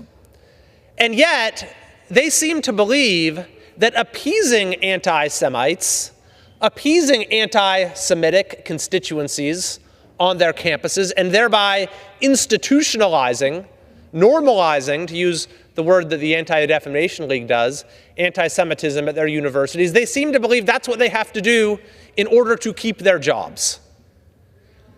And so this is itself a fundamental failure of leadership and a reason to doubt the fitness of any of these particular individuals to lead major universities. But it also speaks to the overarching challenges we now face in American higher education, where they feel the need, these leaders of our top universities, to cater to the most bigoted and backwards forces at the expense of their own students' safety, well-being, and education.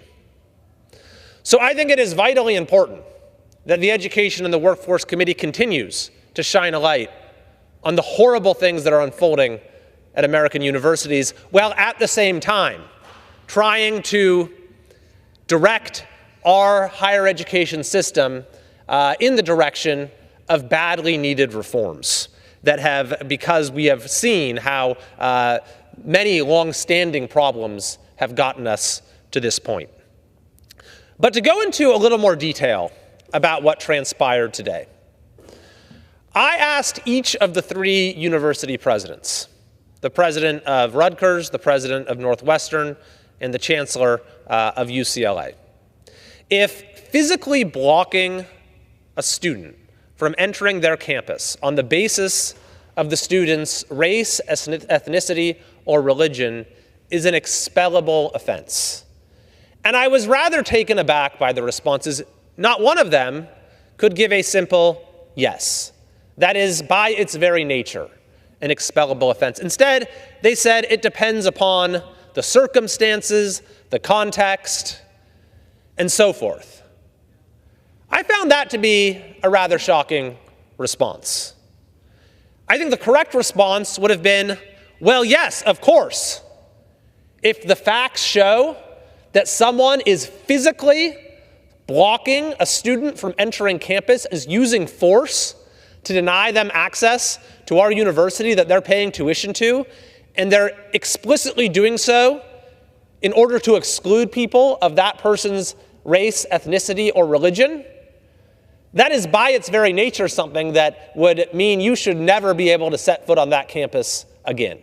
Any individual who would engage in such conduct, yet not one of them could give that response. What's worse is this, of course, is not a hypothetical situation. It's something that we saw happen repeatedly at several campuses, and in particular at UCLA. So I played a video clip for the chancellor that showed exactly this happening. A Jewish student, it's a Star of David, who's trying to gain access to his campus to go to class, who has his student ID card in his hand, and a group of self-appointed enforcers lock arms and form a blockade to stop the student who tries to enter, who puts his hands in the air showing he means no harm, and they physically, by force, stop him from entering his own university. I asked the chancellor of UCLA, who are these people who formed this blockade? Are they students? He didn't know. I asked, have they been disciplined? He didn't know. It seems very clear that they got away with this absolutely monstrous conduct that should have no place in the United States of America. To make things even worse, a member of the committee, the representative from Minnesota, Congresswoman Omar, actually tried to minimize what had happened. In her questions, she suggested that this wasn't such a big deal because there were other pathways available to that student. So apparently it's okay to block people from moving about, their freedom of movement based upon their Jewish identity if there are other places that they're allowed to walk. Absolutely unbelievable. But UCLA's response to this situation was, of course, deeply problematic in a number of other ways. The situation there was allowed to build and build and build. The encampment got larger and larger and larger, and eventually things spiraled out of control, until eventually the chancellor did the right thing and called upon law enforcement to come and enforce the rules for those who refused to leave. But it never should have gotten to that point. Indeed, we now know that the police chief had advised the university not to allow an encampment, and yet UCLA allowed it anyway. Now, Chancellor Block claims that there is a system-wide UC policy that prevented them from moving more quickly. If this is so, the University of California needs to change its policy. If it's really true that the university will not seek the assistance of law enforcement until violence actually manifests itself, that is a deeply problematic policy on a number of levels. Number one, it allows for the violence to happen until you actually do anything to protect students.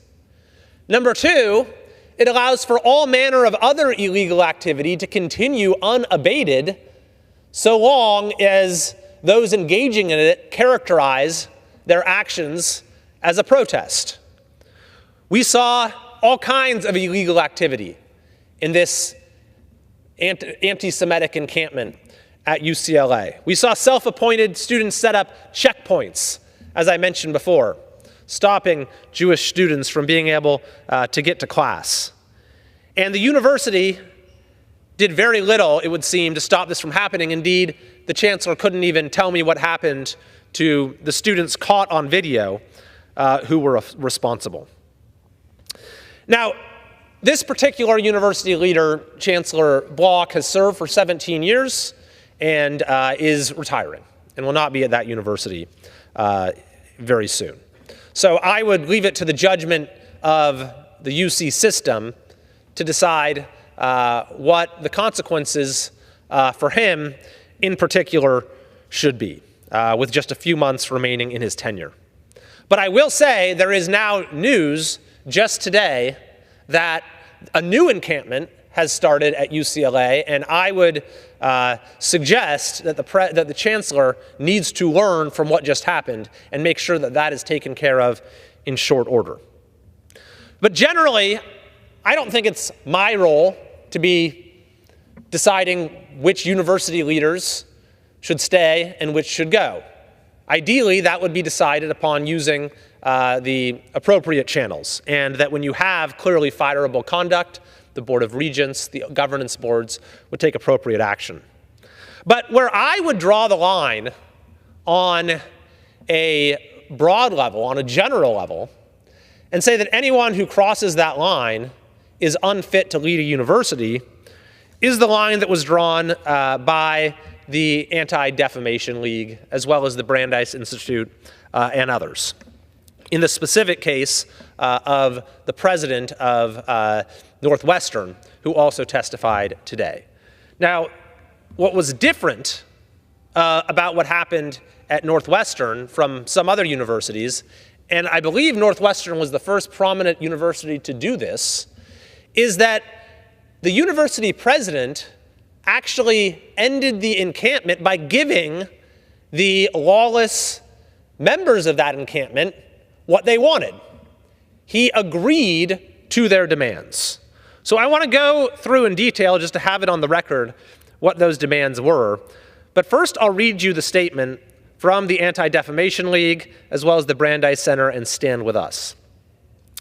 It says as follows: as the three leading organizations in the United States holding colleges and universities accountable for creating hostile environments for Jewish students, we are shocked and dismayed by the agreement Northwestern University President Michael Schill reached on behalf of Northwestern University with encampment protesters yesterday.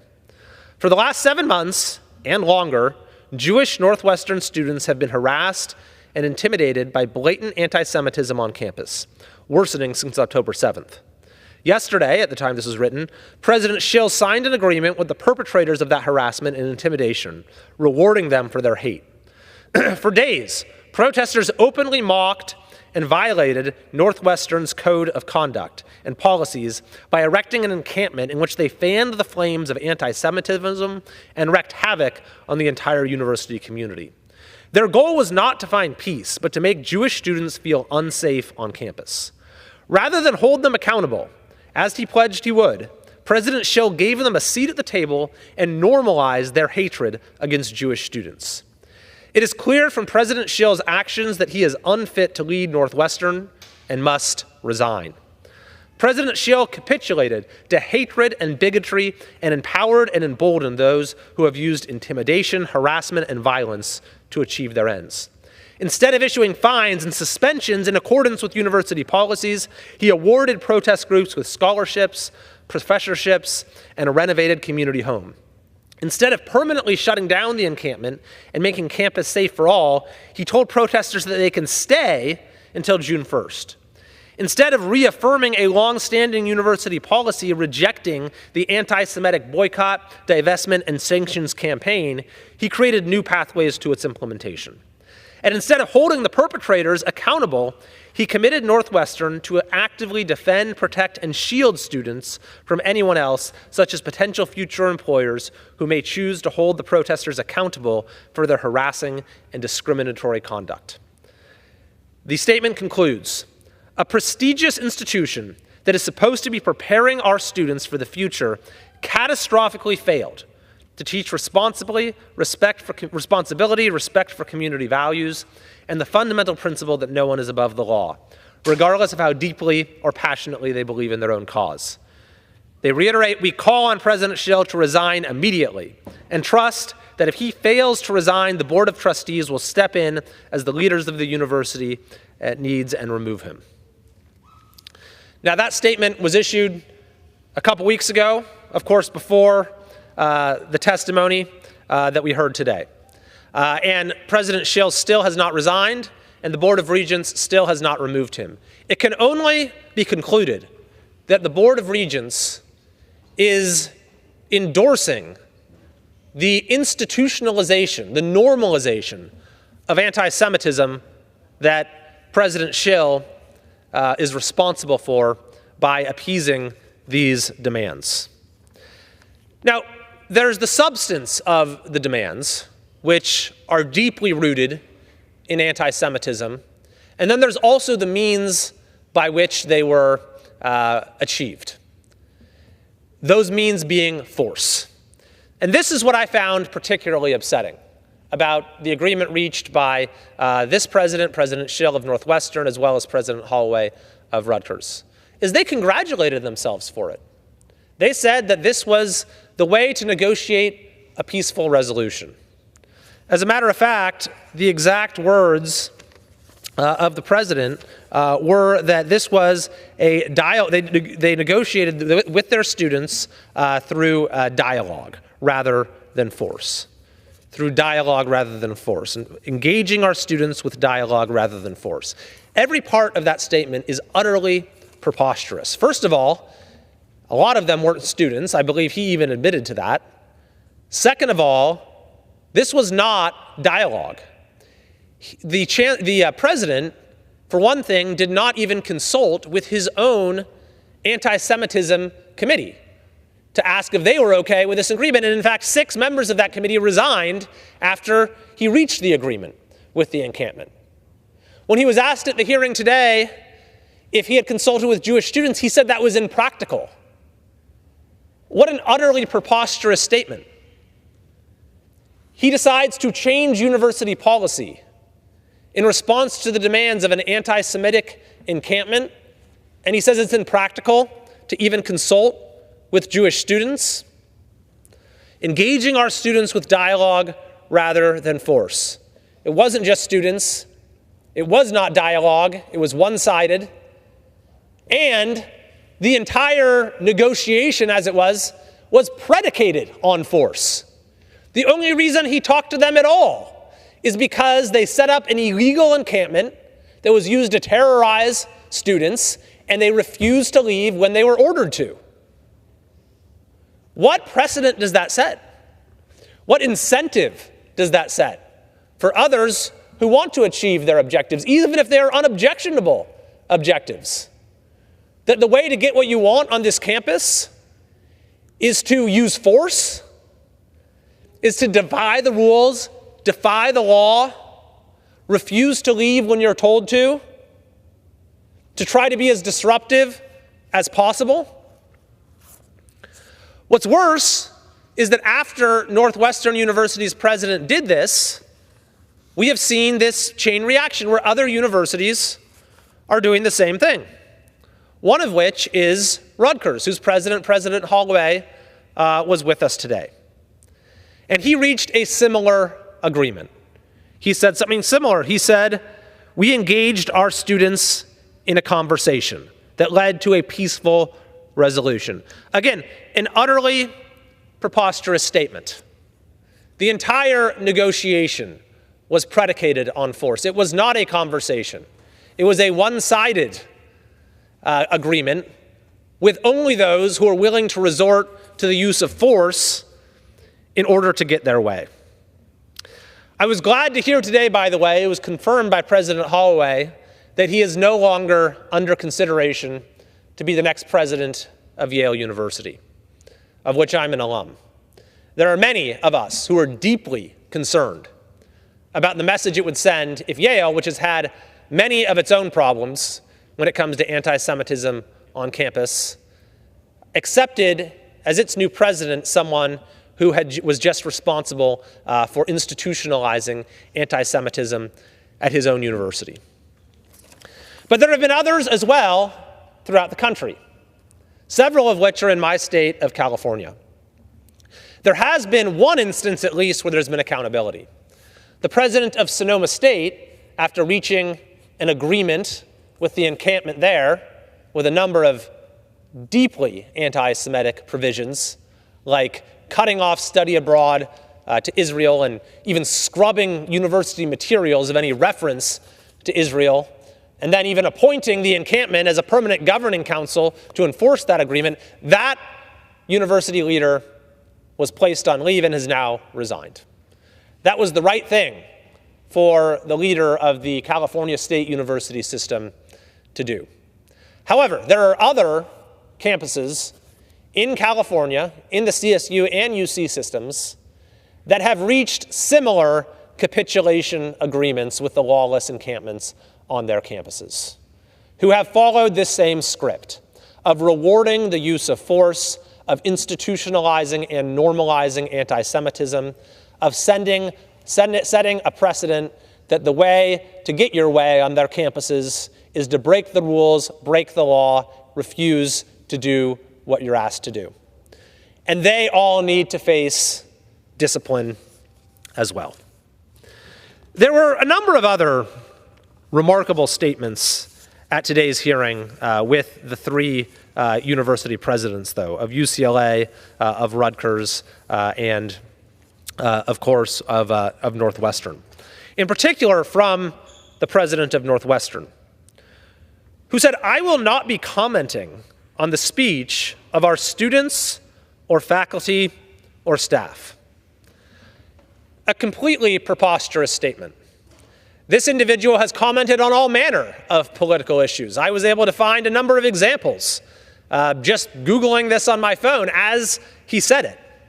And the idea that he wouldn't call out or fire or condemn a high-ranking university official who makes overtly racist statements, that absolutely defies belief.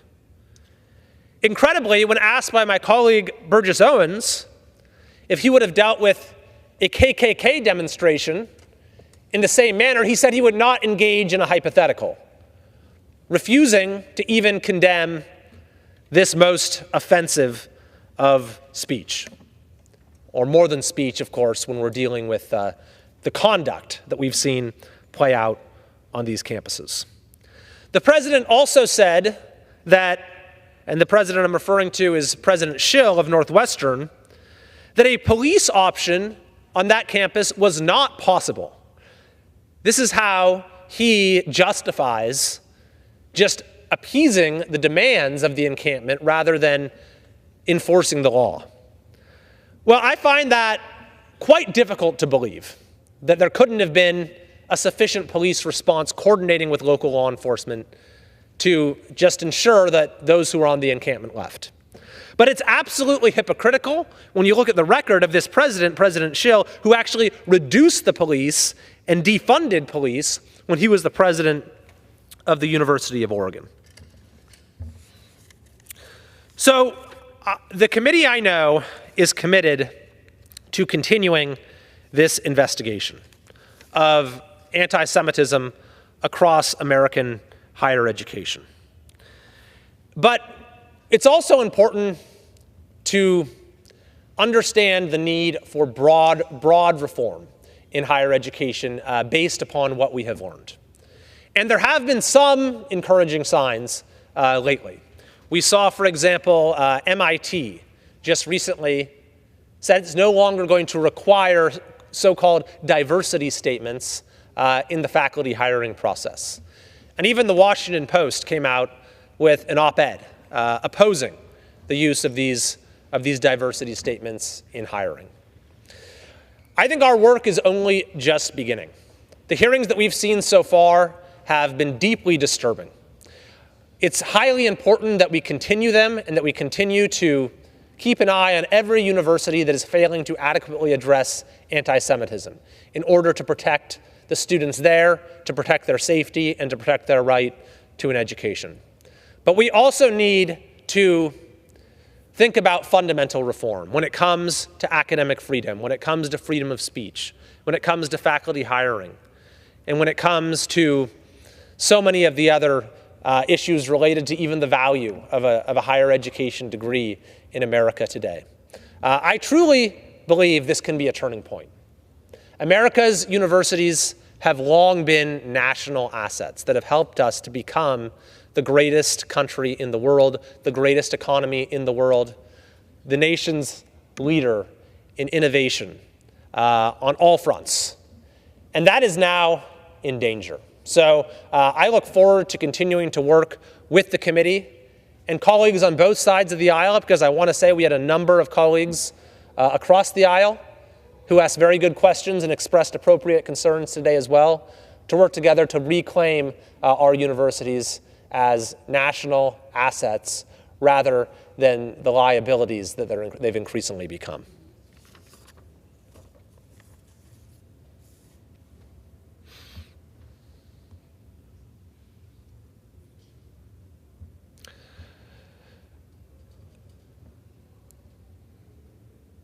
Mr. Speaker, I'd like to address a concerning situation in the world of artificial intelligence that has developed over the last couple weeks.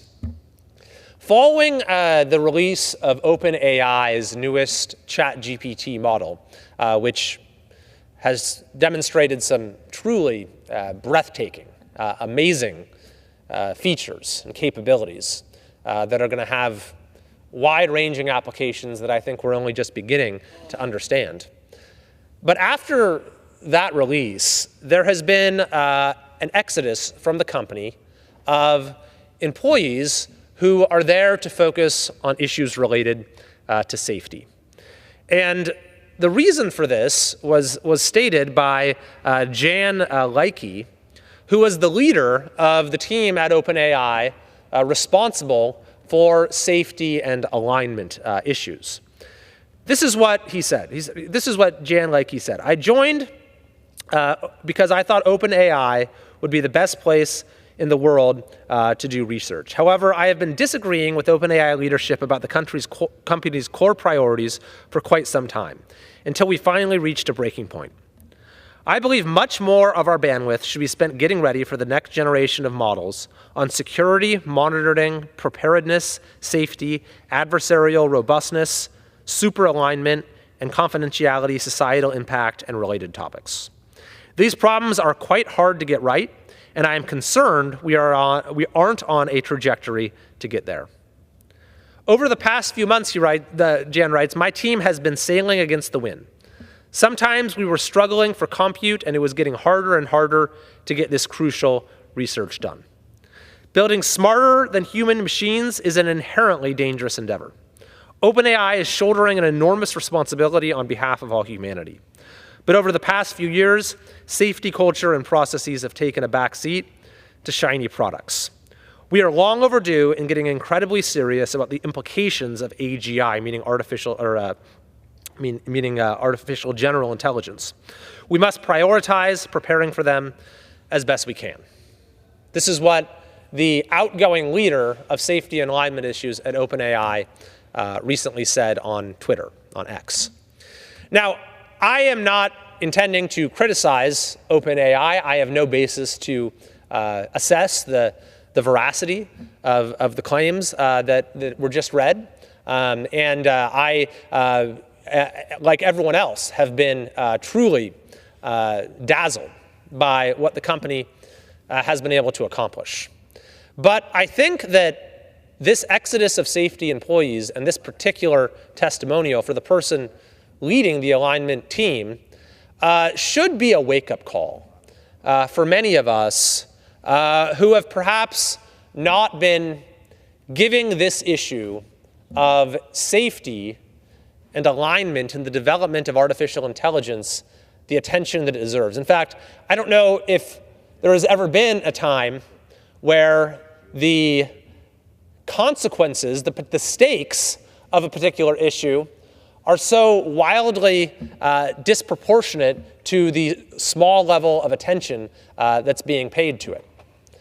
The basic issue here is that as AI systems become more advanced, as their capabilities become more sophisticated, the risks are heightened as well when it comes to many things, when it comes to privacy, when it comes to confidentiality, when it comes to potential misuses, which are limitless, and when it comes to the alignment of those capabilities with the well-being of the machine's creator, with the well-being of humanity.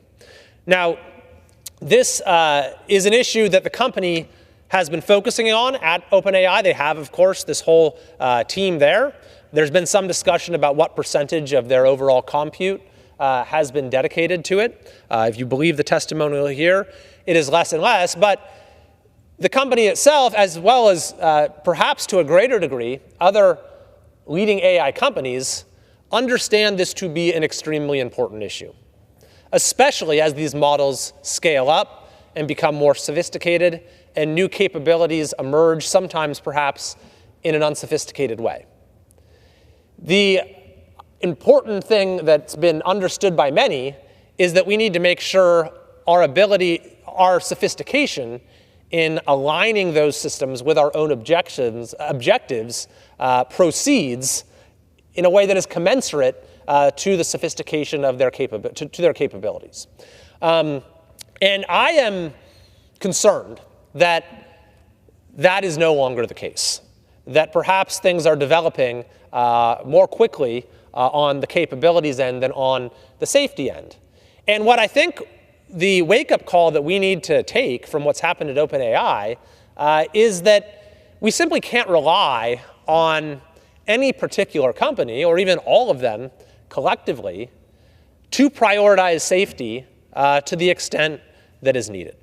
And so I do think there is some role for us here in Congress to catalyze safety research, to try to assure the proper incentives for companies to invest in safety as much as they are investing in product development and other things. Now, there are some states, and perhaps even some folks here, who are already proposing new regulations that would hamstring this new technology, that would stand in the way of developing more advanced models. Personally, I think that is the wrong approach for a number of reasons. First of all, it's not at all clear that it's going to actually be successful in limiting the development of these technologies. And if it is, it would only apply to us here in the US and our jurisdiction, whereas our potential adversaries in other countries could continue to develop this technology unabated and in a way that poses a risk to the United States, our competitiveness, and our national security.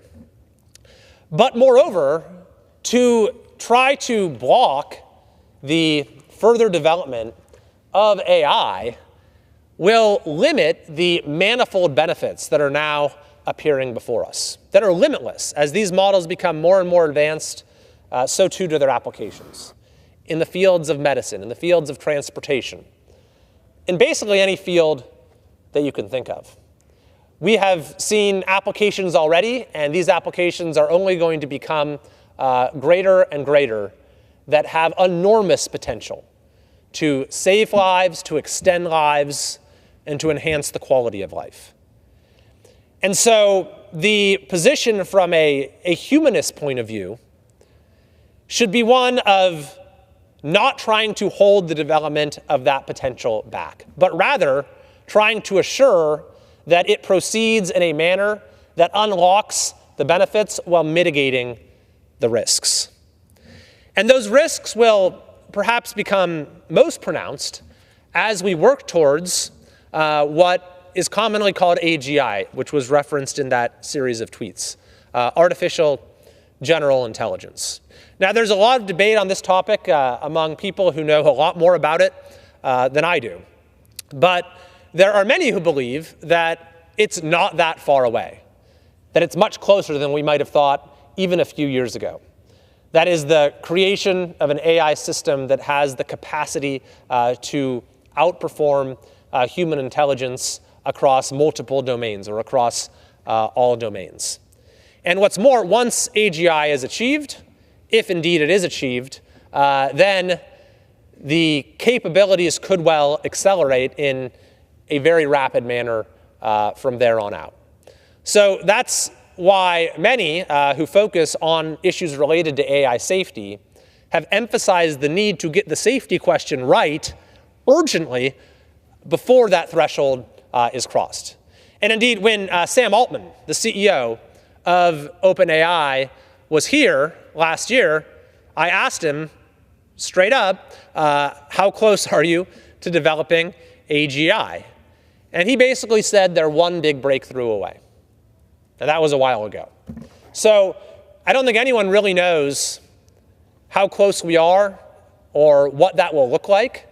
But I think there is an urgent need to prepare for that day by doing everything we possibly can to assure that as capabilities develop in an unpredictable way, we have done the groundwork to make sure that those capabilities are aligned to our objectives and serve human purposes and don't have the potential to serve other purposes or to misinterpret their commands in a way that has grave consequences.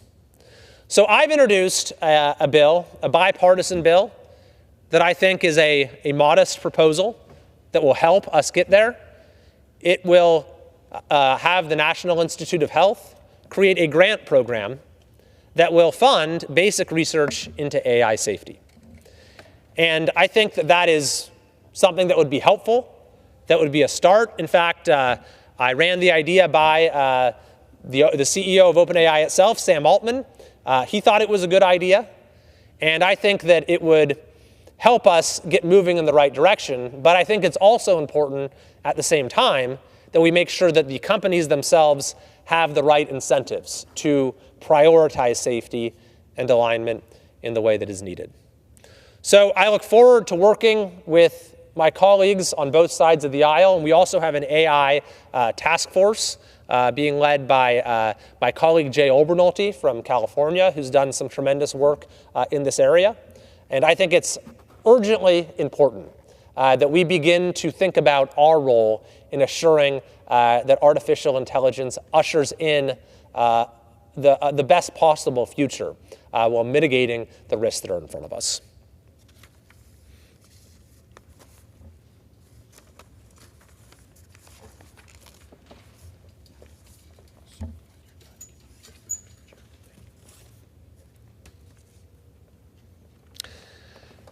And now, Mr. Speaker, I'd like to take a few moments to recognize some truly outstanding individuals from my district.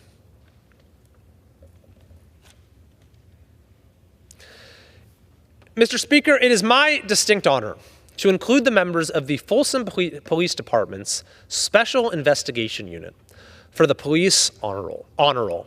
The SIU team consists of one sergeant, Sergeant Brandon Mansour, and 3 detectives, Detective William Maslick, Detective Justin Kane, and Detective Andrew Graham, whose responsibilities include narcotics prevention and weapons enforcement, along with fugitive apprehension. I believe that their work surrounding fentanyl poisonings throughout the last year is truly worthy of recognition. Along with several other areas in this country, the city of Folsom has seen an increase in fentanyl-related deaths.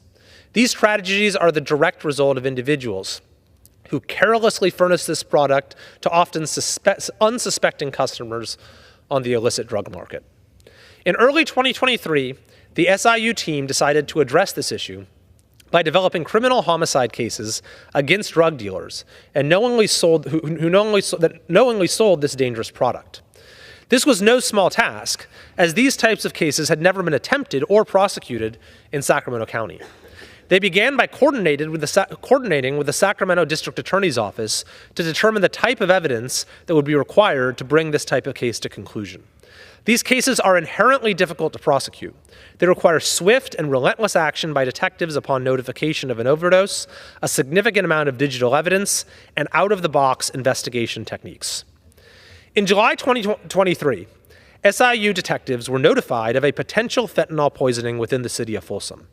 The victim was a 24-year-old female who recently moved to the area to begin work as a preschool teacher. The detectives worked all night to eventually identify her supplier, develop probable cause to arrest him for homicide, and coordinate with the district attorney's office. Approximately 48 hours later, her supplier was arrested for murder, the first case of its kind within Sacramento County. Since that first case, the SIU team has successfully arrested 3 other individuals for manslaughter or homicide after knowingly supplying this dangerous drug to their customers. They remain the only investigative unit in our region to bring this type of case to the Sacramento District Attorney. The Special Investigation Unit has truly distinguished themselves and had an incredible impact on the community we serve. I believe they have very much earned the right to be recognized in the 3rd District Police Honor Roll.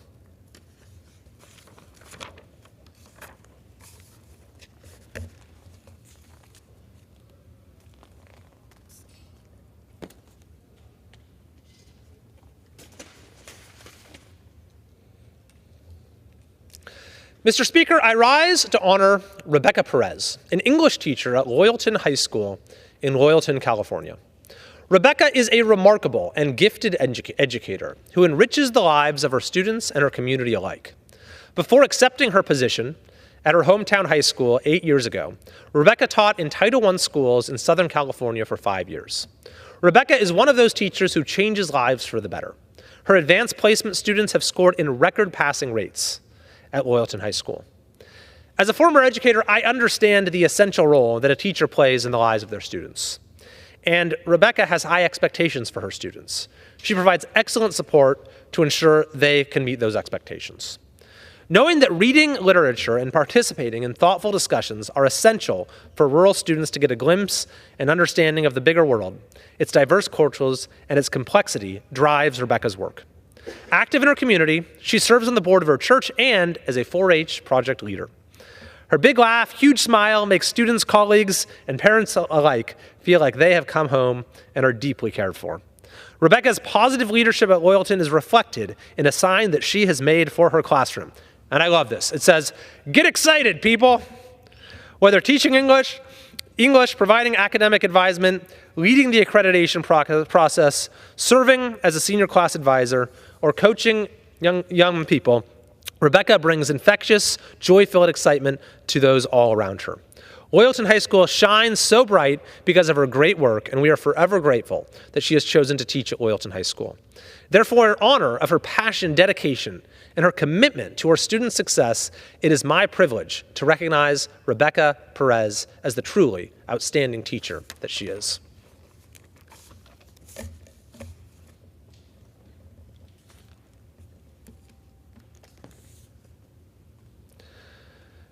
Mr. Speaker, I wish to take a moment to recognize the outstanding and prominent educators of California's 3rd Congressional District. I would like to briefly highlight a teacher from the Bishop Unified School District, Elena Stoll, who has dedicated 34 years of her career to educating the students of her community. Ms. Stoll graduated from Bishop Union High School in 1983 and then returned in 1990 to serve and spend 2 decades as a primary teacher. She later became a reading specialist for Bishop Unified and continued to further her education by obtaining her master's degree in education administration with an emphasis in reading. Ms. Stoll has worked tirelessly on strengthening Bishop's reading intervention program, implementing phonics-based small group instructional strategies, and creating systemic improvements across the grade spans. She approaches her work pertaining to students with high levels of enthusiasm and love, and strives to meet best practice standards. She's known for her unique ability to motivate others to meet the high standards set by her performance. I commend Ms. Stoll for her exceptional dedication to education and to promoting student success and academic achievement. Therefore, on behalf of the United States House of Representatives, I am pleased to recognize Ms. Elena Stoll for her significant contributions to the Bishop Unified School District and to the students of the Bishop community.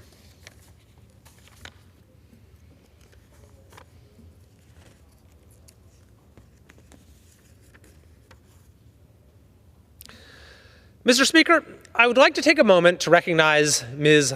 Elizabeth Isaacs, a kindergarten teacher in the Folsom Cordova Unified School District at Oak Chan Elementary School. Ms. Isaacs teaches kindergarten at Oak Chan and has been employed there since 2015. However, her experience goes back 19 years. Ms. Isaacs' mission is to make the world a better place, and she finds herself continuously motivated by the positive impact she has on her students' lives. Ms. Isaacs teaches in innovative ways to keep her students motivated and engaged, and is passionate about instilling her students with the knowledge and tenacity that is needed to help each child reach their full potential. Just the idea that she is contributing towards the development of her students brings her great joy and satisfaction. Ms. Isaacs' students and the opportunity to teach kindergarten have contributed to her unwavering commitment to education. Every day, she comes to class feeling cherished, challenged, and fulfilled. Growing up, Ms. Isaacs learned how education has the power to affect meaningful change in the world. Even as a child, she enjoyed playing school with her siblings, where she took on the role, of course, as the teacher. Both of her parents were educators, and she grew up helping set up bulletin boards in her mother's classroom at White Rock Elementary in the Folsom Cordova Unified School District. Additionally, she appreciated being able to observe her father's lectures as a professor at McGeorge School of Law in Sacramento. It is a true honor to represent exemplary teachers, such as Ms. Elizabeth Isaacs, in the United States Congress. Therefore, in honor of her passion, dedication, and belief in the transformative power of education, in honor of her commitment to her students' success, it is my privilege to recognize Ms. Elizabeth Isaacs as the outstanding teacher that she is. Mr. Speaker, I would now like to yield to my friend. I now yield back to the chair. Gentleman yields. Under the Speaker's announced policy of January 9th, 2023, the gentleman from Alabama, Mr. Strong, will control the remainder of the hour and is recognized for the remainder of the hour as the designee of the Majority Leader. I thank the gentleman from California for yielding. The gentleman I'm soon to recognize was raised in your district in California. Mr. Speaker, I rise today to recognize a true American patriot, Grammy Award winner, Lee Greenwood. May 21st marked the 40th anniversary of his song, God Bless the USA. This song has withstood the test of time and remains an anthem for Americans to proudly express their love of God and country. God Bless the USA is one of the most recognizable patriotic songs in America, uniting people both in times of celebration like the 4th of July and during some of our nation's darkest hours like 9/11. Lee wrote God Bless the USA in 1983 and published it in 1984. Lee Greenwood has performed God Bless the USA for 10 American presidents and traveled on 20 USO tours. Not only is he a tireless entertainer, doing more than 160 concerts this year, but he also cares deeply about his family. He cares about America, our military, and our veterans. He is a supporter of Helping a Hero and has been a part of hundreds of welcome home ceremonies for our brave and courageous wounded warriors.